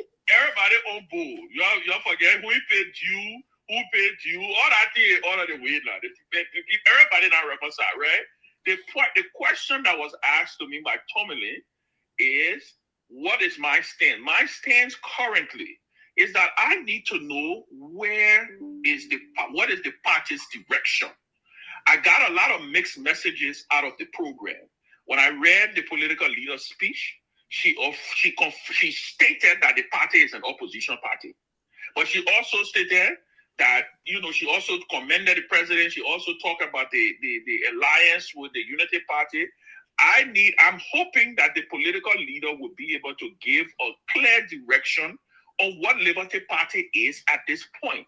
Then some of us will be able to make a proper determination on what we intend to do and how we intend to engage with the party moving forward. I have said consistently, I am aligning with the opposition. So clearly, if the party is going to align with the opposition, I stay as a member of the Liberty Party. If the party makes a determination that they will not align with the opposition, we will reevaluate our options. One of the things I like to say in Liberia, and this is what many Liberians don't let it hear, political parties are not tattoos. We act like political parties are tattooed in Liberia. It's not. Yeah, exactly what I've been saying to Tomalin. But Ben, my last question, Ben. My last question is that Ben, for the fact that Liberia Party it was stated by the political leader in her statement that they are member of the alliance. So and the alliance. No, that's not what she said. That's not what she said. What is it? That's not what she said. If you read her speech, yeah, she confirmed that Liberty Party is an opposition. She said opposition Liberty Party. She did thank. What she did was she thanked the president. She thanked the Unity Party Alliance for accommodating some Liberty partisans, because all the people who were members, Priscilla, Prince Toes, all of them who ran in 2023 ran as Unity partisans because they were Liberty partisans, but they had the issue with the party, right? So her point, that's why she even announced that the agreement with the UP Alliance that made Liberty partisans run on the party is over. That's what she said. So it no void? Yes, that's what she said. She said. But then Ben, I hope we can encourage them to get us to talk to them. She like interview that one of the partner guy want to. Okay. Yeah, but that's why I say you see that's why. Yeah, because I will reach out to Charlene.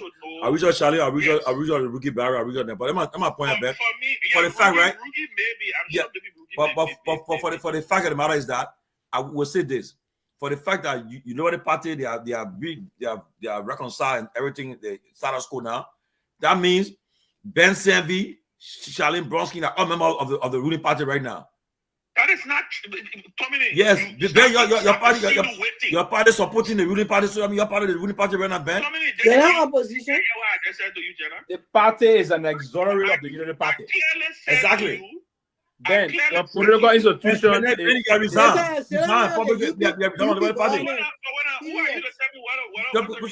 fact that you support the ruling party right now. Your party supporting the ruling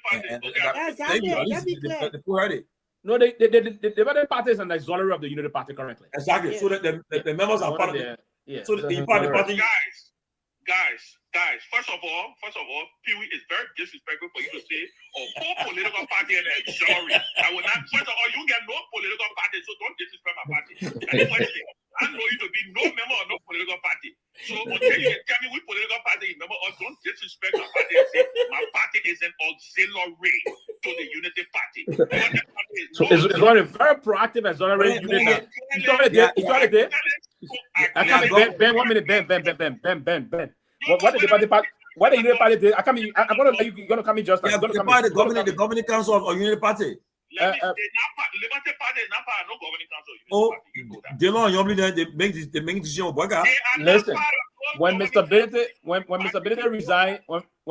resigned from the Liberty Party and the rest of that, what unfolded is that the Standard Bearer and the current president, the former Standard Bearer, the current president of the Republic, and the political leader of the Unity Party consulted the expelled former political leader of the Liberty Party. Now they say, okay, one of the things we intend to do is to pump some money in the party so we can have convention to be a major auxiliary group for us running to 2029 elections. That's it. So the Liberty Party is going to be a serious auxiliary unit. And let me tell you, do you know that I'm the founding secretary general of the Coalition of Liberia Progress? What is that? Do you know that? CLP.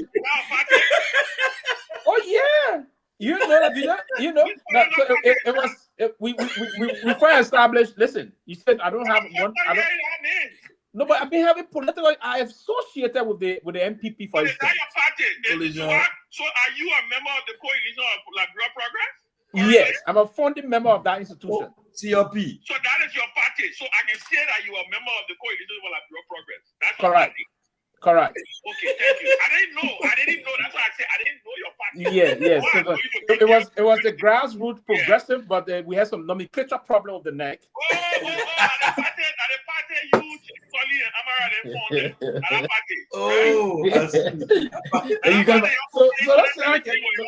But Ben, you know a serious stakeholder in politics in the country. You know that. You know, I'm a serious stakeholder. Listen, and that's the reason why but people support that he for the CRP, he allowed the CDC. Now he now balances. Now he's a tail leader now. No, so you're messing it up now. You're messing this, right? And you didn't even get I'm a sympathizer of the NPP also. Yeah, I'm a sympathizer of the NPP. Clear, right? My late father was a very major and a serious partisan of the NPP. No, listen, Pewee, you know the mosaic of our politics. So that's it. It doesn't change anything associated with it. That's part of the reason why. Pewee, you know, I'm just pulling your leg. You were stakeholder. I mean, you're new. I think. So from that line, and again, the new progressive movement is very proactive. And Pewee, I think you know what kind of role I play in the country? I went across the country to do that movement thing. When I go in Bapple, they don't open and come in Bapple when I thought the speaking better. I'm going to the village or something. No, so we part of the politics. That's why I want to bring the tail option. And that tail option.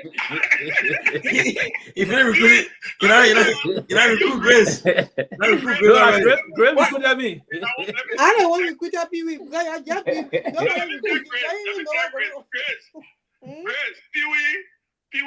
Pewee using your telly to make sure he solidifies himself to go and strike a deal with the CDC. Remember that show? Good up, man, you. If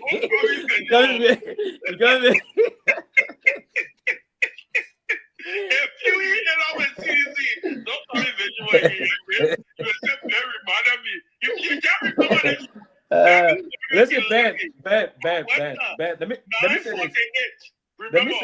Let me say this. He's calling time at all. Ben, let me say this. We'll use this process to, and you said something that is very profound not too long ago. You said that the telling would need George Weah in the CDC, the former president, His Excellency President Weah in the CDC to move on. It's equally so, and I agree with that 100%. But also, Mr. Weah will also need other, and that's why Mr. Weah won this election to collaborate. There's no single institution, political party that can win election all by themselves. So you see, so that's exactly what I've been saying. And I agree, and that's one of the things I agree. So we have to have conversation. I agree. We'll talk. But let me tell you something, Pewee. One of the smartest things I think needs to happen is that I think the CDC, as the largest opposition party in the country, this is going to be the first test for the CDC going into this NIMBA election. I think they need to concede this one. I think they need to give this one to a thriving, something like what Musa, I know Musa is public now. Musa is made it. I understand he was on a Spoon today talking. He made it very clear that he called his party name, the co-elite, what is it? Concern Citizen Movement for Change. Yes, CMC. If I was the CDC, let me state for the record. If I was advising the CDC, Musa called a name today. He did. That's why I've been told. Somebody texted me and they said, I saw you on Spoon. Yeah. In fact, people are writing it on Facebook that Musa has announced his party's name. So what I'm saying is, if I was advising former President Weah, which they say you ask me question now. If I was advising former President Weah, I wish I get. I will announce if I'm part of that party next week. I will advise that the CDC and all the other major opposition political parties provide some kind of support to this new party to be able to make a standing in NIMBA. I think it will be listen, in politics, it's a gumbo. It's a nice fruit punch. You need pineapples, you need grapes, you need strawberries, you need cherries to make a sweet fruit punch. You give and you take. I will be advising the CDC to support this party. To say, you know what? Because guess what? NIMBA is where Musa is from, right? If you want to come and strengthen your base against the ruling establishment, what would be more powerful than an opposition candidate winning the ruling party candidate in NIMBA? I'm telling you. So I'm just saying. But you know, again, like I say, I think there should be some collaboration. People should be able to interact and to make some determination. But I can tell you, the landscape is going to get interesting. On the issue of Liberty Party, Tomalin, we are looking to see what the direction the party is going to take. I can tell you, as a political animal, as a political strategist, as former national chairman of the party, I have made it very clear to the leadership of the party that I expect Liberty Party to remain an opposition political party. If they choose another direction, which I don't have any control over, because I'm not, the leadership of the party is different, right? Then we will make the determinations we have to make at the right proper time. But as it stands right now, we remain a member of the opposition Liberty Party. What the timeline you give them? I will not give you no timeline, Pewee. Trust me, I'm a statistician. I know when I make my moves. I know when I pull my triggers. But I can tell you this. We are in consultations with everybody. We are speaking to everybody. We're even speaking to the CMC. Now I can call the name because I leave the mayor said I call the name, right? The CMC, we are speaking with them. We are encouraging them. We're looking forward to seeing what they're going to do. We're looking forward to seeing, and Noe Musa, trust me, Musa has been he's been a partner, political partner of mine, and I know how strategic he is. I can tell you, I know what he's going to be doing. This is going to be a force, and I don't think people should take it for example. And correct for the Camo, it's called the propose. That's what you do in politics, the proposed CMC. So I think they should look at the CDC should look at seriously at supporting. What do you mean on that CMC? I just wanted to make a statement. So the CMC, the Citizen Movement for Change. That Pewee, ask my name. Do you know the meaning of CMC? No, I didn't hear it from you. But let me say this, though. Let me say this. The Liberty Party is not an opposition because the majority black supporting Yobli Kanga. So therefore, you're auxiliary to the ruling party. As Pewee said, you're not opposition. You basically need to make a decision. You always let to be slide just on a rat. You need to make a decision on whether you will be in the Liberty Party or you will change to CDC party. You got to make a decision now. Because right now, I don't care how long you take. The Liberty Party is not an opposition party. It's not an opposition political party. I share that too. The Liberty Party right now, as far as I look at it, they are a member of the ruling establishment. Thank you. One minute, please. Well, I got a question for Ben. Ben, I got a question for you. Before you ask a question, Ben, 1 minute. We got somebody want to jump Ben on the line, so let's take it briefly. He said he want to make some quick input. Go ahead, Lofa. So quickly, let me just say this, right? By the way, Tomalin, great show today. You're hosting, you're doing a good job. And before I even get into it, let me use this opportunity to also extend birthday greetings to Chelsea. Happy birthday to you, Mom. Let me say this, right? Going forward, I think the only alternative that the opposition have right now is Madam Kehleboe Gongloe. Considering what we currently have as options, there isn't any alternative out of the calamity we find ourselves in when it comes to dealing with Liberia's problem. You know what? Actually, got me feeling the way, again, to some extent, I tend to wonder as to why it is so embarrassing when we are dealing with Liberia's problem and people are not grasping at this. If you are to look at the demographics of politics around the world, especially in Africa, right, and you look at the data to substantiate, let's look at Rwanda and other places. Let's look at the members of parliament. And we look at competent women to contribute to the true transformation of our body politic. It's unfortunate, all right? It's unfortunate that we are not willing to allow other people or, our mothers and sisters to be a part of the true transformation in Liberia. And I see people are literally trying to walk away from the reality and the possibility of us giving them the opportunity to stand up. Yes, it is true that we have had opportunity to give women chances, and unfortunately, some of them, they just thought that it was just an opportunity to just become glamorous. But we still have chances in a county like Nima County, where you have a woman, a competent woman, Madam Edith Gongloe, who can sincerely move that county forward because she understands the dynamics of Liberia politics. She's been a part of it. She served as a superintendent, and she understands the rubrics of the day-to-day. Yeah, but look at it. No. The same way you talking about that. the same way you fought in there to make a case for the fair party or what's his name?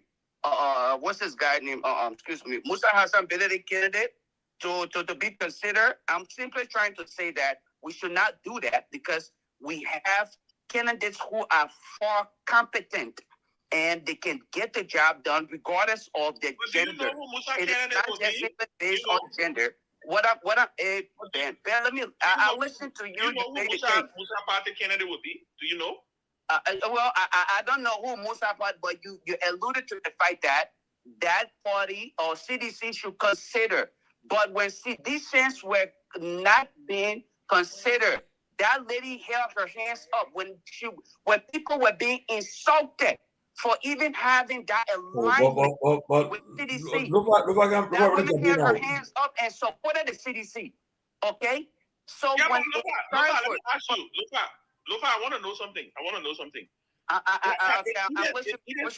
Is Edith Gongloe talking to Musa's party? Has she spoken to Musa's party? Do you know? But what? Why would she be speaking to Musa party when Musa already has a candidate in the race? Who the candidate? But who is the candidate? That's why I keep asking you. Musa has announced the candidate. Okay, wait. The fact that I think you have close proximity. You have, but again, I'm not speaking as a spokesperson for Madam Edith Gongloe. I'm only suggesting here in this open manner, in this public capacity, that if Liberia is to look beyond where we find ourselves today, we should highly consider, all right, Madam Edith Gongloe to serve as the next senator of Nima County, because that would be the true transformation that we sincerely desire.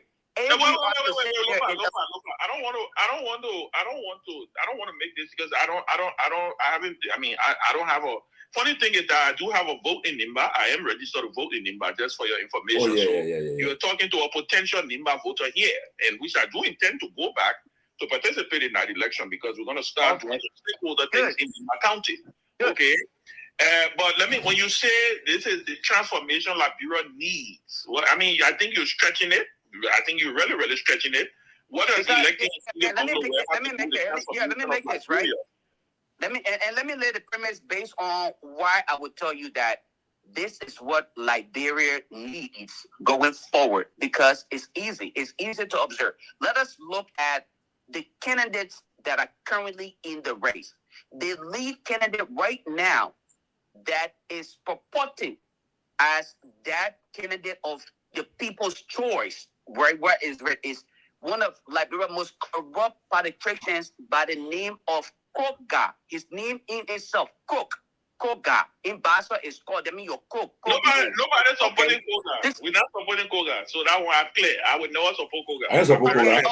Thank you. Okay. But let us look at it. The only candidate that can give Togar his money's worth is Madam Edith Gongloe. If you're to look at the data, the stats, based on all of the most recent elections that were held, she came the closest. So if you're to consider any of the other candidates in the race, to be honest with you, you are simply giving Togar that opportunity to again serve in that capacity. And not only are you giving Togar the chance.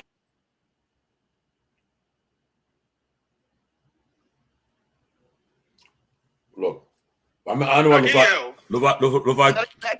because we have to replace Togar. If God forbid Togar is to win the Senate, guess what? Now we have to find another representative. Somebody have to replace it. Why are we wasting this money? Let this man stay right where he is. Let these people who are there. And I can tell you again, I'll say the most formidable candidate to move Nima County forward, considering where we find ourselves today, is Mount Edith Gongloe.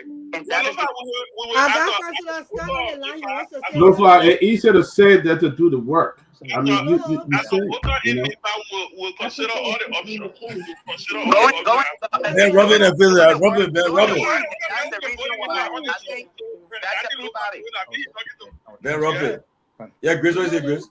Yeah. I said I got Councilor Scott. You wanted to say something, Lord Scott. Lord? Oh, go ahead.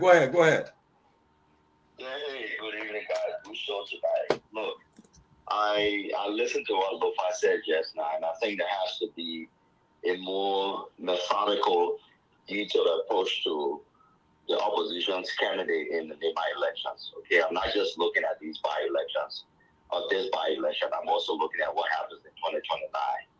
And so the candidate that the opposition anointed Nima has to be somebody that will be able to rely on going in 2029. As Edith demonstrated that, will she demonstrate that? Will Edith, what commitment is she prepared to make to the opposition, or has she made to the opposition?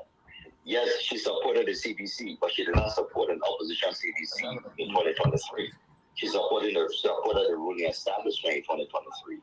So when we look at the entire race, when all of the candidates should have been announced or identified at one time, I think the opposition, but to rush to support Lofa's preferred candidate now, talking about we need. Look, I am a purveyor of the idea that we need strong women in office. I ran a campaign called right?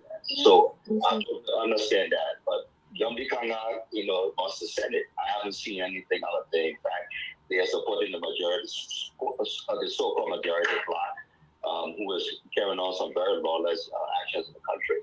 So I'm not just going to say because this person satisfies a certain demographic, therefore I support them. The opposition seating Nima is something we need to take very, very seriously.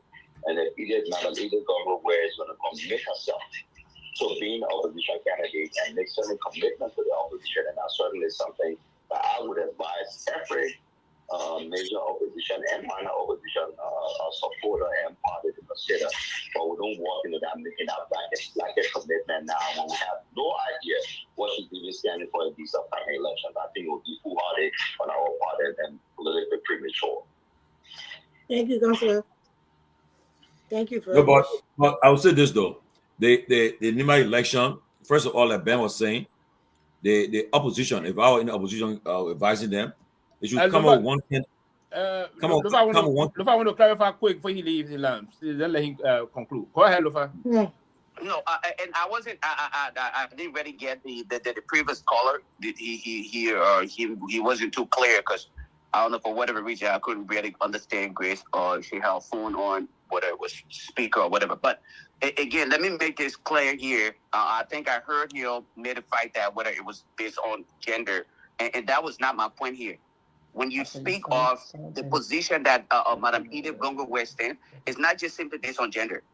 First and foremost, that woman is competent. And I see sometimes the level of hypocrisy that we see in our, our self-proclaimed advocates and other people here. When we talk about women leadership, we want to claim that, okay, women are not fully involved in the governance of the state and all of these things. But then when it comes to them supporting their own, they have the opposite to say. I'm not saying that everybody's supposed to support the candidacy of Madam Edith Gongloe, but considering where we find ourselves today, let me be honest here. If we are to sit and allow what I am sensing today, we should be the candidacy of Togar to take on that position at the Senate. Let us just prepare ourselves for, again, another continuation of the UP government, because Jeremiah Cohn, Jeremiah Cohn would be controlling Togar. And at that point, we should just give it up. And I see anybody right now that can actually contest in Nima County against Togar and win that election, with the exception of Madam Edith Gongloe. And that's what we need to all rally around her, regardless of our differences, and support her for the better good of Mama Liberia. That's my position. Okay, let me say this though. Okay, I will say this, right? I know Madam Webb very well. I've interacted with her for a couple of years and so forth. And it's true that she was former superintendent of Nima County. And if I had my own will, I will be supporting. I would like the opposition. I left for the ANC, CDC, ALP, LPP, LINU to support her candidacy. They should put a weight behind her and let her be the candidate for the. I mean, she runs independent, but the opposition put a weight behind her to go as candidate for this Nima race. I would love to see it happen. The question is, as I learned, you got tied one way. I don't know which party he went now, but I know he aligned with ANC. Maybe he told Ben at dinner last night which party he running, which party he running on. But he's ANC. I know he's trying to get ANC chairmanship, and he said he want to contest the election, which I know that he has no chance to win. I can tell you up front, he's not going to come be among the first 5. No, it's not going to happen. That won't be. If out here, just remain where he is and just wait for. He what? You want to be what? ANC chairman? Yeah, he want to run for senator too. And then you got a guy called Myean. Myean, this young man, a very popular man in Nima. President Weah appointed him as inspector for the county. He was very close to President Weah in the CDC. I heard the vice president tried to get into MGR. And then the guy also got Garrison Yelu on our show here. Garrison Yelu, he was close to the CDC and President Weah too. Yes. He said he's running. So all of these things happening. And we have one of our convertee, T1K. T1K. I heard 1K too. I heard the former Liberia Party vice chairman, where any. Where many? The former Internal Affairs Minister.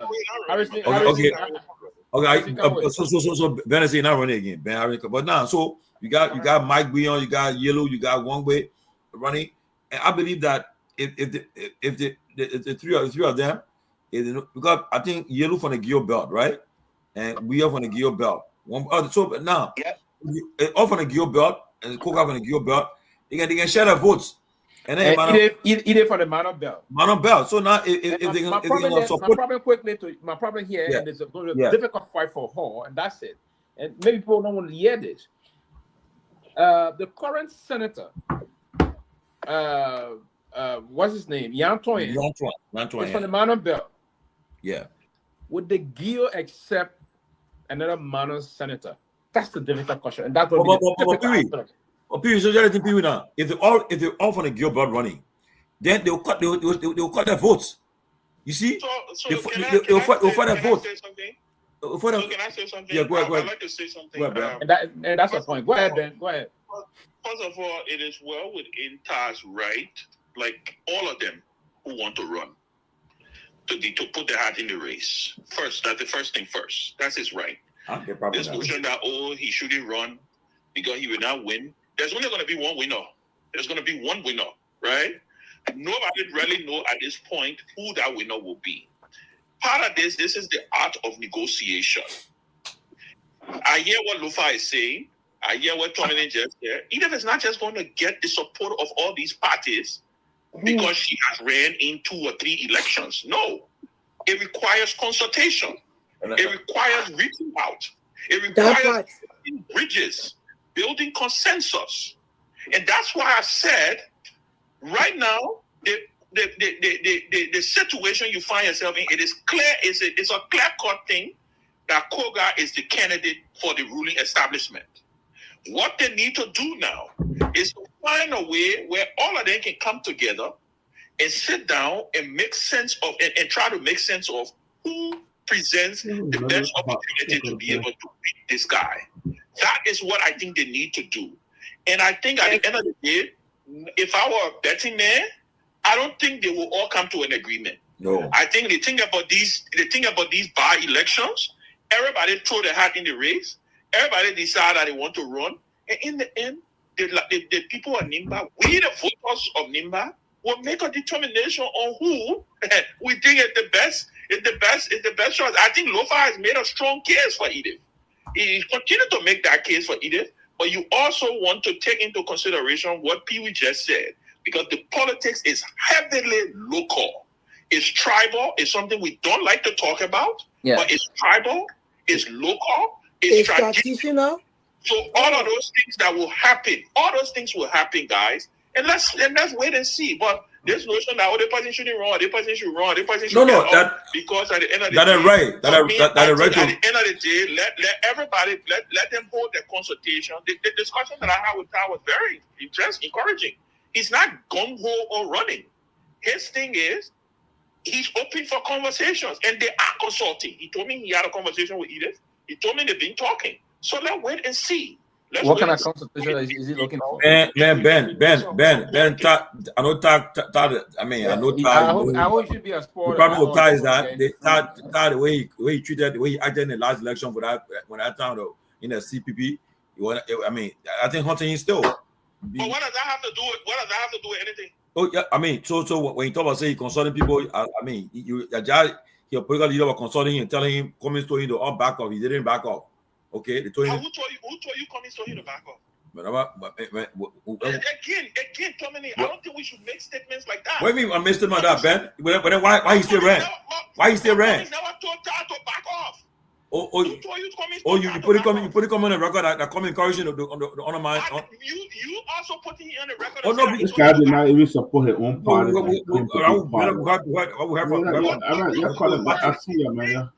We also heard that Cummings did not get him to back off. Oh well, but we do it. If you do that, you to back off. So let's just be. We're coming to the back off. We told you why that. So Ben, you walk on your record. There's also the conversation that Cummings never told him to back off. So how do we reconcile that? How? I reconcile. Everybody will just pick us up. We believe that Cummings told him to back off because. Yeah, but Ben, the reason why. So people wait. come in, start talking, you told them. You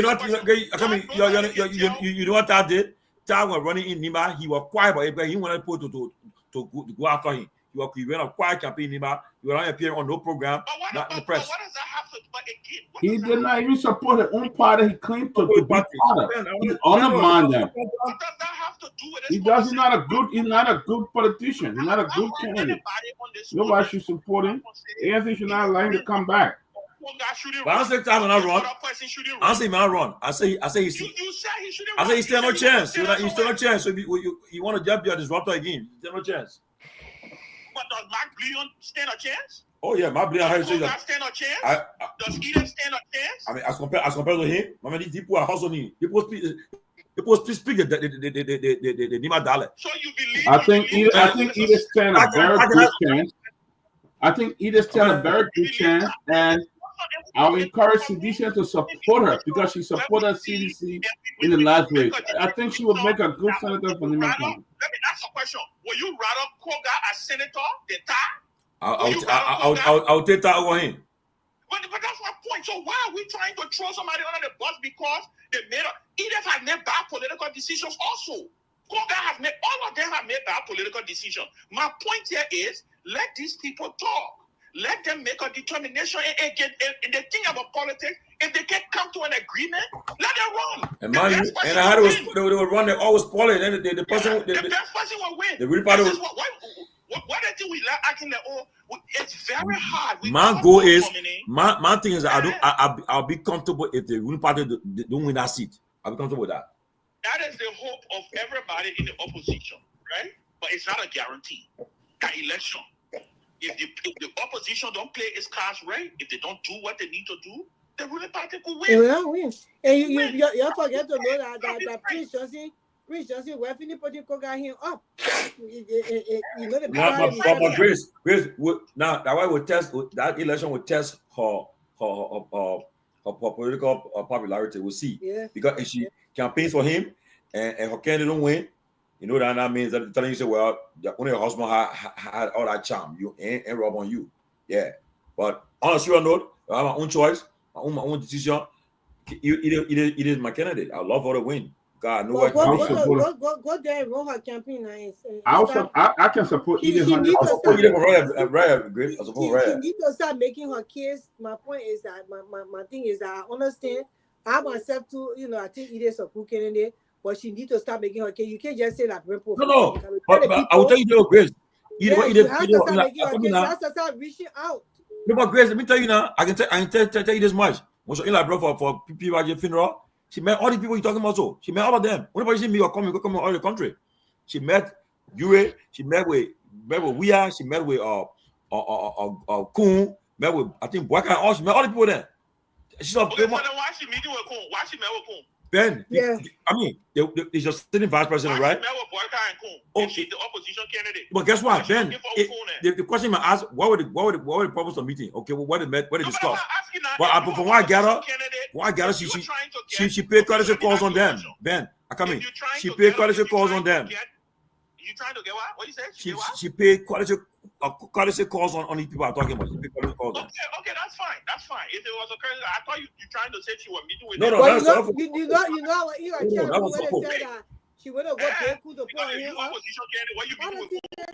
Oh, she may be made. I mean, she may as for the county sitting vice president. No, that's fine. Courtesy calls. When you listen, you gotta understand the context you spoke from.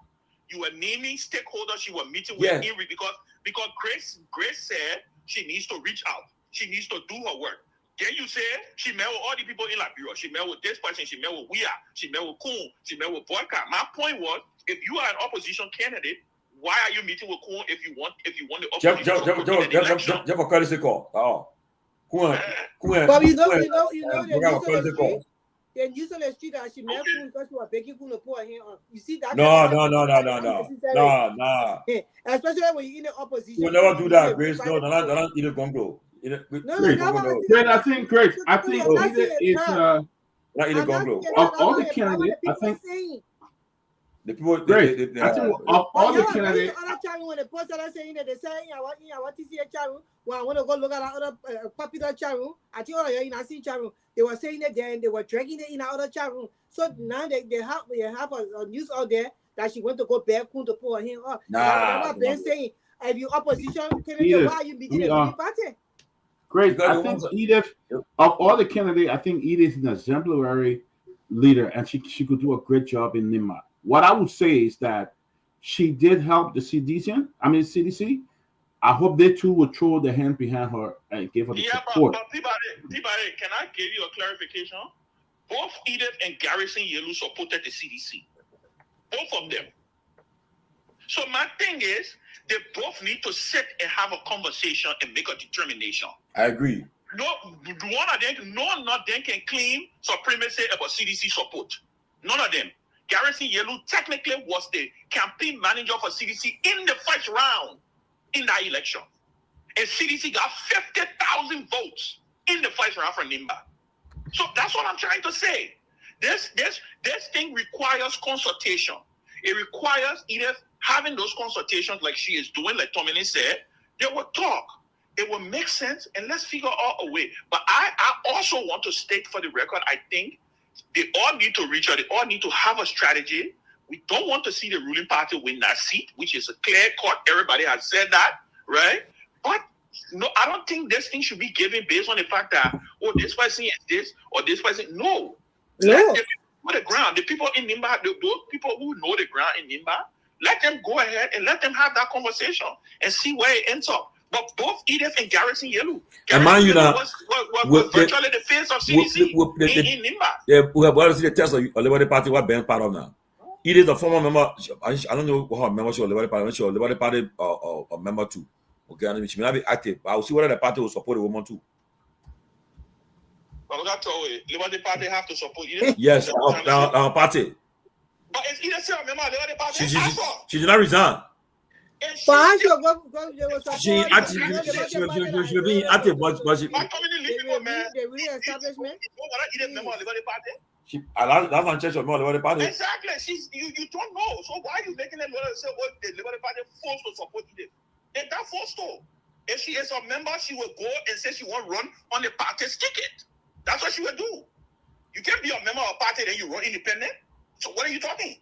In fact, no, Grace, Peabody, Pewee, and Ben.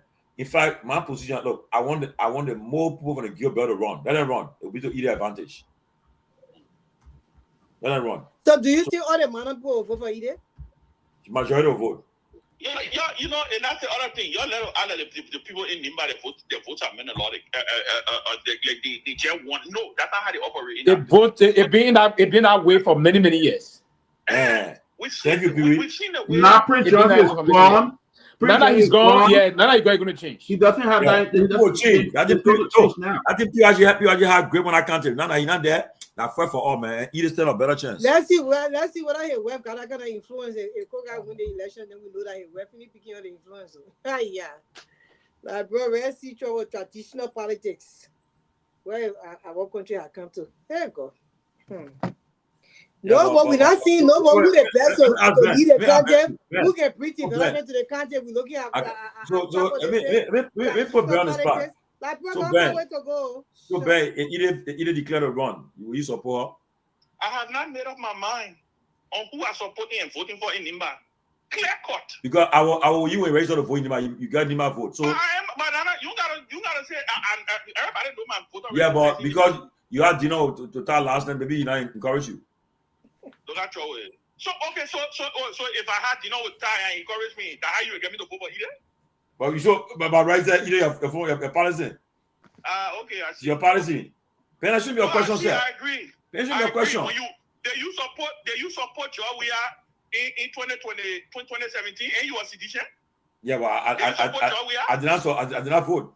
Yeah, you support George we are in 2017. I did not support. I did not. Okay, so then what are you trying to tell here? I did not vote. My man, leave me, man. Oh, I'm telling you, but I'm telling you now. Let me tell you, the mayor father sedition took that's in the position for either Gongloe. Man, I need to run, man. Good night, guys. It's time for them to Hope you worry about your party now. Yeah, you concerned about the party, the citizen movement change. You said if I worry for what? Citizen movement for change. Okay. Because Ben about the party, I know people who the physical appearance. No, I'm just shocked. I'm hearing the name. Yeah, I didn't know that. He's shocked. He said, for 2 years, he came out today. No, listen. I don't play a politics. One thing I do now, the fact that is the chairman did announce it. Do things, right? He said the chairman. Yeah, that's what I do. I believe in. I believe in. Answer the question. Are you a member? Why you can't answer the question? Are you a member of the proposed CMC? If I'm a member of the proposed CMC. Yes. The man said you were not. I am, and I will not next week, right? I'm not on it. I'm not a member. I'm an Abdiel law. Yes. So listen, I'm gonna put it this way. I'm an Abdiel law. But great. Let Pewee answer the question here. I just said to you just now, I am an Abdiel law. I'm an Abdiel law, a funding Abdiel law. Oh. Of what? Your what? Of funding Abdiel law, and I will tell you the name of the institution next week. Put chocolate in.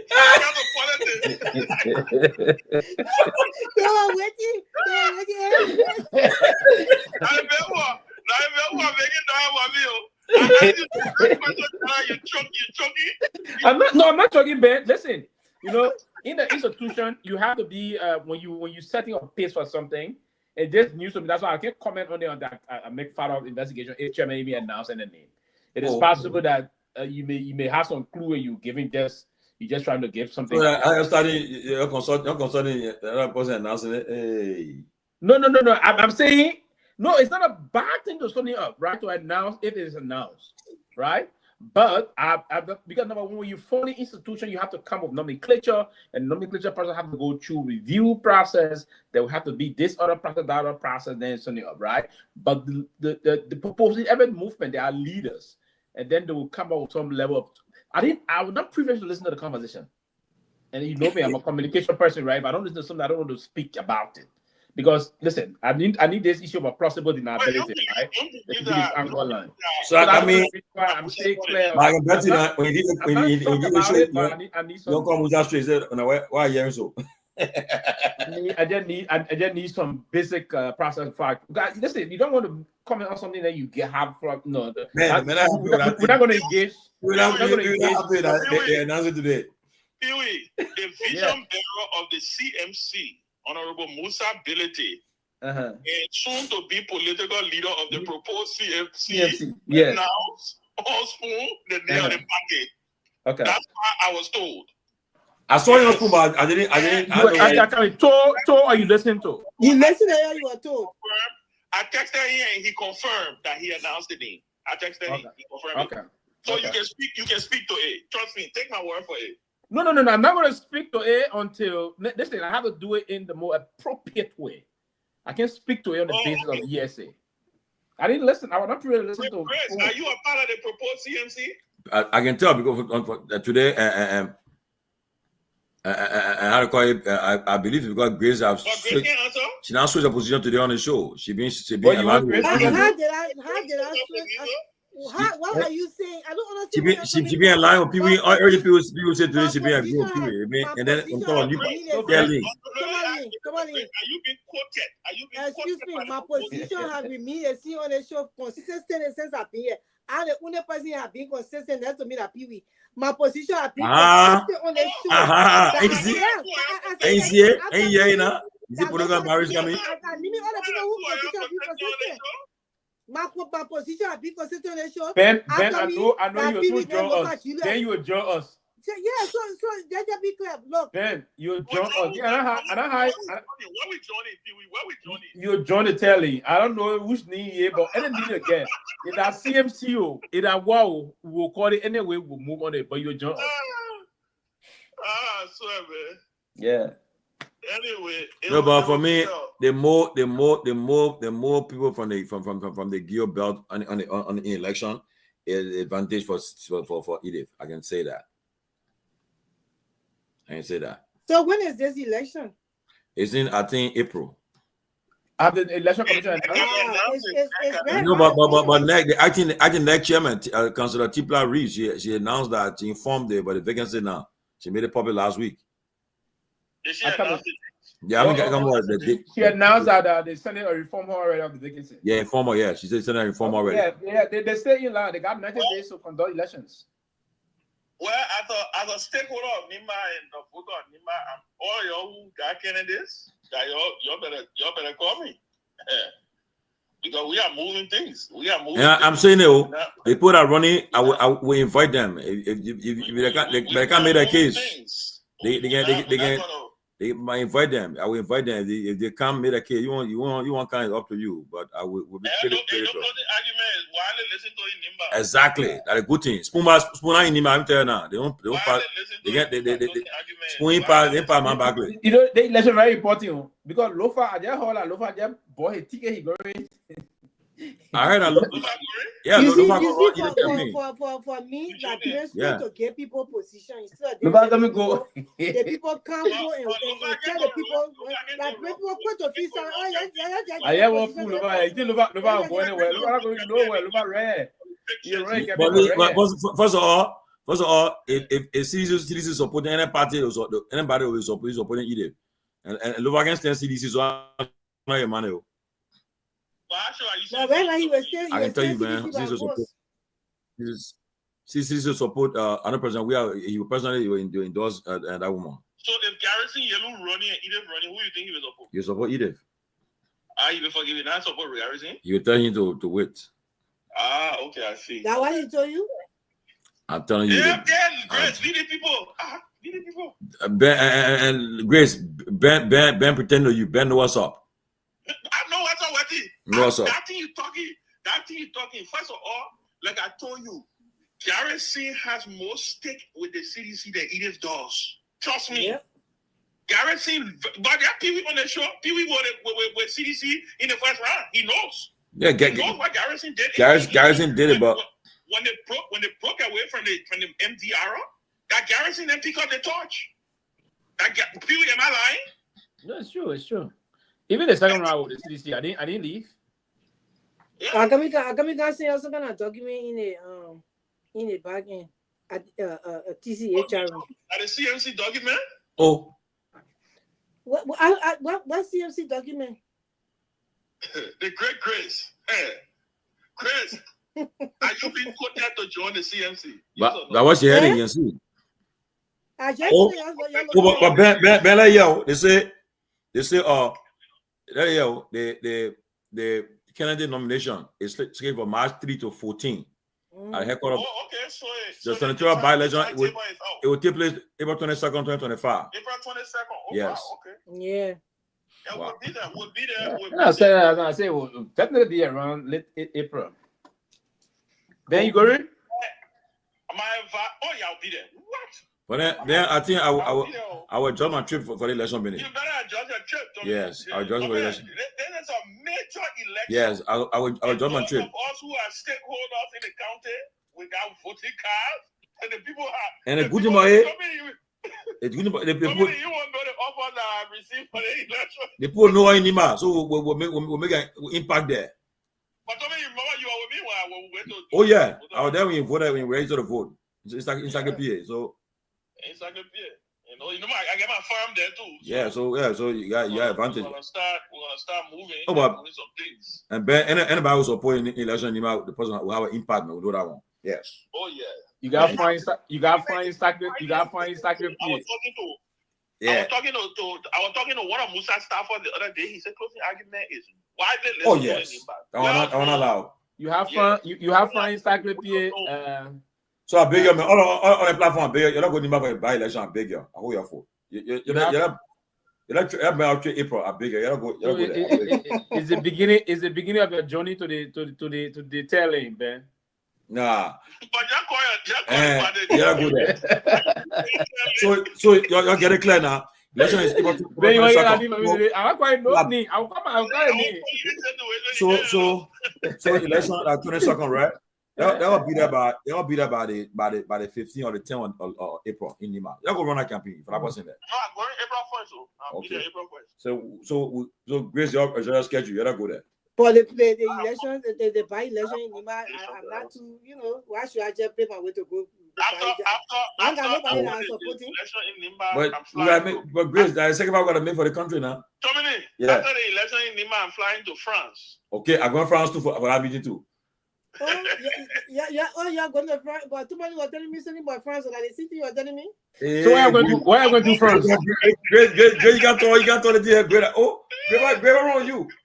Why are you going to do France? Why are you going to do France? Why are you going to do France? And the question. Wait, man. Yeah. We are one big political meeting in France. Yeah. I can't know what happening. I don't know what happening. Oh, I don't know what happening. They don't say I'm going to France.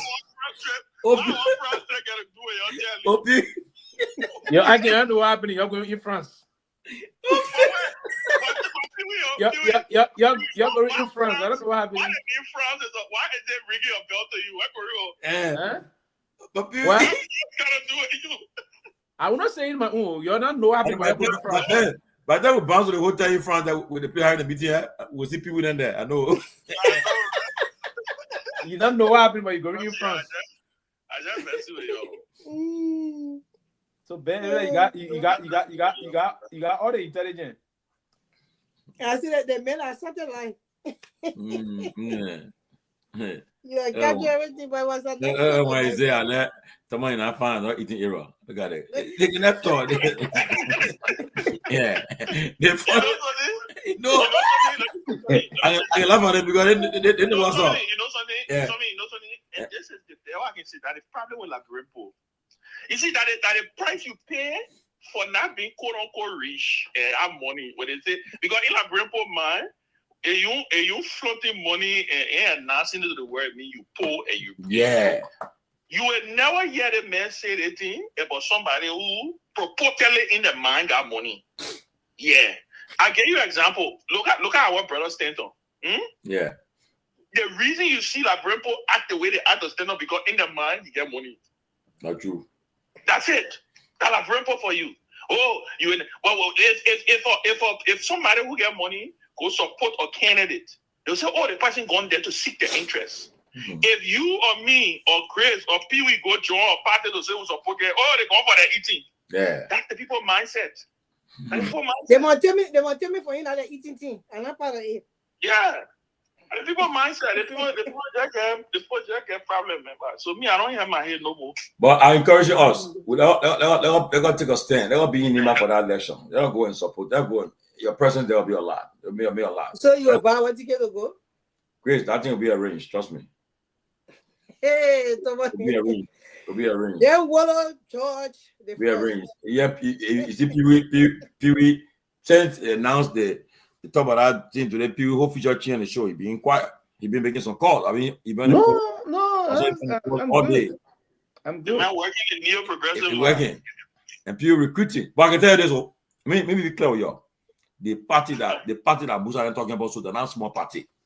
That party is already financially potent, and the kind of means behind that party not joke. That party is not small party. I'm telling you. I'm telling you, it'll be the first time you all say, "Wow!" Or put up party, they will even pay the staffers and all. Yes, they won't be people that don't too much. Yes, that thing you see, that party that in America say they can pay the staffers and campaign. Yeah, of course. If somebody in America say they go in America to be just a chairman of a chapter or a county chairman, that person will not be. The person have a car, everything have it. That party, that's small party. So make no mistake, not party that come with in a briefcase or not you. That party already structured. We want a party to present itself where they will be an example in how they will. By the time you move the M from ECMC, you put D there at CDC. Oh.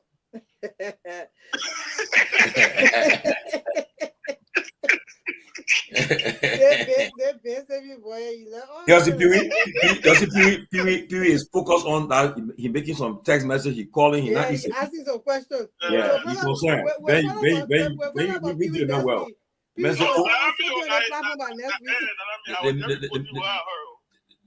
message. Let me. You see that you Ben? That you somebody announced the party in today. But basically, you heard something. Where you heard? Huh? Where you heard people that part of the party?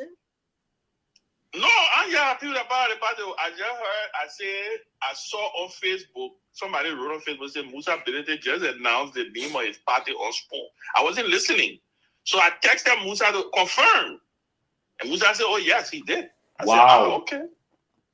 Wow. Yeah. So Ben, before we go on, lastly, I want to hear your thoughts about Cummings' press conference tomorrow. He's breaking silence tomorrow. So I have mixed reactions to it. Okay. Because I want to see which Cummings show up tomorrow. Okay. I think the 1 year of hibernation, I want to believe. First of all, I need to know if he is back. Wow, that's the first thing. I need to know if he's back. If he's coming back, if he's going to say that, listen, because I know that will be a question they will ask him. Is he back in active politics? Is he back in active politics? That's the first thing. If he's back in active politics, I want to see the Cummings that will show up tomorrow. You know, taking his own mantra, doing the same thing over and over, expecting another result. That is sanity, right? Yes. I want to see what Cummings will look like tomorrow. I want to hear what he will say. Look, and let me give Mr. Cummings some free advice. Presentation is key. Mr. Cummings, if Mr. Cummings is announcing tomorrow that he is back in politics, Mr. Cummings will have to show some righteous anger for the Liberian people tomorrow. He will have to come across as somebody who is speaking for the people, on behalf of the people. He cannot come across as somebody who is wounded or who have a grudge against the people or who, or who is passive. No, he has to change his entire strategy. His strategy has to be directed at the issues. He can't do that thing he used to do a couple of years back. You know, Mr. Cummings was opposition leader. He used to say, allegedly, the people allegedly stealing. No, they're not Liberian politics for you. If the person corrupt, they corrupt. They corrupt. You will know allegedly. Minister, you're not a justice minister. You're not a Supreme Court. You are a politician. So my thing tomorrow is I will be waiting to see which Cummings will show up. And I know the different types of Cummings. So once I watch it, I will know exactly whether he means business or not. Wow.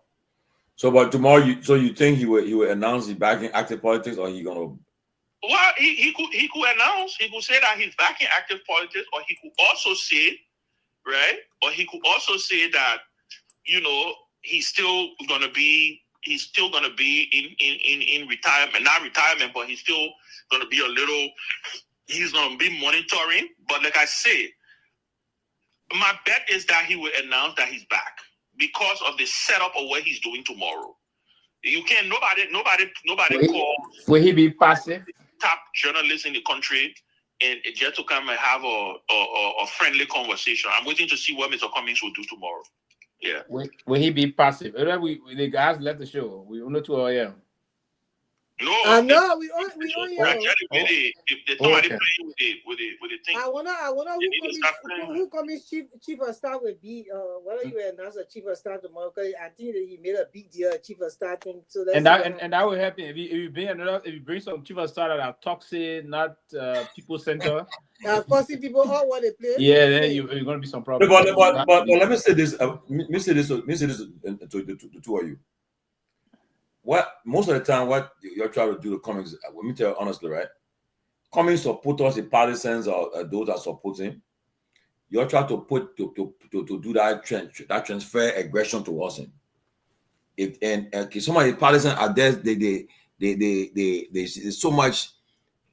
As long as you call it, they get mad. They try to go after you, but then you try to put it towards him. But and I don't think it's fair to him though. No. I was talking about your thought. The people that come after you, that close net people that to walk Cummings, that actually were in his hierarchy. No, Grace. Grace, ask Ben. Grace. Grace, ask Ben. Grace, ask Ben Sanvee. Let's be clear. Grace, ask Ben Sanvee.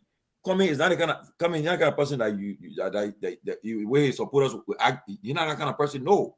He's a very cool, very cool person. He down to earth. Coming big. So great. I'm telling you, he don't control his people. Then to say, oh, I control what they say. And that's the reason why he's not a leader. For you to be a real leader, the people have to be. Grace. Let me tell you something. Grace. Okay, there you have been. Let me vehemently disagree with Grace. Yeah. Let me tell you why. Every political party that I know got supporters, they act the same way. Exactly. Every political party. I do believe that Mr. Cummings do get an unfair treatment. Exactly. He's not treated fair. There are seditious who will cost you for we are business. Yes. Unity Party, in fact, you supporting Unity Party, it means you're not patriotic. It means you love Liberia. It means you just. So I don't understand why people tend to beat up on ANC people for standing their ground and supporting their leader. Now, I don't support the insults. What is your definition of support? Politics. I don't believe politics should be about insults. Exactly. I believe you should respect my opinion and my side as much as I respect your decision to support the side that you support. This notion that all of us to be on the same side, it doesn't work. No. If I support him, I respect my decision to support I respect your decision. We can discuss the issues. Or if I support him, Boyka, I respect my decision to support Boyka, and I respect your decision to support Cummings, right? So, but I think there is. I agree with you, Tomini. I think there is a tendency for people to unfairly judge Mr. Cummings because they say, oh, hey, people are stuck up. Hey, people are this. Hey, people got. Yes, sometimes some of the ANC folks take it up a notch a little bit, but I think all they tend to do is to defend the guy, and every party has that. Every party has that. People are also blame People also blame when it came to his supporters, how they were being rude to people. So it's level across the board. What we see is that most of the people that in the ANC hierarchy, they are part of the whole insults that are going on concerning Cummings. If you have your base, how I said that Moniba King in a race, Moniba has supporters, they say, oh, Moniba had 2-3 supporters.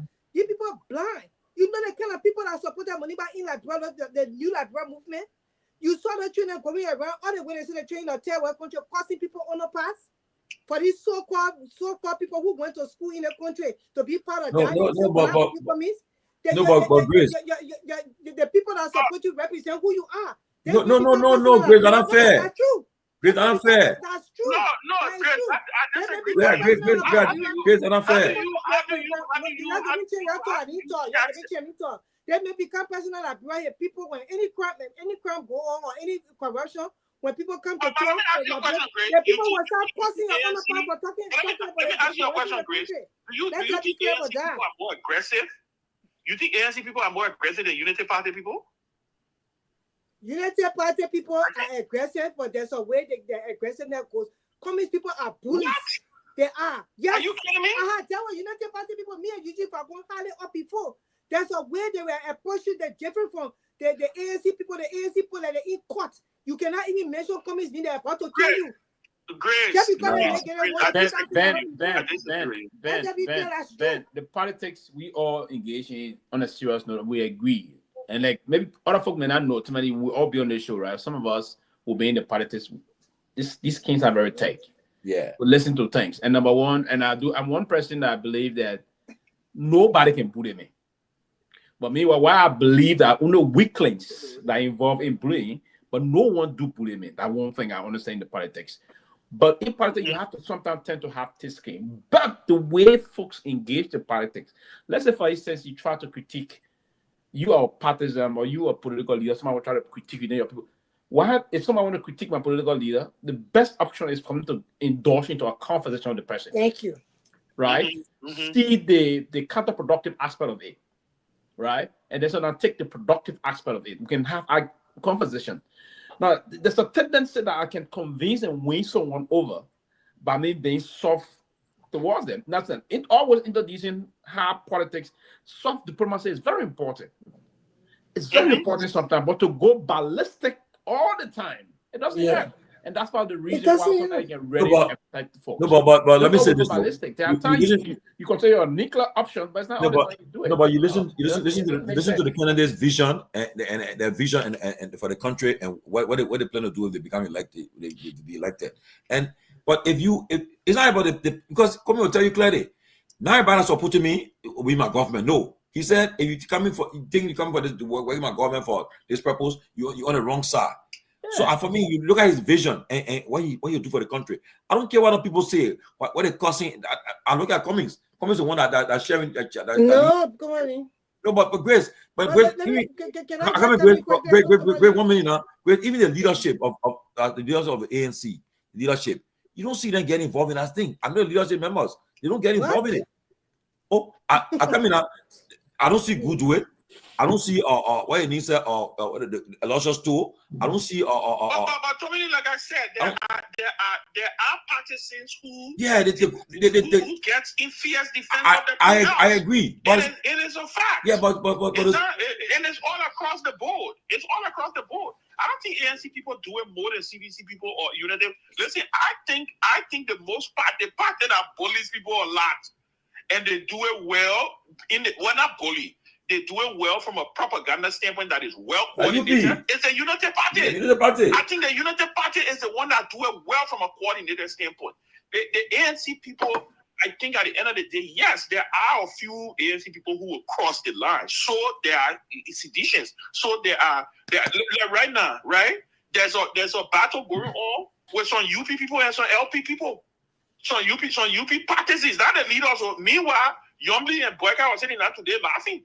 But there are battles going on between some UP and LP people because they say Yombly said she ended her agreement for people to feel candidate on to do. Again, Yombly on scam, man. You know, people will the thing is so for me, I just want you to. I do agree. I do agree with so many people. People do judge. People do treat Mr. Cummings unfair. Yeah, and Grace, the Cummings, especially Grace. Grace, I think. You need to not even call my name. Yeah. Don't say especially Grace in nothing. Agree, you're unfair Cummings when you're back. Although they cannot bully me, but people in the hierarchy, they so stop. Don't come and no, but Grace. If you get a chance to interact with Mr. Cummings, You will change. I don't want to interact with me. I have interacted with Mr. Cummings before. But he's coming on the platform. If you cannot control your people in your party, If you cannot control your people in your party, you will not be able to control them when you become leader of that people. You will have no thoughts. Anything you do, they will kind of cost. The point is, people that they don't control people. That's not fair. Like he's an exact replica of the people that support him. Oh no, Grace, you can't say that. You can't say that. I would say that. I would say that. It's unfair. That's my opinion. Because I agree on opinion, but it's unfair. I know that people in the hierarchy have sent people, the lower people after me because I just didn't open my mouth to call him. I don't support somebody. I don't support somebody. You know, I owe you nothing. You it's all right. Yeah, right. I expect you're right, but Grace. You can't tell me why I should support a man. He needs to let people be trained. That's what we need to do. He needs to let people be trained. We cannot allow that kind of leader in our country. But Grace, listen, I'm coming. He promised to come on our platform. He's coming on our platform after that stuff. He'll come on our platform. So when he comes on the platform, okay, and you address it. When you address it differently, you know that you'll be unfair to him because he'll tell you, great, I don't have control. Even when Jackie was on the platform, one time he came on your platform and Jackie had a conversation with him. You know the amount of level of course the people insulted Jackie. No, but Jackie was disrespectful to the man. Let me be frank. I'm not sure that even at that. There's a way they could have even made her to feel bad instead of causing her the way they did. But that demo about great, she was disrespectful to the comments. But why was Jackie disrespectful to the man? All she did, I didn't want to show you. We're not fair to him. Didn't expect she was disrespectful to him. The problems are coming that day. Want to show that day, Grace? So when my question to you is that I support. Let me tell you something. People were disrespectful to Dr. Moniba when I supported him. I even called Eugene for him. I said, had a conversation about how they were saying about Dr. Moniba's mother and everything. I called him. I said, you think this is the right thing to do? Even if you want to sell your candidate above Dr. Moniba, you need to go down low like that to him, man. Eugene Fakon Ali has some regrets, certain things he said, and then he said he was going to stick on certain things. That dialogue supposed to go on. These ANC people, they're not like that.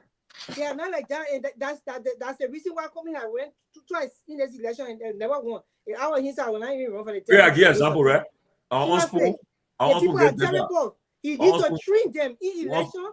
In campaign, you can train your people to represent you in a certain way. Now, not everybody will represent you. Can train them to represent.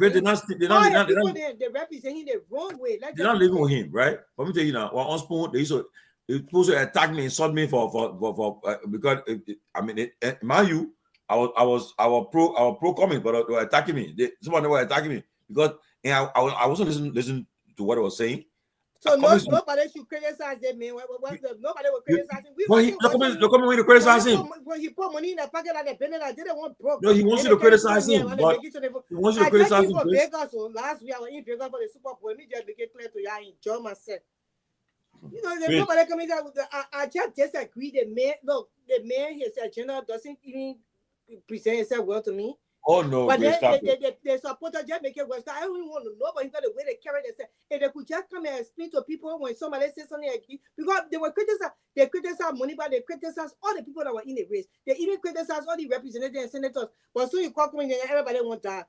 Because he giving them 500 years money, the mortgage was free. Who cares about that? You can't pay a mortgage. Who cares about that? I can pay my mortgage. So I don't care. Come is a humble man. You're not that kind of person. I mean, the Ben said some people are so passionate, they do that, they go to the extent and cross the line. But I won't take you on Mr. Cummings for that. Okay? If you believe in vision. Hierarchy doing these things, we have to take on him like that. What kind of leader will you be when you can't even control your own people?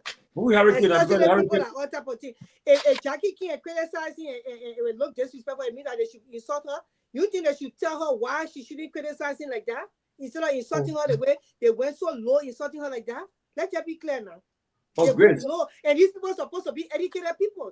The comments that were attacked, the comments he did not. He just made a circle to Jackie. He didn't insult her. He didn't make her feel. Of course, he did not do it, but people did it. Why should I read that? He didn't post it after her. We don't know at this point. We don't know. Grace is like you talk about good men and women. So come and have control what they say. What they say. Like, But like for then the instance, people that follow him, that's the people that we don't know, because most of the people that he could I can tell you this we now. don't trust that. I can tell you that if they come in a town hall meeting and one of the people try to cross the line, he will correct them. He will correct them. But I will tell you, I don't control the people that supporting me. I don't control them. They are responsible men and women. I don't control what they say.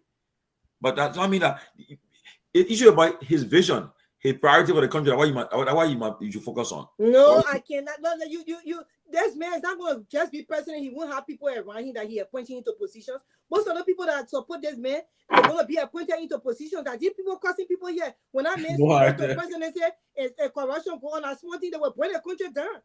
Just because you criticize it, you have to be careful who you put around you. That's the thing. He needs to find a leadership team that will treat these people that will support him. But most of the people that were supporting him that were in his hierarchy, I will continue saying that you don't want to agree with it. They meet people, even insulting people, and they send people after you are encounter with most of them. And you know, for me, you can't stop me. My eating boy in your heart, you're eating boy in my own. Yeah, so I don't care. I will criticize anybody who presents themselves as wanting to lead Liberia. If I see something, I will ask questions, and that's my right to ask questions. It was Jackie Ray, even if she disrespected him the way he answered was good, but then his people too. Why you're so clean that he's so humble and this and that? Why his people can follow his example? Because when you follow a humble man like that, it will make you humble. I don't believe all of that. Yeah, I don't. but not all the ANC people that argue with it. Majority of them, you cannot even criticize comments in a bit. They're ready to come. Even when he went to the airport the last time and he was shutting down that journalist, I just can't say that. I think he should engage the ball a little bit more. They had a whole fit on that stuff. You cannot say anything about this man. These so-called people who said educated. Airport, Grace. Airport happened. He told the boy, I will be on the radio until 2029. Newsflash. Y'all try me. I will bring your whole kingdom down with my mouth. But great, he's supporting it. Tell you no problem. I don't know. But Grace, you support to tell you that don't have problem. What telling? If you fire it, they tell him was you go to tell him about it, they get fired. They won't fire a person at all. Well, what you mean by what? My thing is that my firingness has to my firing or behavior, whatever you want to call it, it has to do with Liberia. I want Liberia to be straight. Now, I will not sit here and say I can't criticize no political leader. That would not be fair to Liberia.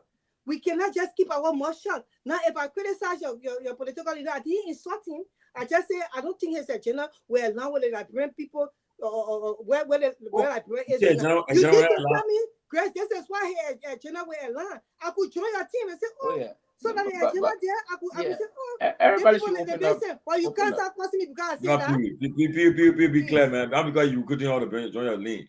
You know what you're saying? No. I come in. No.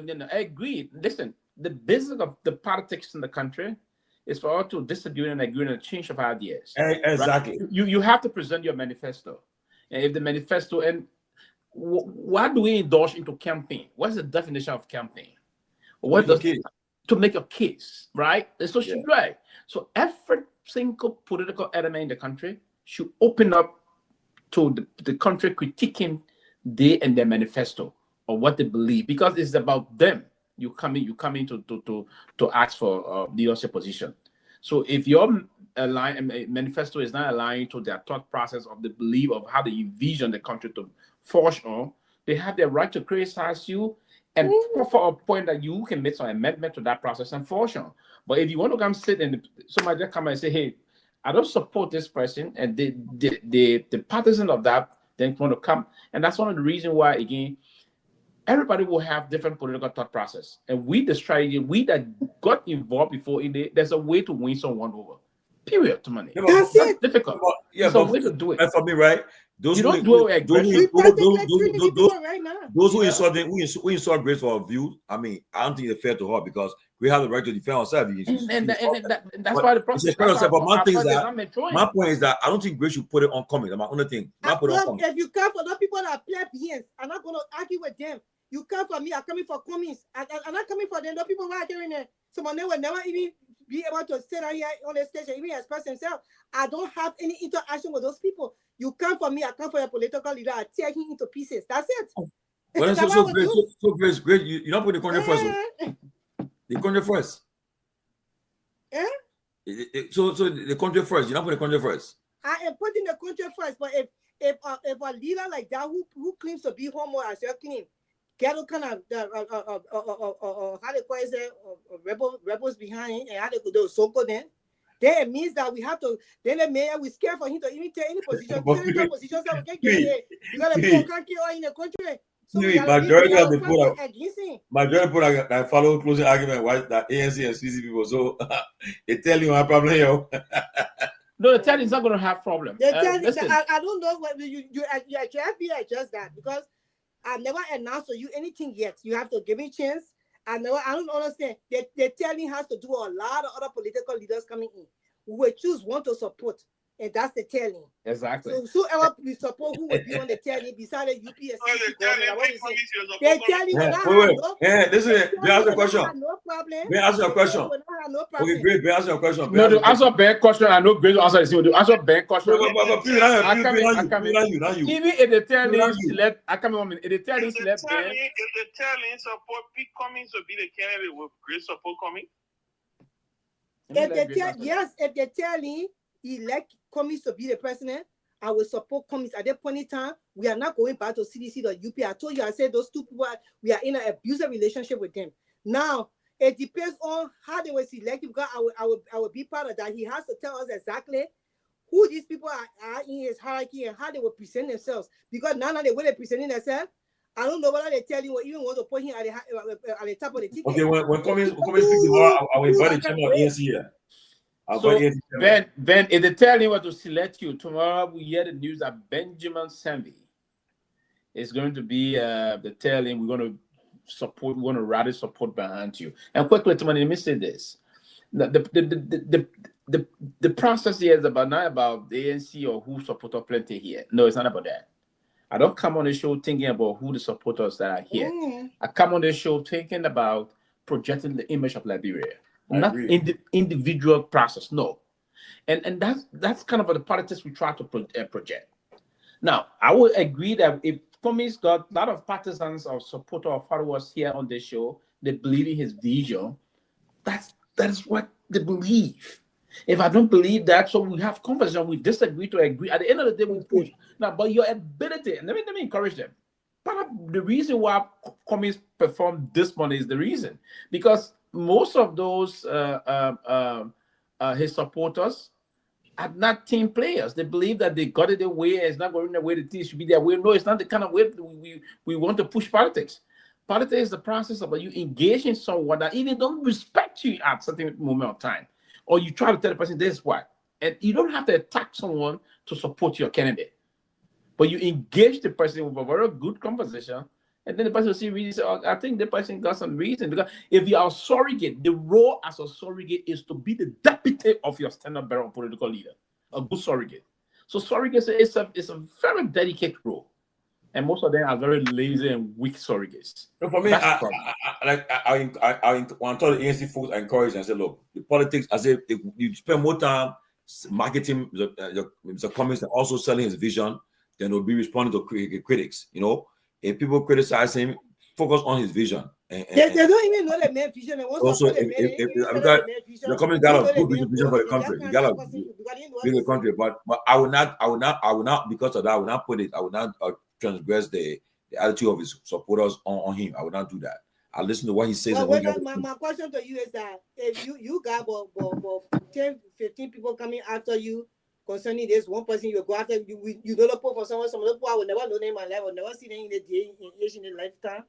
I will come after the leader. That's what I would do because I think that for you to have a political base, there's certain people that come to talk on your agenda and stuff. They should be able to present an agenda where that's what people were saying. Engage people. And because most of the people that represent you that go on platforms to speak on your agenda, your goals, your vision for the country, they end up insulting people on the platform. We saw it in the last election. That small cause of people they cause and him cause in the player. You're in the ear, man. He need to go retrain his people. That's why I say if he wants certain people to represent him, Those people are his spokespeople. They represent him. They be able to level him. Most of them don't even know about the mayor agenda. That's why But Grace, you. the party chairman, the party secretary general, then the parties, they don't see them do the put up comments or staff. You don't see them do the thing you saying. But we see people that come here and they say they put a in the 2023 election. They will say, oh, the ANC people they represent the party on platform. They will be insulting. Go look on Spoon TV when people were represented there. I forgot the boy Nina represent. You saw that boy never won't insult on people. In fact, they used to come after him. He would never even Johnny was on that thing. They came after him. When they came after one or two CDC people, they resorted into insult. So then they had to move them from the platform. The people don't know the mayor. Look, when you representing a certain leader, your duty is to study who this leader is, his agenda, his goal, what vision he has for the country. How can you explain it to the people? When they even come after you, when insult you pivot and start to explain the main agenda and stuff instead of coming down, because this man is supposed to have the most educated people behind him. That's what they claim. But then they're the most degrading people ever, because they come, they were insults. So until I can see something different, I stand my ground. Now, in the coming weeks and months, you will see Communist Party officials here. They'll come and they'll make their case. One, if he enter politics tomorrow, reactivate that is back to politics. And the Communist Ben, he promised us that our platform, one of the first platform he comes on. And let me say this, and I said it this afternoon when we briefly talk about, when we asked a question about communists coming back, right? I said he got elected, the old man telling the young boy is teaching the old man, saying, I got the bread in my hand. Tell me, oh, the bread is there or living. Papa said, no, you tell me if the bread is alive or dead, right? Because so for communists will have to project himself strong tomorrow to the Liberian people. And the reason why he believes he should come back is one. He will have to dictate the plot. Ben said he might not come like he's like he married Liberian people or he's no, it's not going to be married Liberian people. You just come like somebody who want to redeem them, want to provide, who want to do for them. They say, look, absolutely, it's my moment. I want to my goal is about this soul of Liberia. Absolutely. The soul of Liberia, yes. I come in because I want to soul of Liberia, you know. He can still reiterate his point that he said, I still believe in this country. This country got a lot of potential. We all can collectively tap into this. I believe I can be a flag bearer. I can lead this fight. This is my vision. This is what I intend to do. And you say those things with clear cut issue. Yes, a strategy I'm working on. And with this strategy, we Liberians can win together. We believe that this country, we can create a lot of work within the private sector. We can remove employment from the public sector. It's not government. Government does not do everything. Government will set the basis for the private sector to thrive. So if you said those things, they're writing it down, and move through that, mobilize the kind of people you need to be around you, and you put all those people around, people come around and start to help. You start to go across the country. You start to say things people want to hear. You recruit. You talk to the people. You allow your vision to go through the line. Then people want to see the relationship between they and their future president. They don't want to see disconnect. And besides, he has to be very authentic. He has to be himself. You know, they don't want to see disconnect. They don't want nobody to be disconnected. They don't want to see that. No, the issue. Ben will understand the rest of that. Ben saw it when he saw when he was that day name and other thing. He saw that leader that was sitting. Everybody from this side, people love to see that connect. Chancellor said to Mary Harper in Monrovia at a mansion at Westflower. He said that people love to see their leader look glamorous, right? He loved to see they love to see their leader and then having time together. They come, the president passing, they celebrate. That's the kind of thing. So you need to build that rapprochement. If that rapprochement is there, it's good for you. No, but Chancellor on the phone, I was sold. I'm telling you. And that's the kind of way we learn politics. And money, we don't do it from relaxing from the back seat, right? You put it together, and as I was saying to you, the tail is going to be significantly important because we're going to project all over the place. You say it's very important, and you say you're not part of the vote. You're not leaning towards that. Other thing you support behind it. But guess what? But Ben tells me now, people you're so happy to. Man, you say my ginger.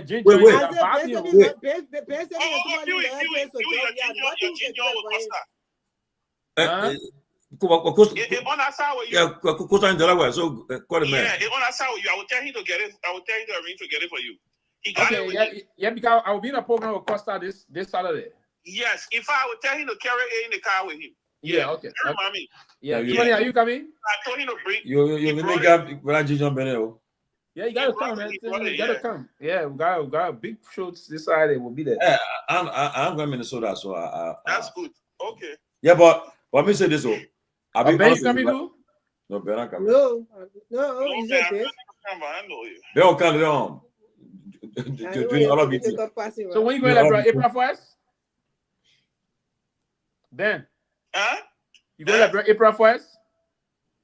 Yeah, April 1st, I'll be there. After election, will you be what's it? Hotel? You be in France? Will you be in France? In France, you want to Yeah, I'm going to Paris. I'm going to Paris to Champs-Élysées. Somebody man new on our France list. You're on the list, Grace. On the list. I'm on the list. I'm coming to be there. But Grace, come and be there too. How you money now? Eh? Huh? Come to France too. Coming France? Yes. Coming France? Yes. Yeah, but coming is welcome in France. Yeah, so you. I waiting to hear Grace is born. No, I don't have problem with coming. If I meet coming in France, then what you talking about? You say I don't have problem with coming himself. I have problem with his people in agenda. Do the people leave them out. I will not leave out because the people, let me tell you something. The people that represent you shows who you. He's the exact replica of his people. Let me just. No, Ben. I mean, no, people Grace, that don't follow you, they I follow mean, your different. example. So the people, if they coming after you, maybe come pretending. Come. Yeah, Go to bed, man. 11 o'clock. I'll see you tomorrow. Whosoever God say when I tell him, the person has supported when I tell him. Whosoever God say for like bro when I tell him, that the person has supported when I tell him. Period. Okay, you're good now. Okay. Somebody get what you say.